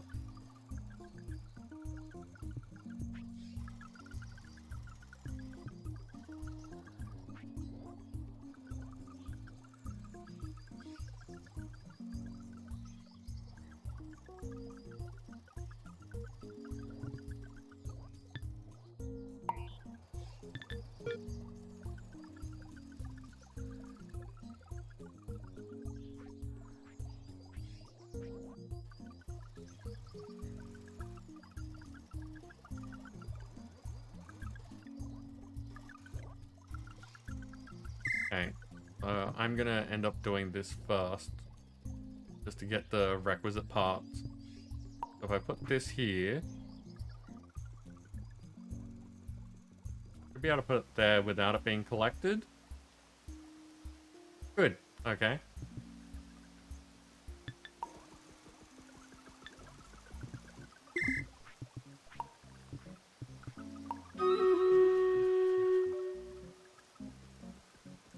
And that worked on that.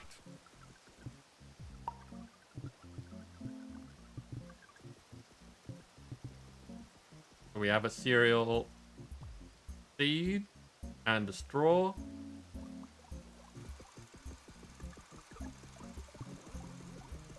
Straw goes in a box. Seed goes in... I've forgotten what they're called. Silo.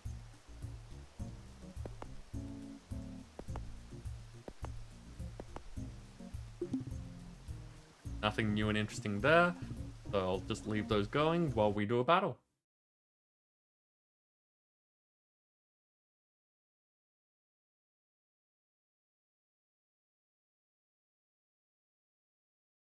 Okay, I see Labard is up here with me with an epic bomber. Not many people. Could go badly for us.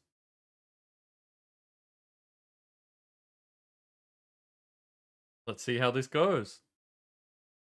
Go get him, people.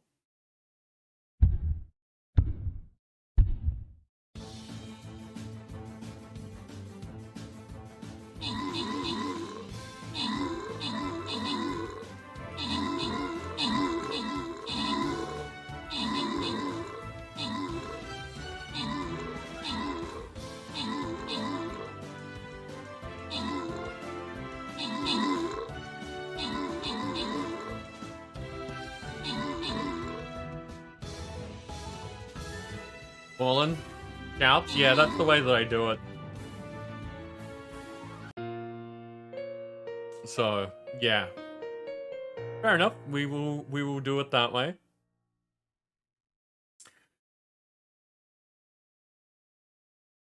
Okay. It is a little disappointing to be doing this on a loss, but I don't...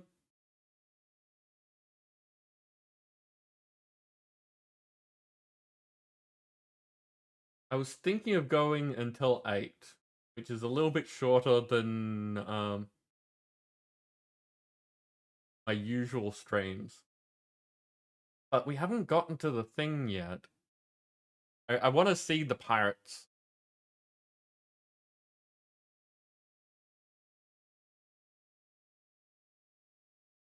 Okay. Trying to decide. We keep going.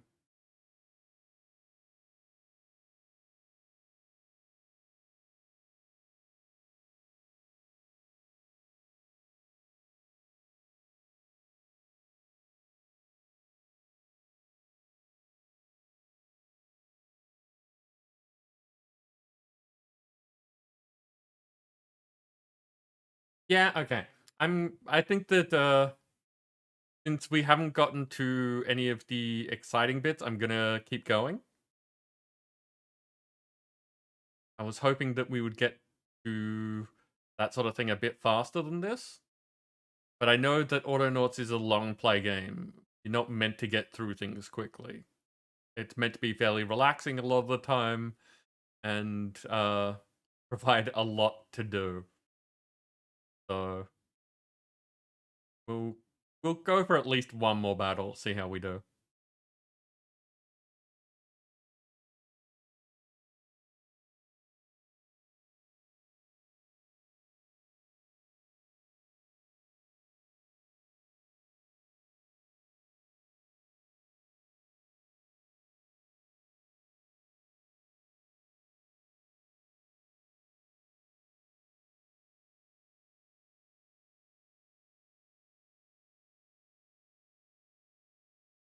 Hey, there we go.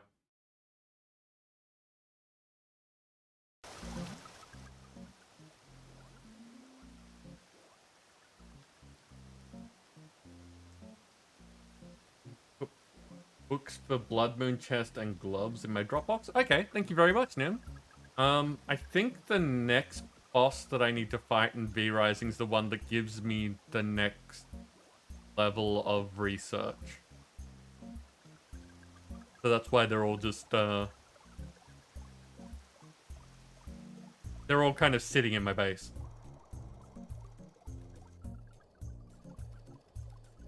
Okay, so these were made while...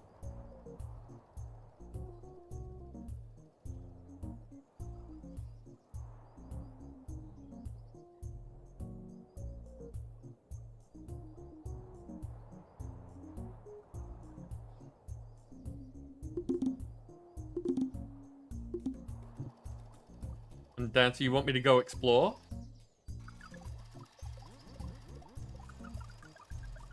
I'm kind of worried about going exploring. Actually, I'll just save and then we'll go explore.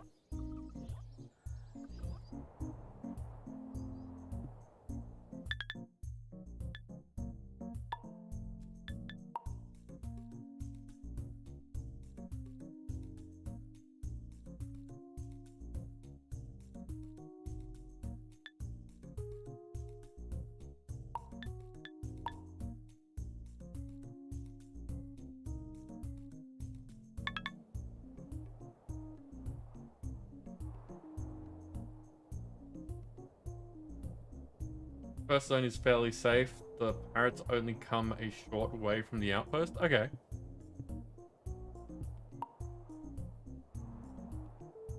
Yeah, I was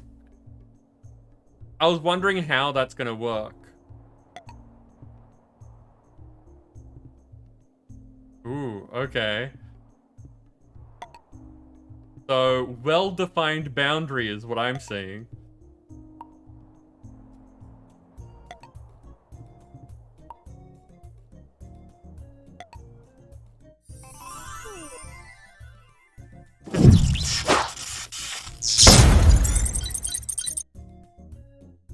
Answer, thank you very much for gifting Morlin with a sub. Morlin, I hope that you enjoy the emotes and the ad-free viewing.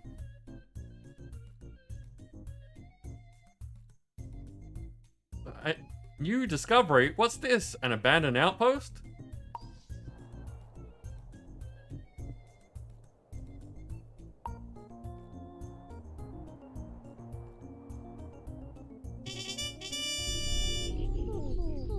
Outpost reclaimed.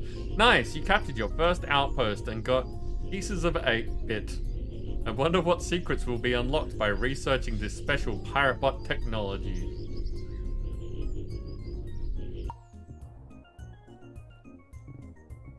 Amusing.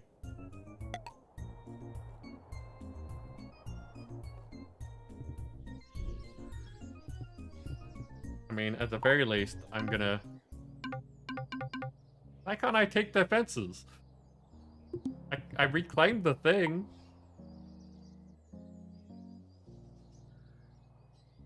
It still counts as a pirate fence. Aww. There's a giveaway.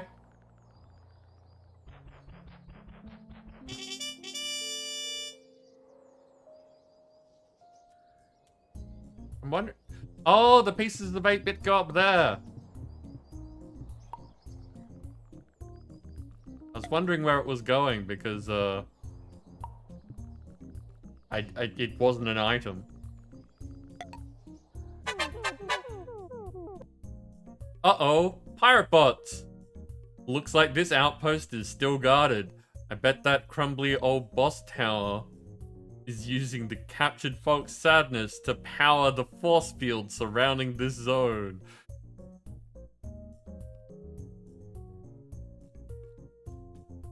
I like it. I want to know if we can harness the power of emotion to do things.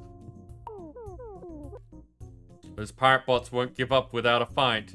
You're going to need the right support and tools to remove them. New pirate bot identified. Basic melee threat. Can be troublesome in great numbers. It's a skill. Pirate bot number 1. Damage 13, something, something. So, damage to ground is 13, nothing to aerial, and 3 to structures. Got senses of 9, health of 500, and speed of 4.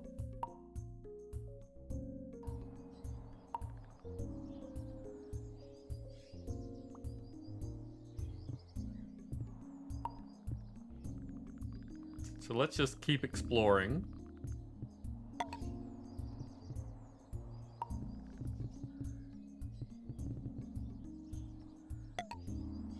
Okay, so we've got more of a goal in sight now. But we don't have any way to actually deal with that. Which means going back to doing all this stuff.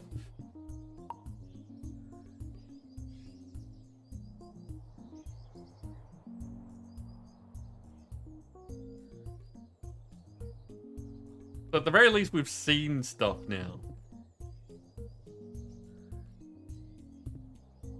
Wait, was that...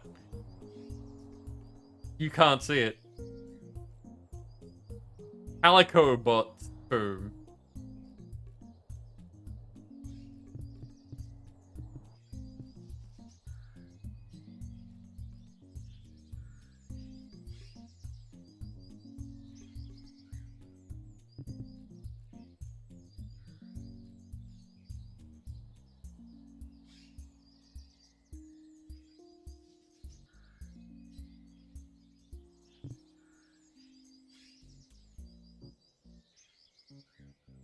Where do I want to do it?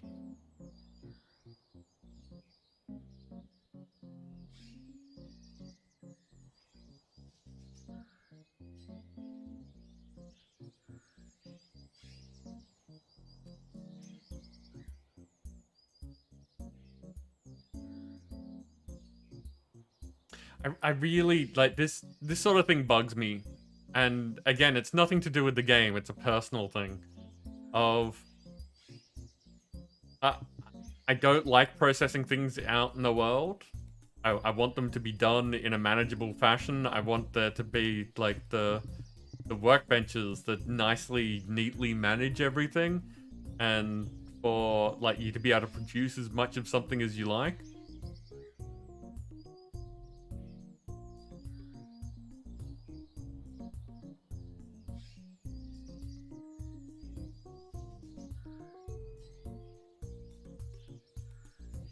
Nim, we are working our way up to making fighting bots. That is the goal.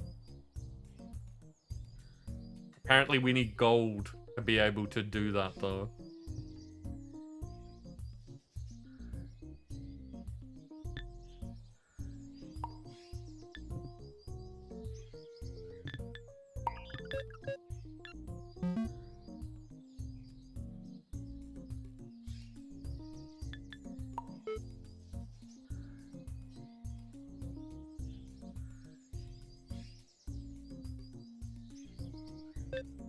Okay, so if that's not full...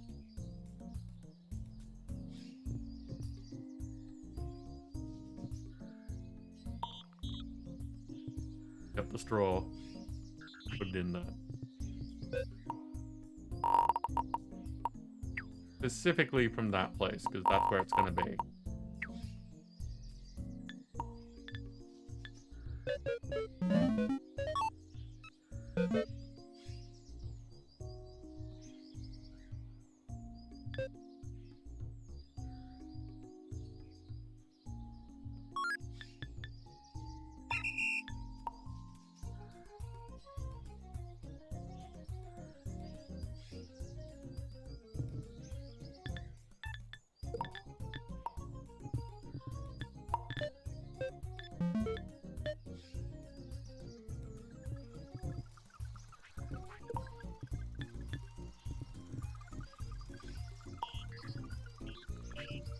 And the same deal for those.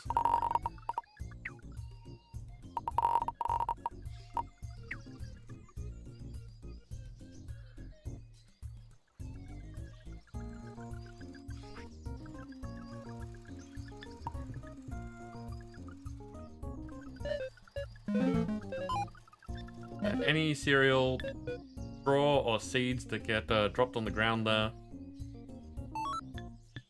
get collected and put away if the things aren't full.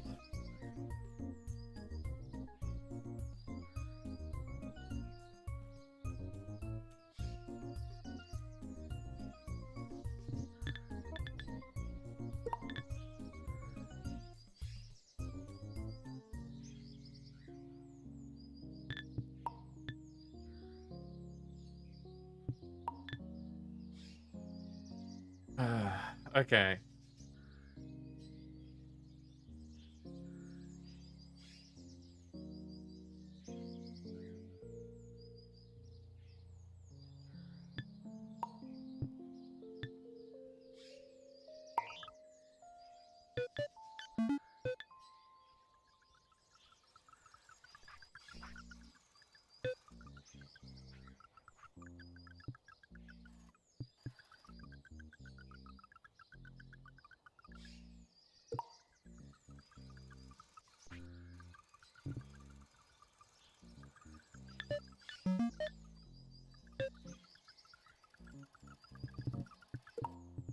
So same thing. If either of these isn't full,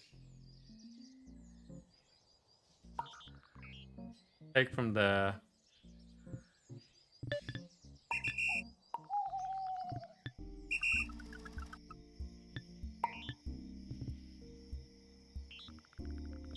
Drop there.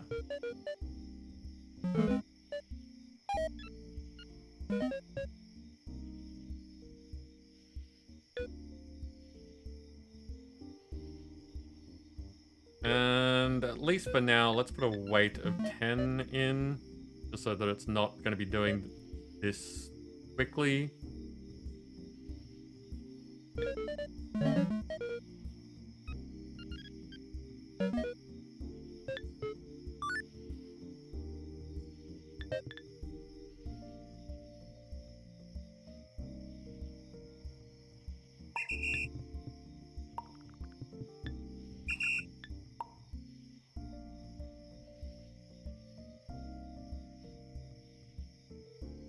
Keep misspelling cereal.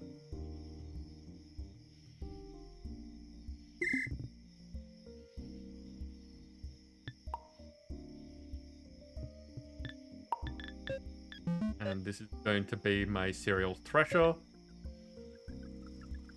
If and empty, take a flail.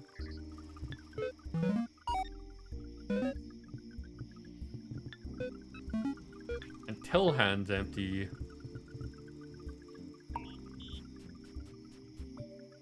Fresh the cereal.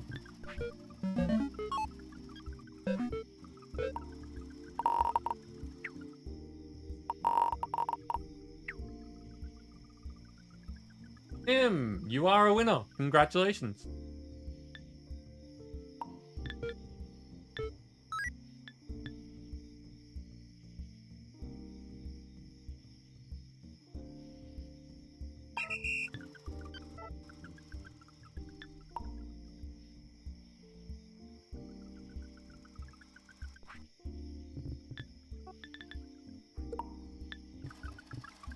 I should have given it the flail, but I forgot.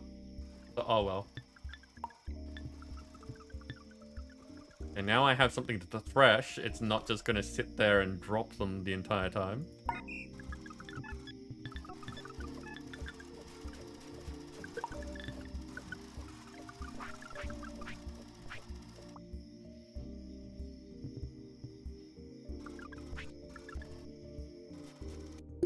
Now, this is just soil and seeds.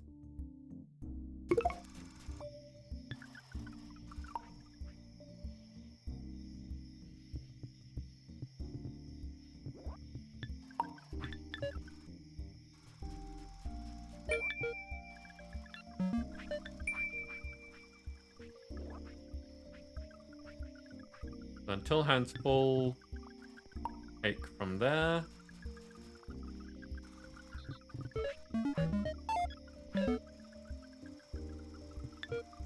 Until hand's empty. Plant. In a much, much smaller area, because what's wrong with you?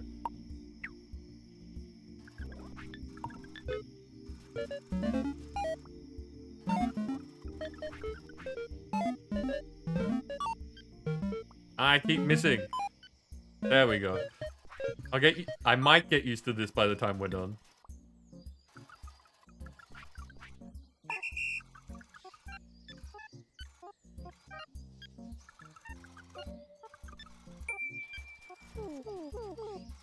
Nice work setting up an arable farming operation. This is the foundation you need for a thriving business. As you reclaim this world, you'll unlock new blueprints to improve your outpost and income. But first, you need to complete this mission. Sorry, this mission plan to start trading. Oh.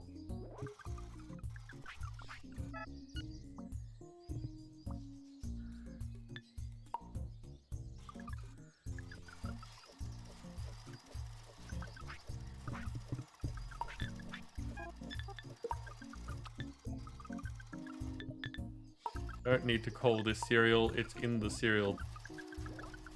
There we go.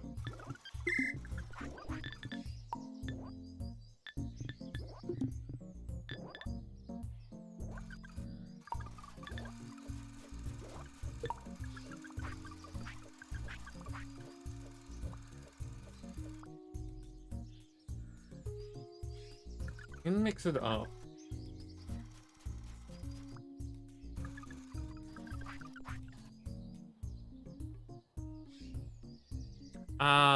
Answer the place to work on things once and have them accessed from multiple other methods is called an action group.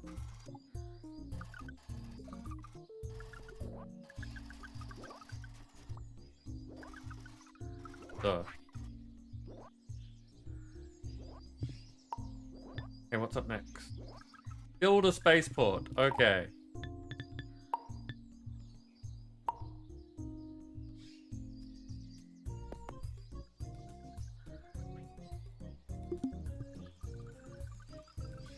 Don't have a fixing egg constructor yet.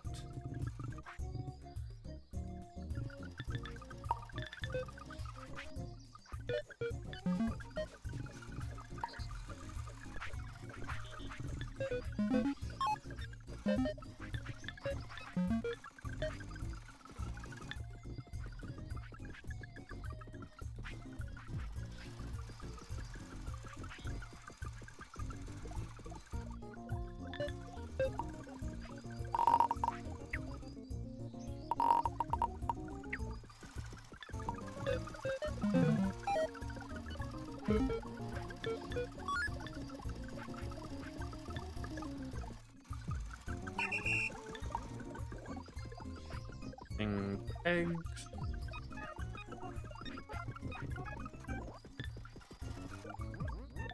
My construction group.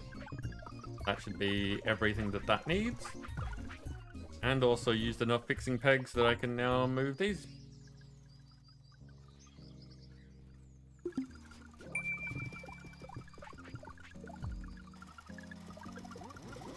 Closed for business, build gold storage. Okay. Piggy bank built.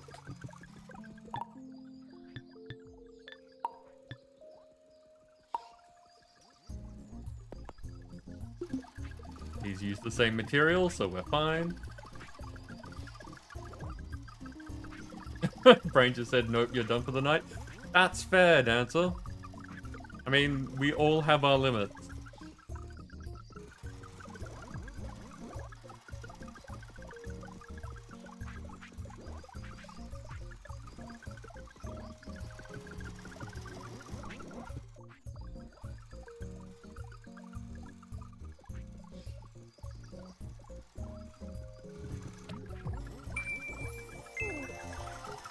Spaceport complete. Good job. You built a trading post. Ah, close up. Now you can sell goods and resources to the rest of the universe. Select the spaceport to see what you can sell and for how much. You can use your profits to fund the defenses you need to help reclaim the planet. Good luck saving the world.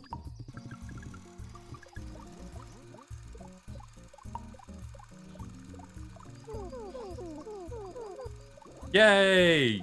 You now have gold storage. It has limited space, and you can only have one in the world at once. That said, you can upgrade it, provided you can get hold of the necessary blueprints. Gold is automatically spent by structures as required, so all you need to do is earn enough to keep up. You can store 1,000 gold in here.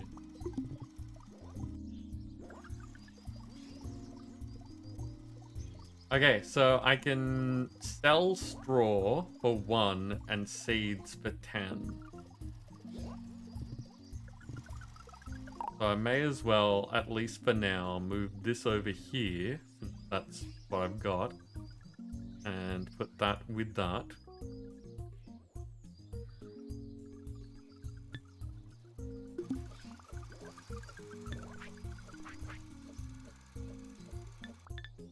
And I'm gonna make...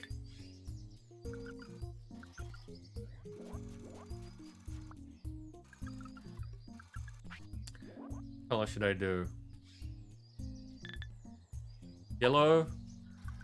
Yellow's gold related, that makes sense. So...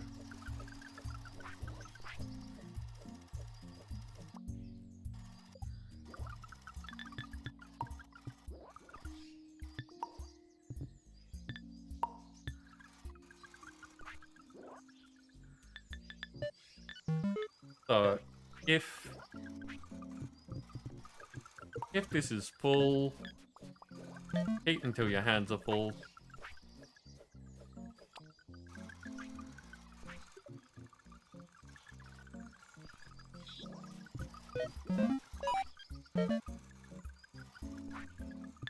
And then until your hands are empty, put it in there.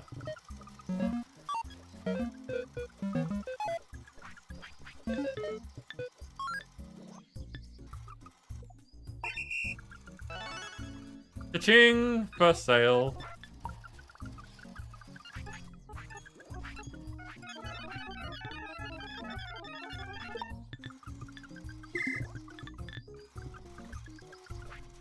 There we go. We now are selling straw.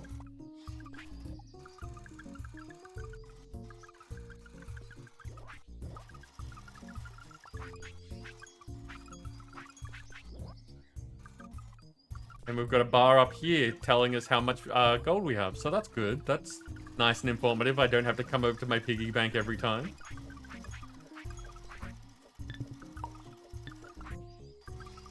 I need to earn 100 gold. So I guess with the cereal seeds, I may as well make a worker to do that as well.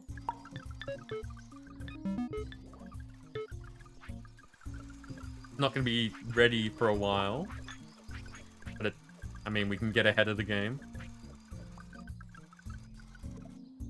If cereal seed storage is full,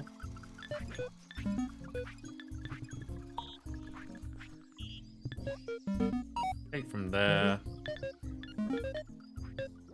All hands are empty.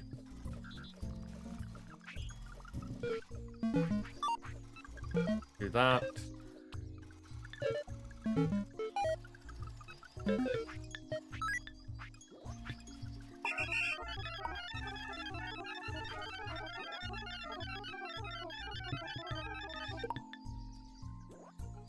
And that way, we're only going to be selling the excess. We're only when those boxes are full will we be selling things. So it's never going to be a situation where we run out of stuff. And that means that the threshing isn't a problem because neither of these boxes will ever be full on. That's kind of cool.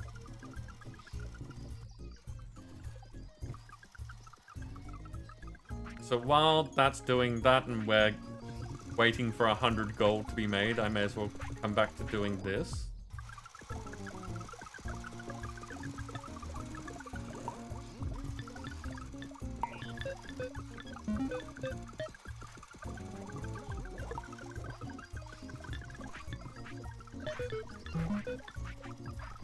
And this is one of the things that I mentioned earlier with this game. Well, Autonauts, this game as well. Is that there are lots of little tasks that I can do. So while I'm waiting for things to be done, you can be working on efficiency and production or just making the place look nicer.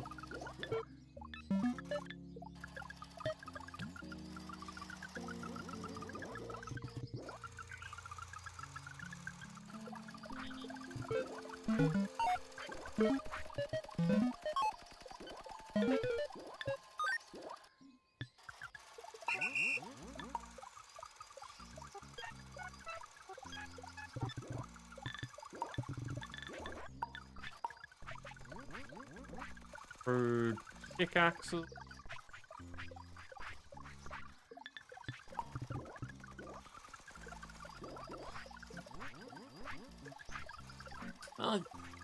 Dancer, I am glad that you noticed, and I assume that you fixed the problem.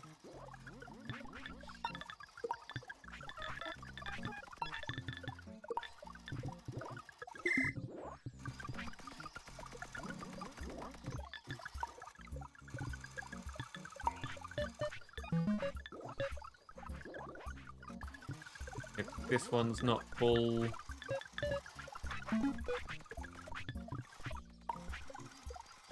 Go get sticks.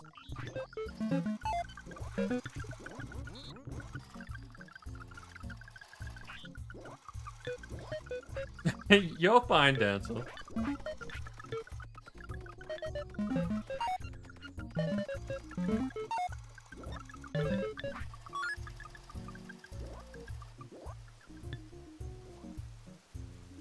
You know me, I don't like to make assumptions.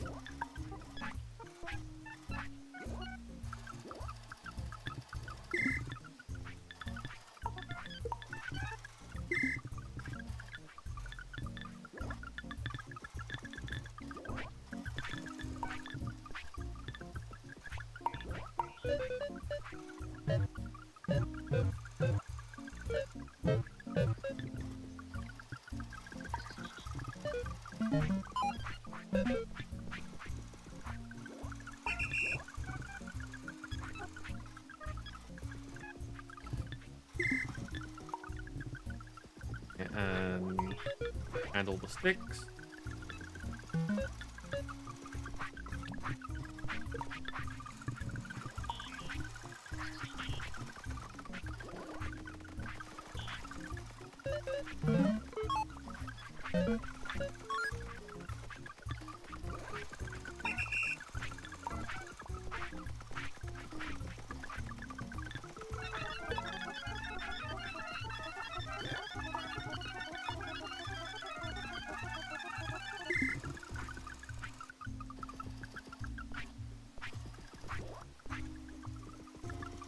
You made decisions.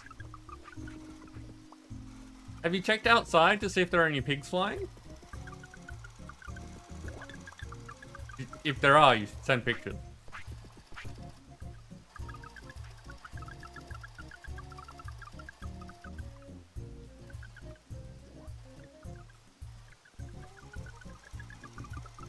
And a collector.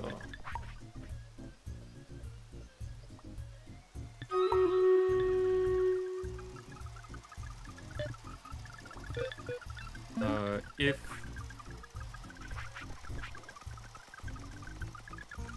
not pull that up here, put in there.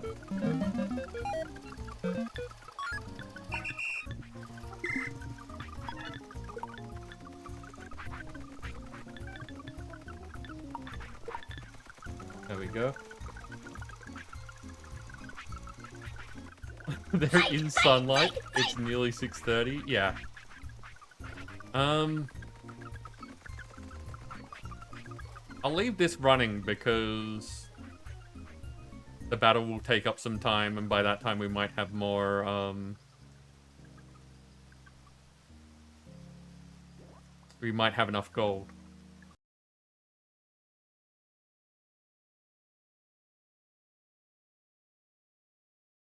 Okay. Dancer, I see you there with that book. Nim with the Necromancer and the Fire Artillery. Hopefully that will get us through this time.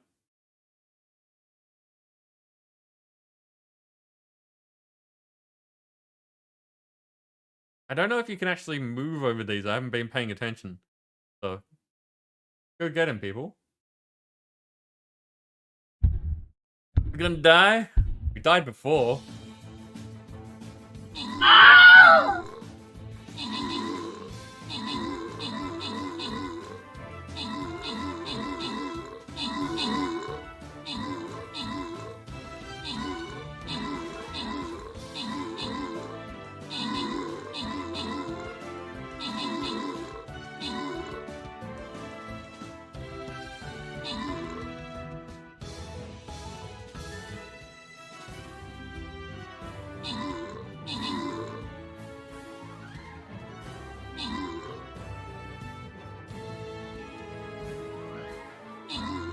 I have not been getting up and moving around.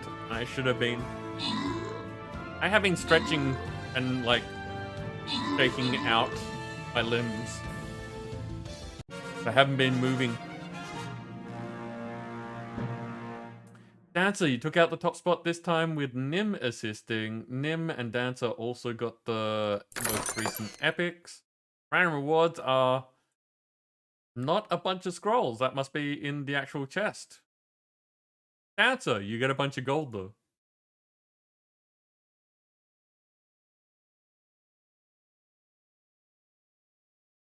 Okay.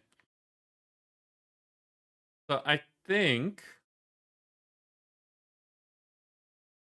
my plan is to wrap up, but I want to basically wrap up once we've done with our first battle in the game. Oh wow, okay. My first level 30. Look at that.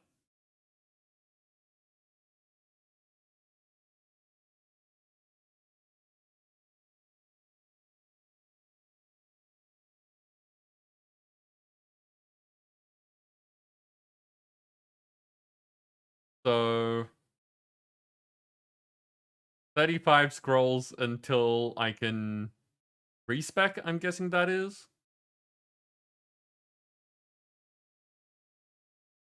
And 100 scrolls until I can buy another one.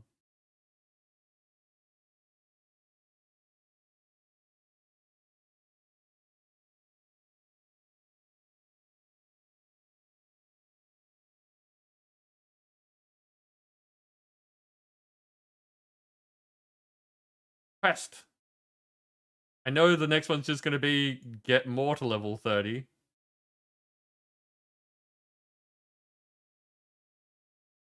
But 20 war beasts is still 20 war beasts. Yep, another unit to level 30. War beast to 25, nice. Okay, so we'll continue with Dream Raiders on Friday. But I'm going to leave that off there for the moment.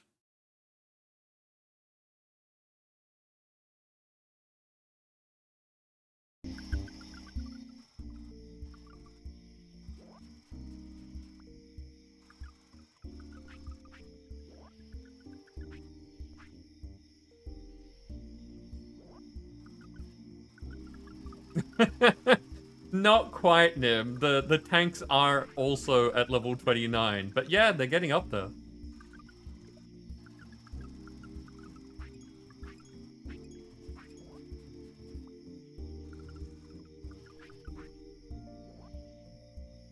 Nim, I don't understand the comment about using the rares more often. Okay, we're at 95 things traded. Oh, sorry, 95 gold earned from trading. That makes a lot more sense.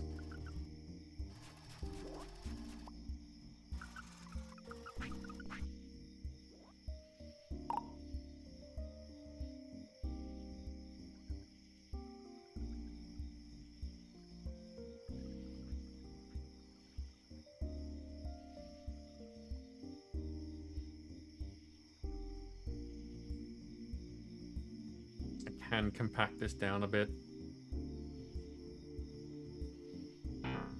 Don't really want to. I'll move things over when everyone's moved. One more trade! Just need one more trade. Rares have an hour cooldown, so if you have 2 of them, you could use a rare each battle. Oh, yeah, that makes sense. Yep. And if there isn't an upper limit, that kind of means that you could just eventually have a ridiculous amount of units.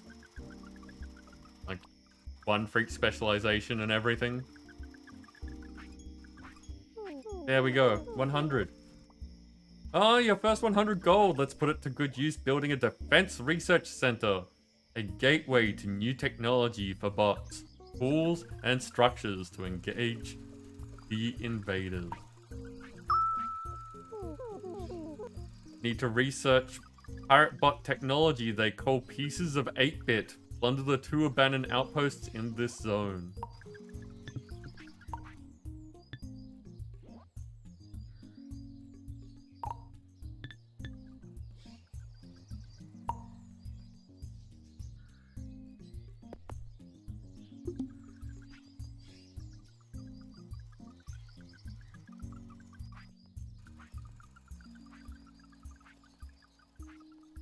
Isn't a limit anymore. You've got a few units that have all 3 specializations now. Yep. Yeah, you mentioned that a while back, and for some reason I actually remember you mentioning that a while back. Dogs, planks, fixing pigs.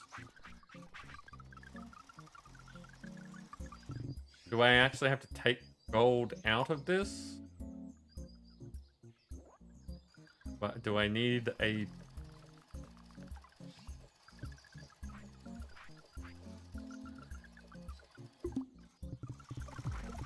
Nah, they're doing it automatically.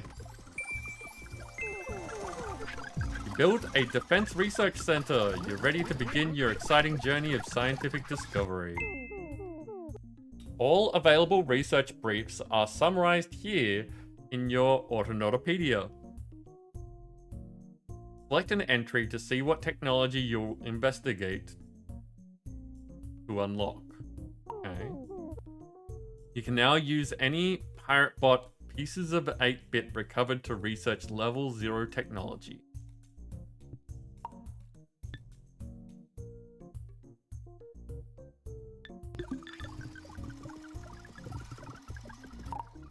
Okay, I'm just gonna put this over here because I don't really have another place to put it for the moment.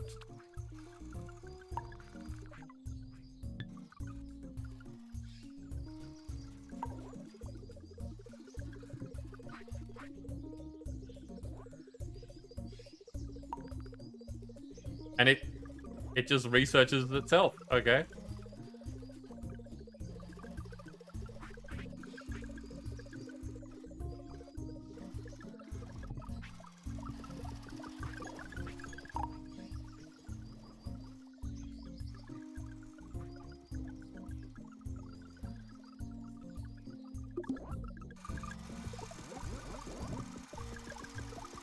Got enough stone. I'll go clear that up.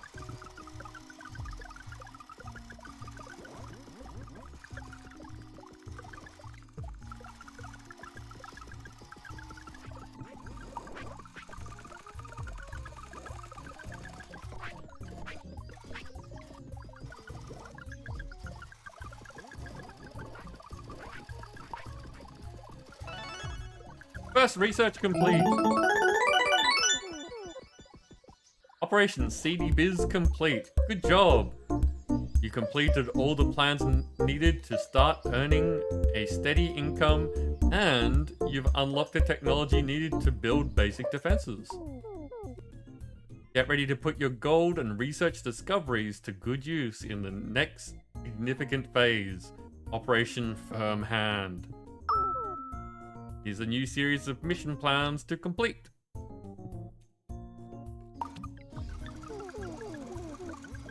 Researching Pieces of 8 revealed the secrets of the pirates' core destructive technology, which we can now put to good use. With the essential components unlocked, it's time to set up a defensive foundation before those pirate bots become a real problem. You'll also unlock the next Autonauts field manual. Check out the new tutorials available in the Autonautopedia. To protect yourself against pirate bot invaders, you need to use your new technology to make special defense tools and defense bots. AM3 Operations Auto Manuals. Basic Defense Manual, Techniques and Procedures for Specialist Assets Designated Autonauts. Confidential, for official use only. This field manual contains tutorials to help you get to grips with basic defense automation. Okay.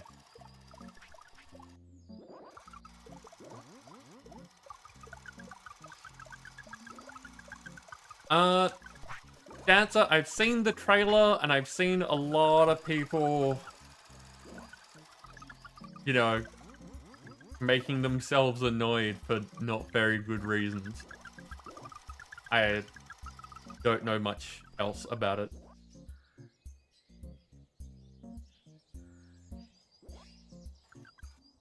Nim, that is an interesting choice. I would be fine with playing this again on Friday if people want to see more of it. Generally speaking, I'm going to be playing this more anyway, like regardless of if it's on stream or not. So it's really up to if people have been enjoying watching this or would like something different on Friday.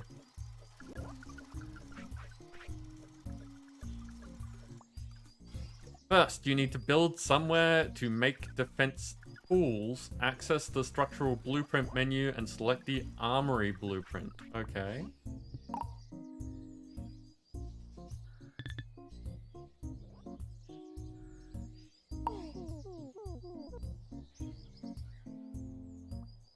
Place the foundation in the world. Yeah, so just like a normal building.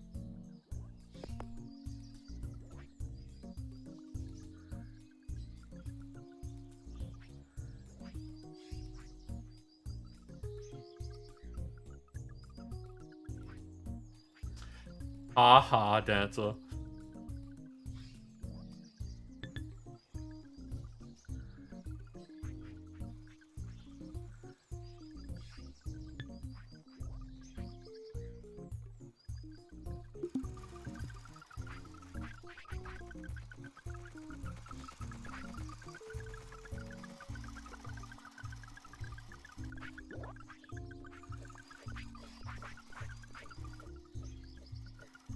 It's a bad joke.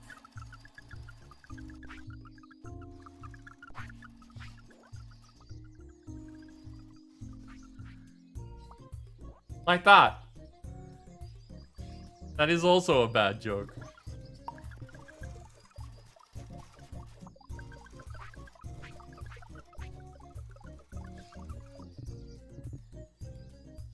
Oh, I don't have a thing for stones. Okay.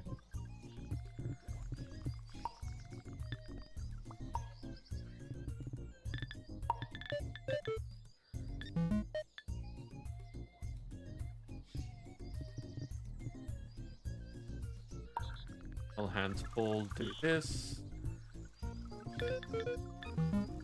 All hands empty, do this.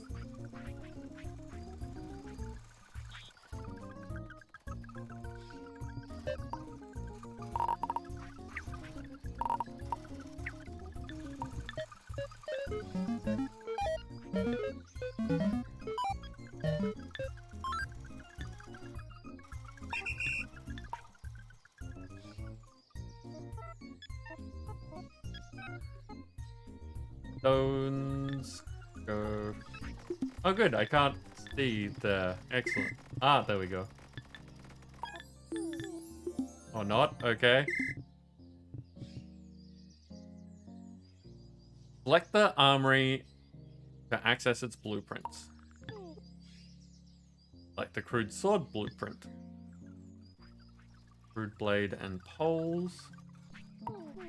So it's just like any other workbench. Now add the ingredients needed to make the crude sword. The gold to pay for this will automatically be taken from storage.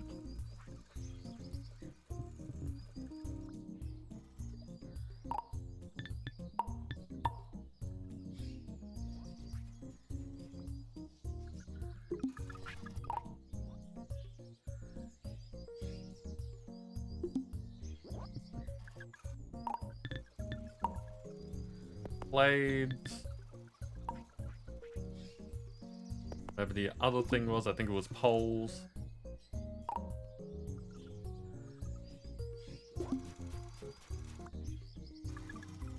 I'll actually set up the automation of this in a bit.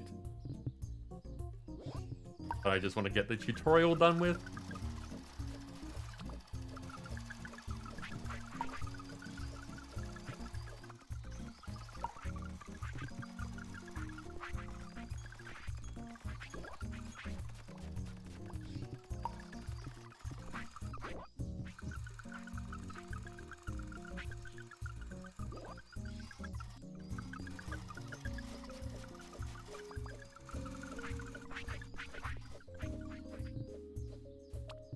Apparently I don't have enough gold for this.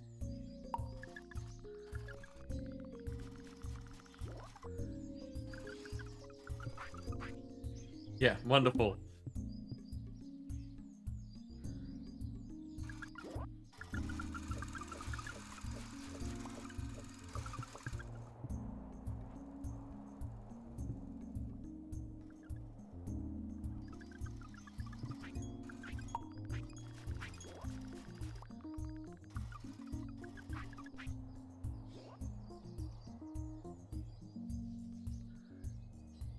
Ellie, welcome in. How you doing?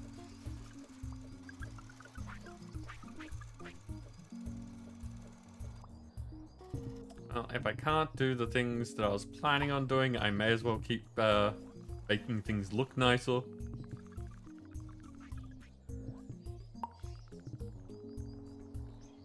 While we wait.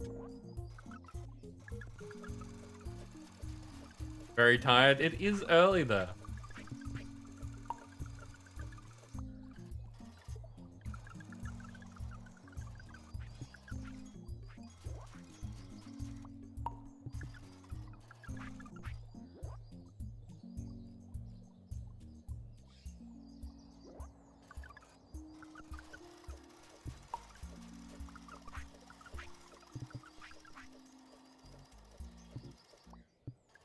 That's getting up there. When that gets to being full, we're going to start making a bunch more money.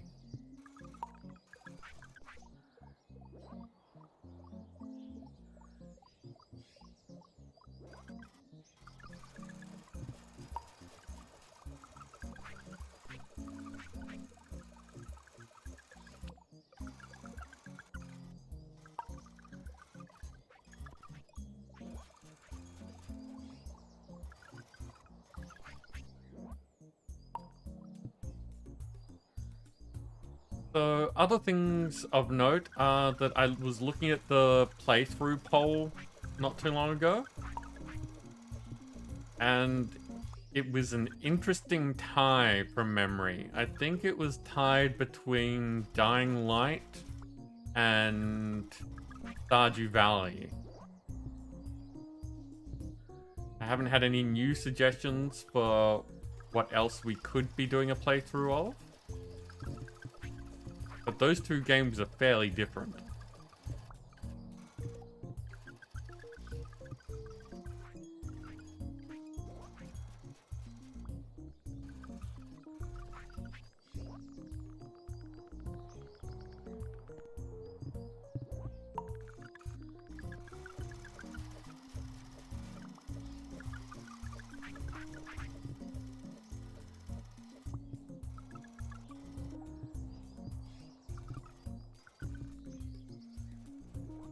On.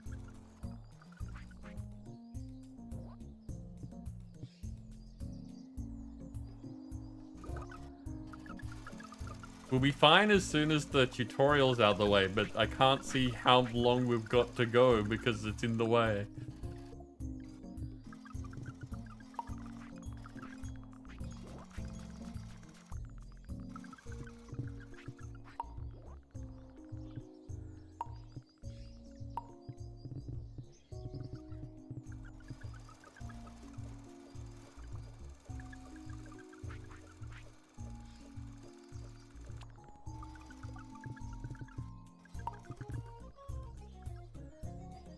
I could also be like expanding this farm since that's what's making the money at the moment. Probably not a bad idea if we're going to be paying 100 gold per sword.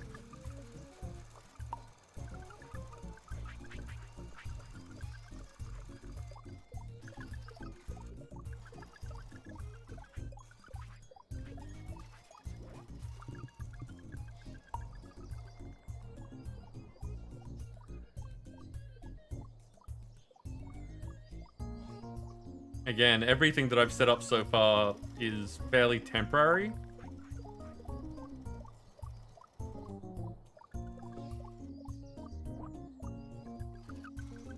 Nothing, Dancer. So these are the things that can currently be sold.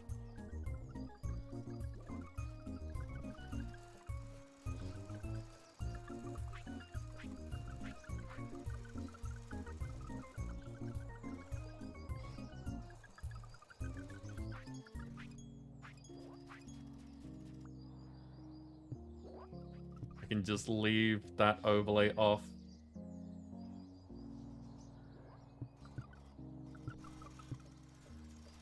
No, it is not just the disposal service.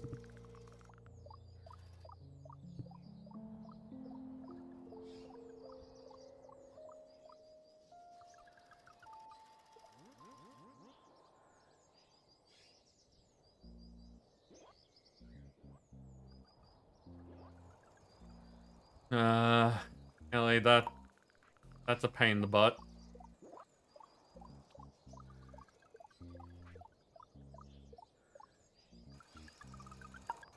Inconsiderate people are annoying.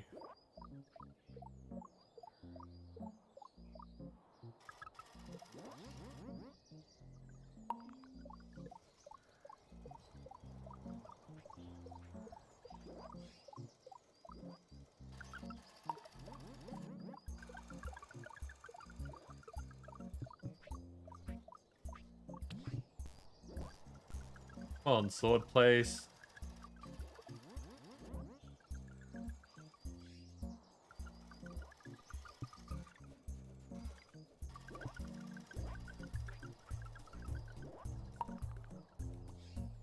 Oh, I broke my shovel.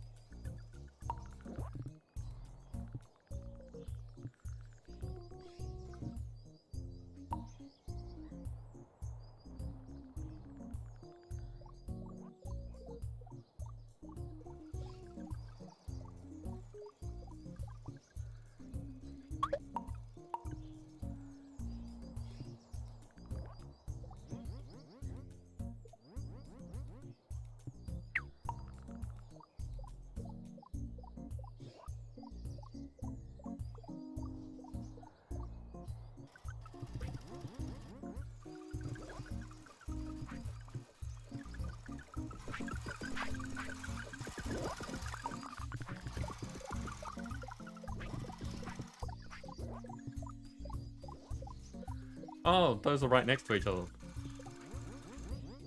I was wondering what was going on there. I mean, they're all going to be like that eventually, but...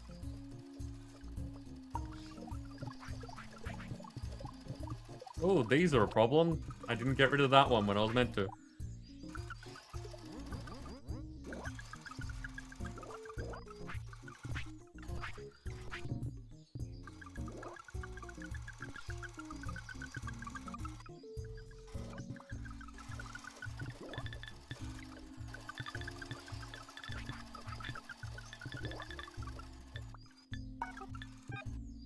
No, not the cereal farm.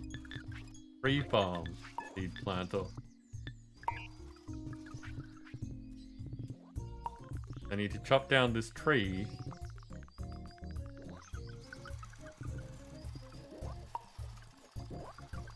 And I don't want another one planted in its place.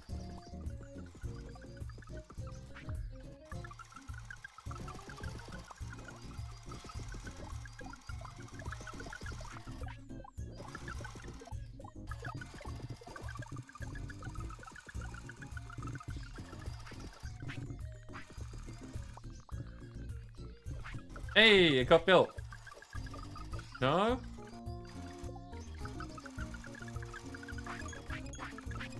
There we go. Now it's being built. To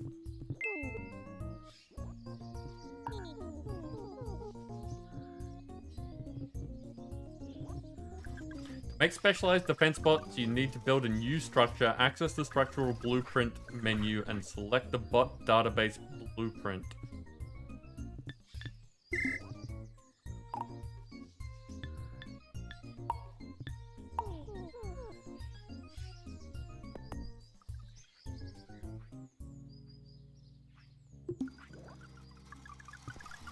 I was in the middle of dealing with this.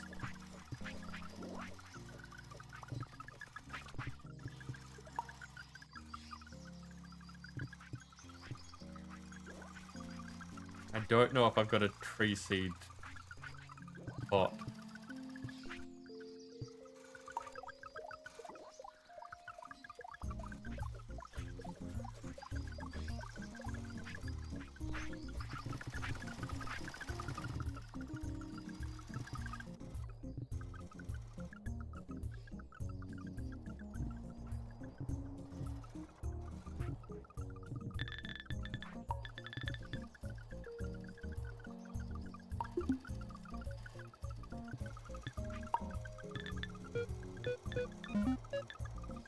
All hands full, take this.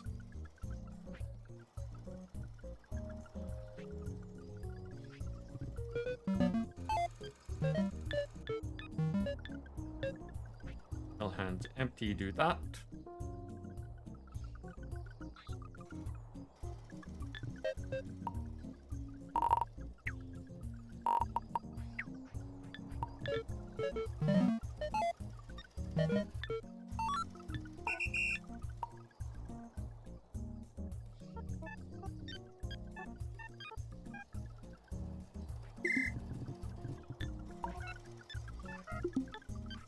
Nope, gotta wait until the tutorial bit's over.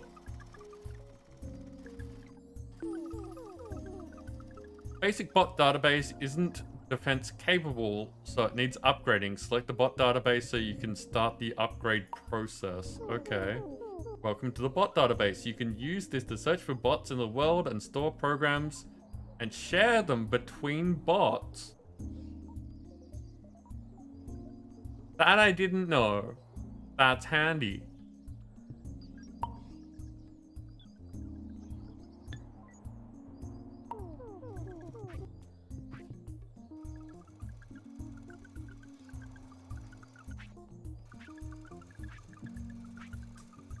Now, will we have sold enough things to be able to do this by the time all the parts are in there?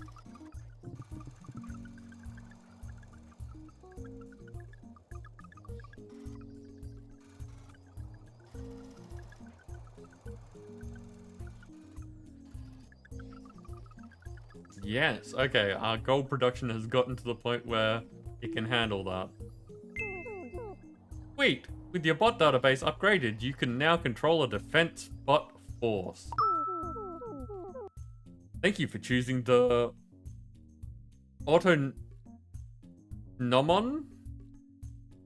Autonomon? 3000 upgrade package. This enhancement supports the ADF override protocol.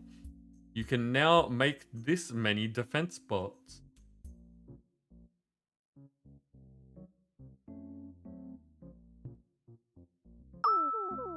But only this many defense bots can run a program at the same time. Unlock further bot database upgrades to make and run more defense bots.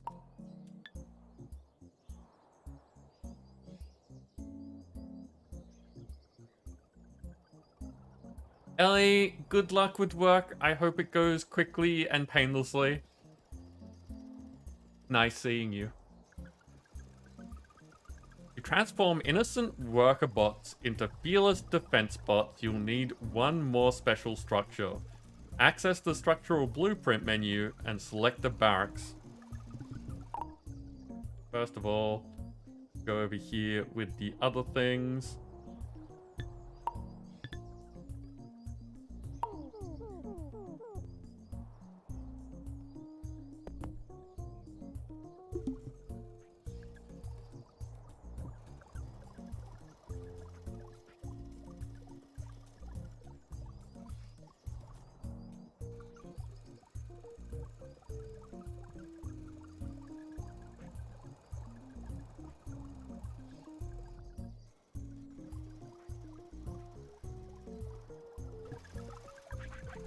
Now, I'm guessing that I'm gonna put this up here with this so that build these and then they go into the next thing to be upgraded. But that's a guess. Do not know.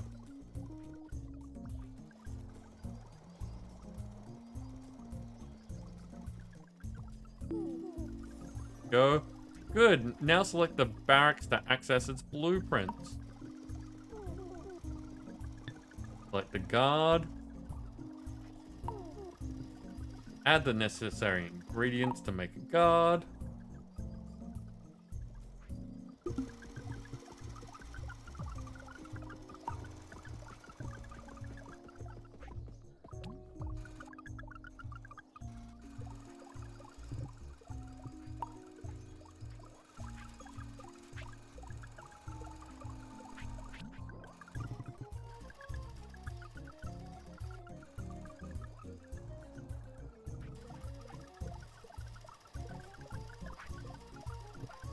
And now we just have to wait for the gold.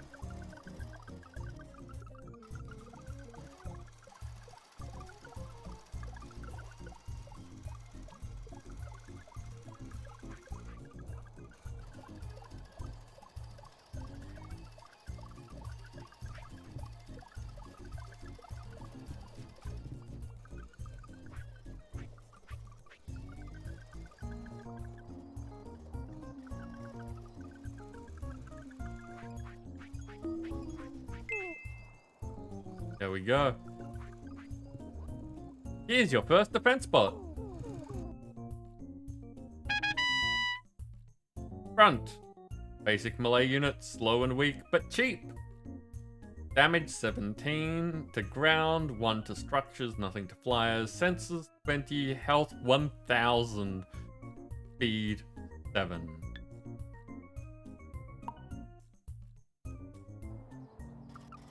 Now to teach a defense bot basic self-defense. Let's use a dummy pirate bot for this. Select the armory to access its blueprints. What's the armory?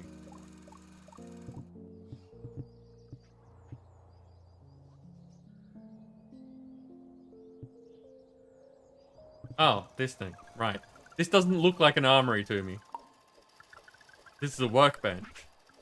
It's possibly something that you'd have in the armory. Select the pirate bot dummy blueprint. Now add the ingredients needed, so 1 log.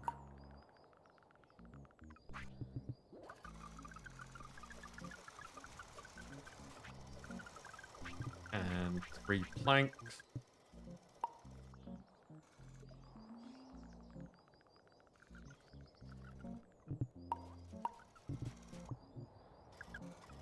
We're almost there, people. We're almost to the point of actually doing the combat.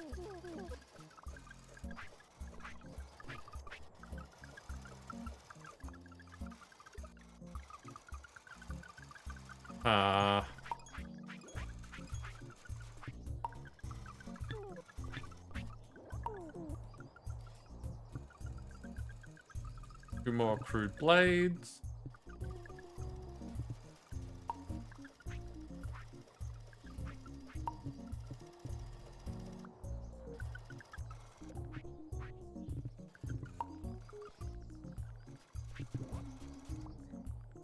And a pole.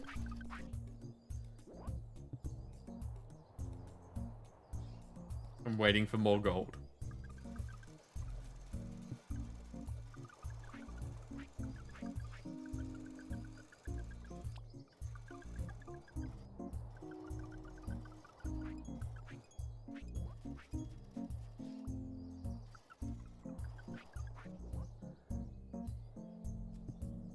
Okay, so one of the things that I need to do here is reduce the weight.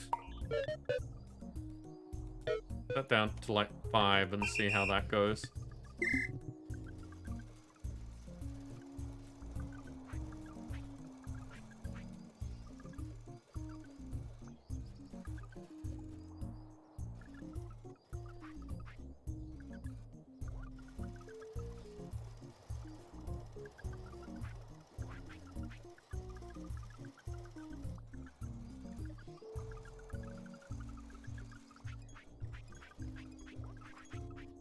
That seemed to be working better.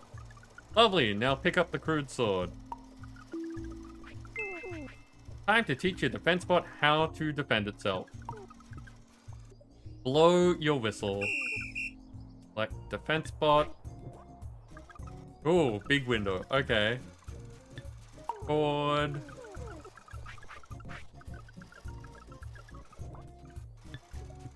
Pick the thing.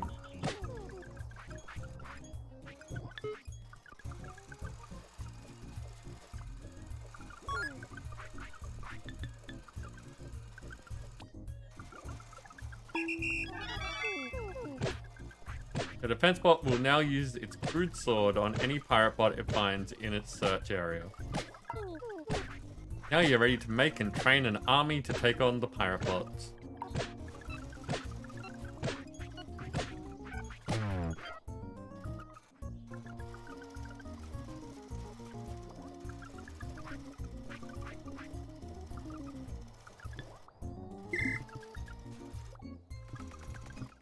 Okay, so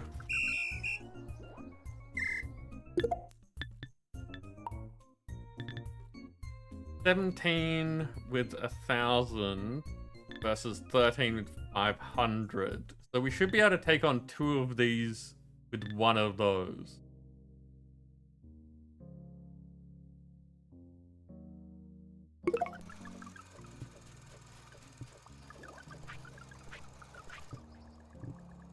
But there are 3 here.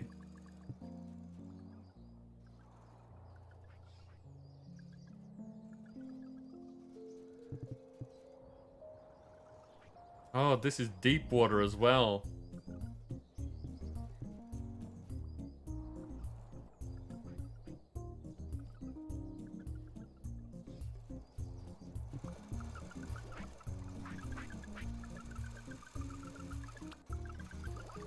Okay.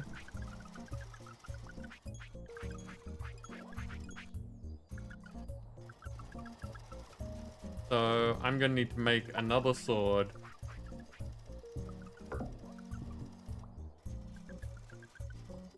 Oh, I've got another sword. Excellent.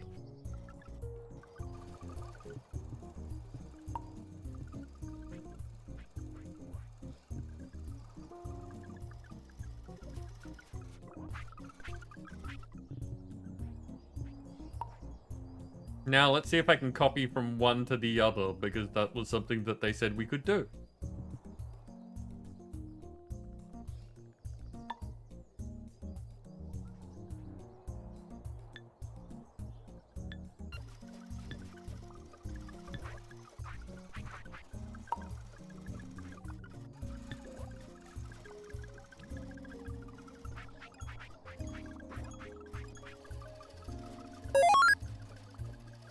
And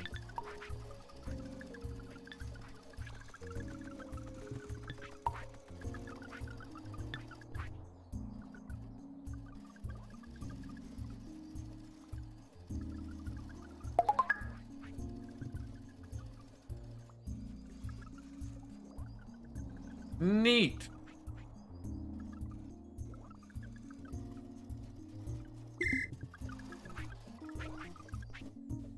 Okay, so we're going to make this the army.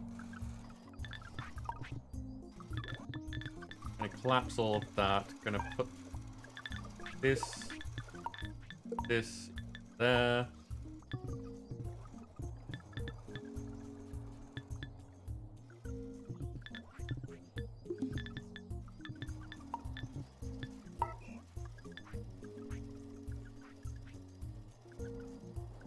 Now, if I do... It does! It links... It does both things. It's not just a copy of the thing. It affects both of them.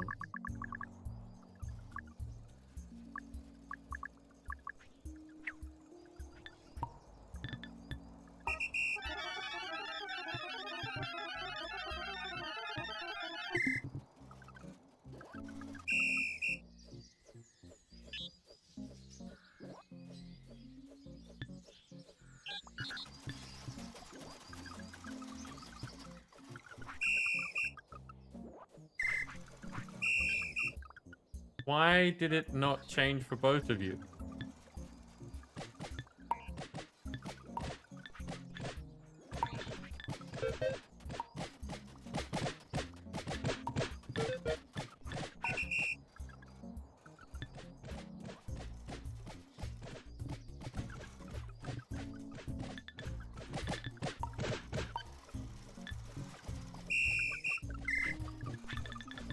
Why are you being like this?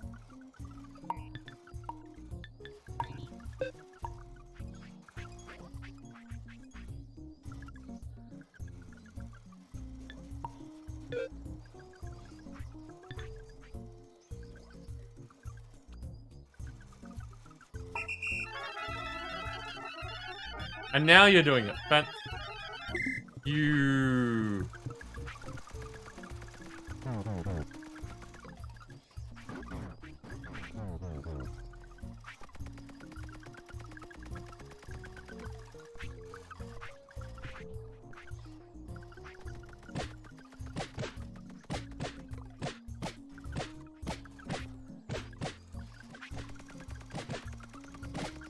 So, okay, so there's some things that I need to get better at, obviously.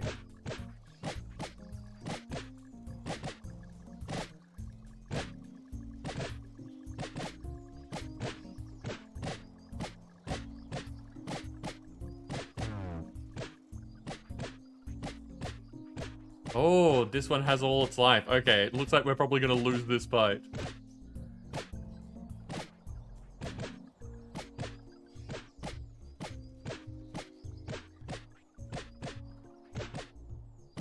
But okay. At the very least, we have seen how this works.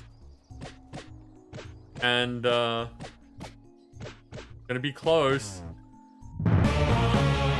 Hey, we did it! Wait, what's this? Removing all the pirate bots and this output post triggered the drawbridge to give you access to the old boss tower?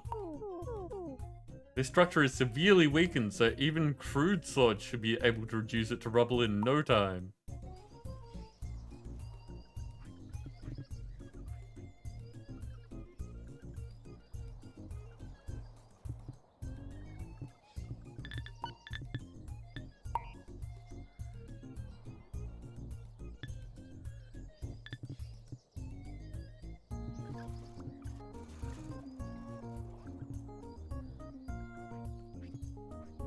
Why aren't I moving?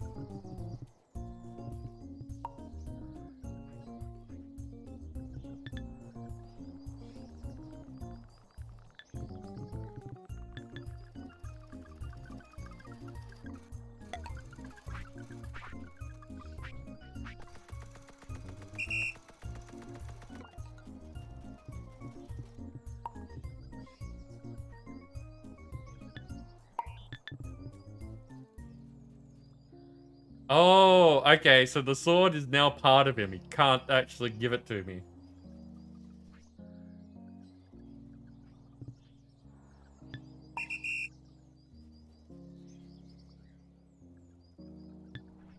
Heh. Okay, so make another sword.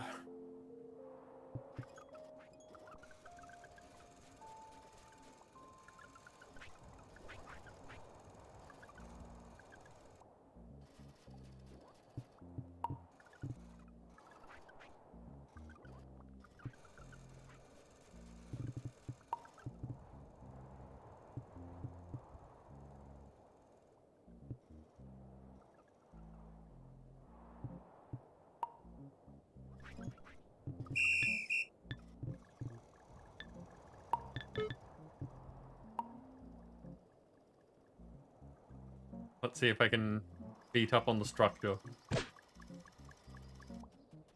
Yes, that's what I wanted.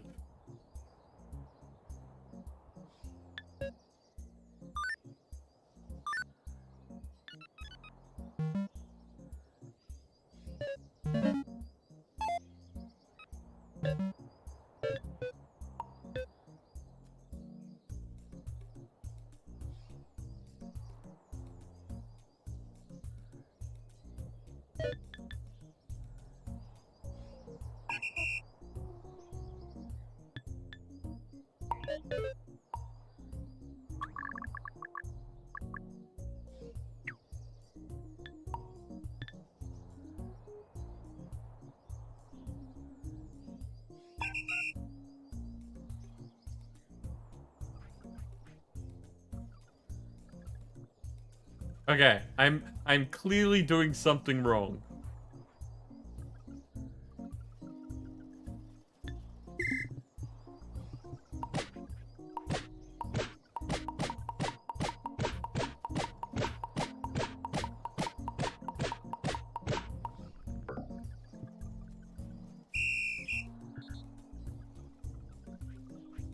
No, thank you for pointing that out, Nim.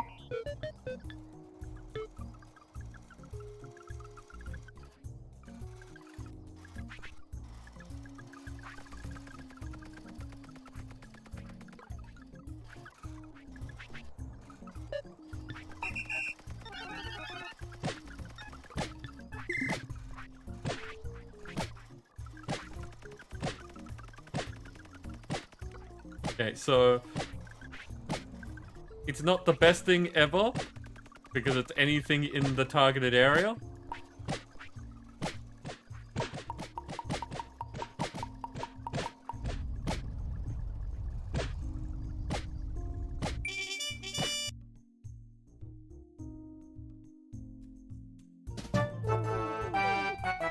Nice! Destroying that boss tower disabled the force field to unlock the next zone and reveal new research briefs. Before you decide to confront a vast army of horrible pirate bots, you might want to complete Operation Firm Hand first.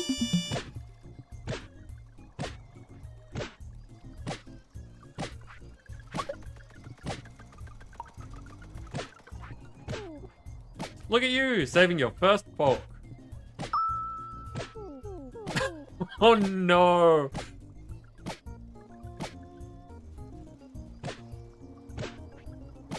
Why? Build a love hotel to house folk and keep them happy. Happy folk make love, which you can use for structural repairs.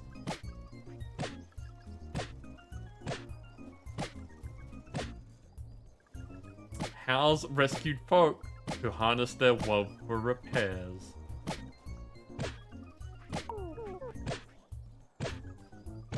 Feed folk to improve their happiness so they make even more love.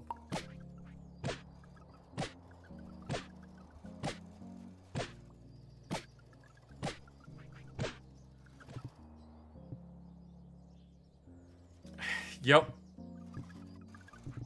Yep. You can go over here, and that's the note that we're leaving off on tonight, people. Love hotels.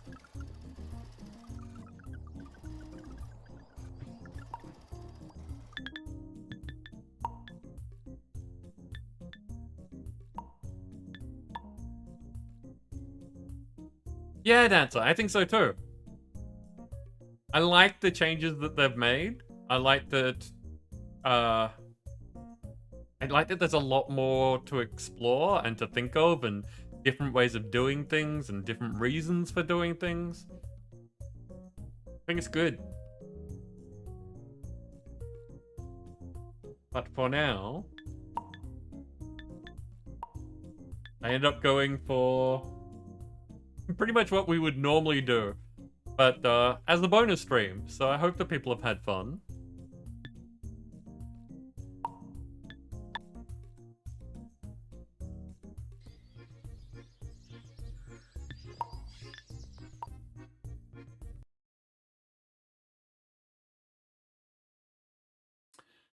Okay, so I need to find someone for us to raid. It's a completely different night, so I have no idea what tonight's going to be like for finding people. But first, we will be back on Friday as usual. Yeah, again, it's up to everyone. If you liked what you saw tonight and you want to see more of it, please let me know, because I'm happy to do that. Otherwise, I will figure out something else, and we will do that on Friday for our regular stream. And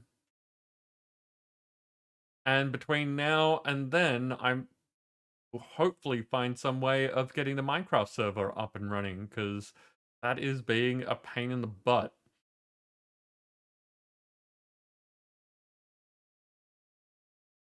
Consider rating someone playing the game?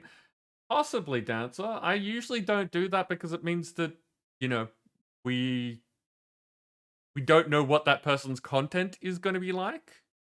So we know what the game's going to be like, but they, unknown streamer sort of issues. But we can have a look. Can definitely have a look.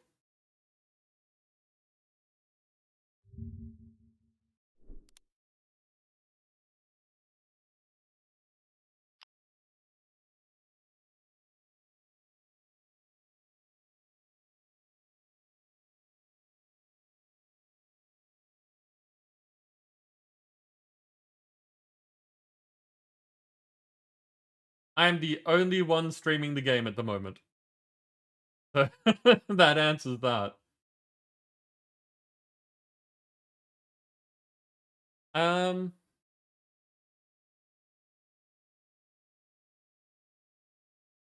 Oh, okay. Looks like Death is doing Dead by Daylight, but this is the Koromon night, which is a bit interesting. So I'm kind of curious what's going on there. But we rated Death on Monday night, so our other regular that is currently online is Crumble, who's doing something with Shaun the Human, which is a fun pairing if you're interested in that sort of thing.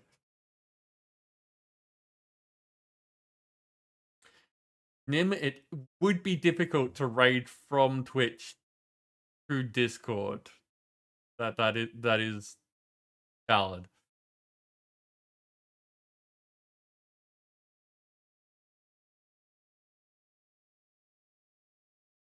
So what do people think? Are you good with going to see Crumble and Shaun?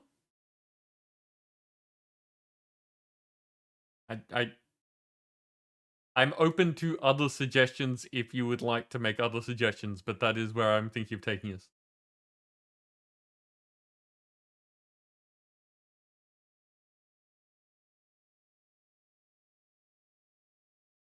Okay.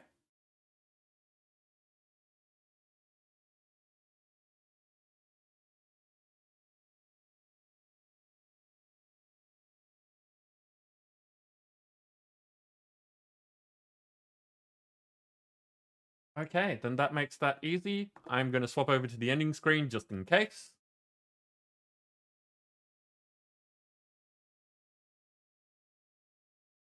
There's the start of the raid. Thank you all for joining me at this odd time to try something new. I've had a bunch of fun.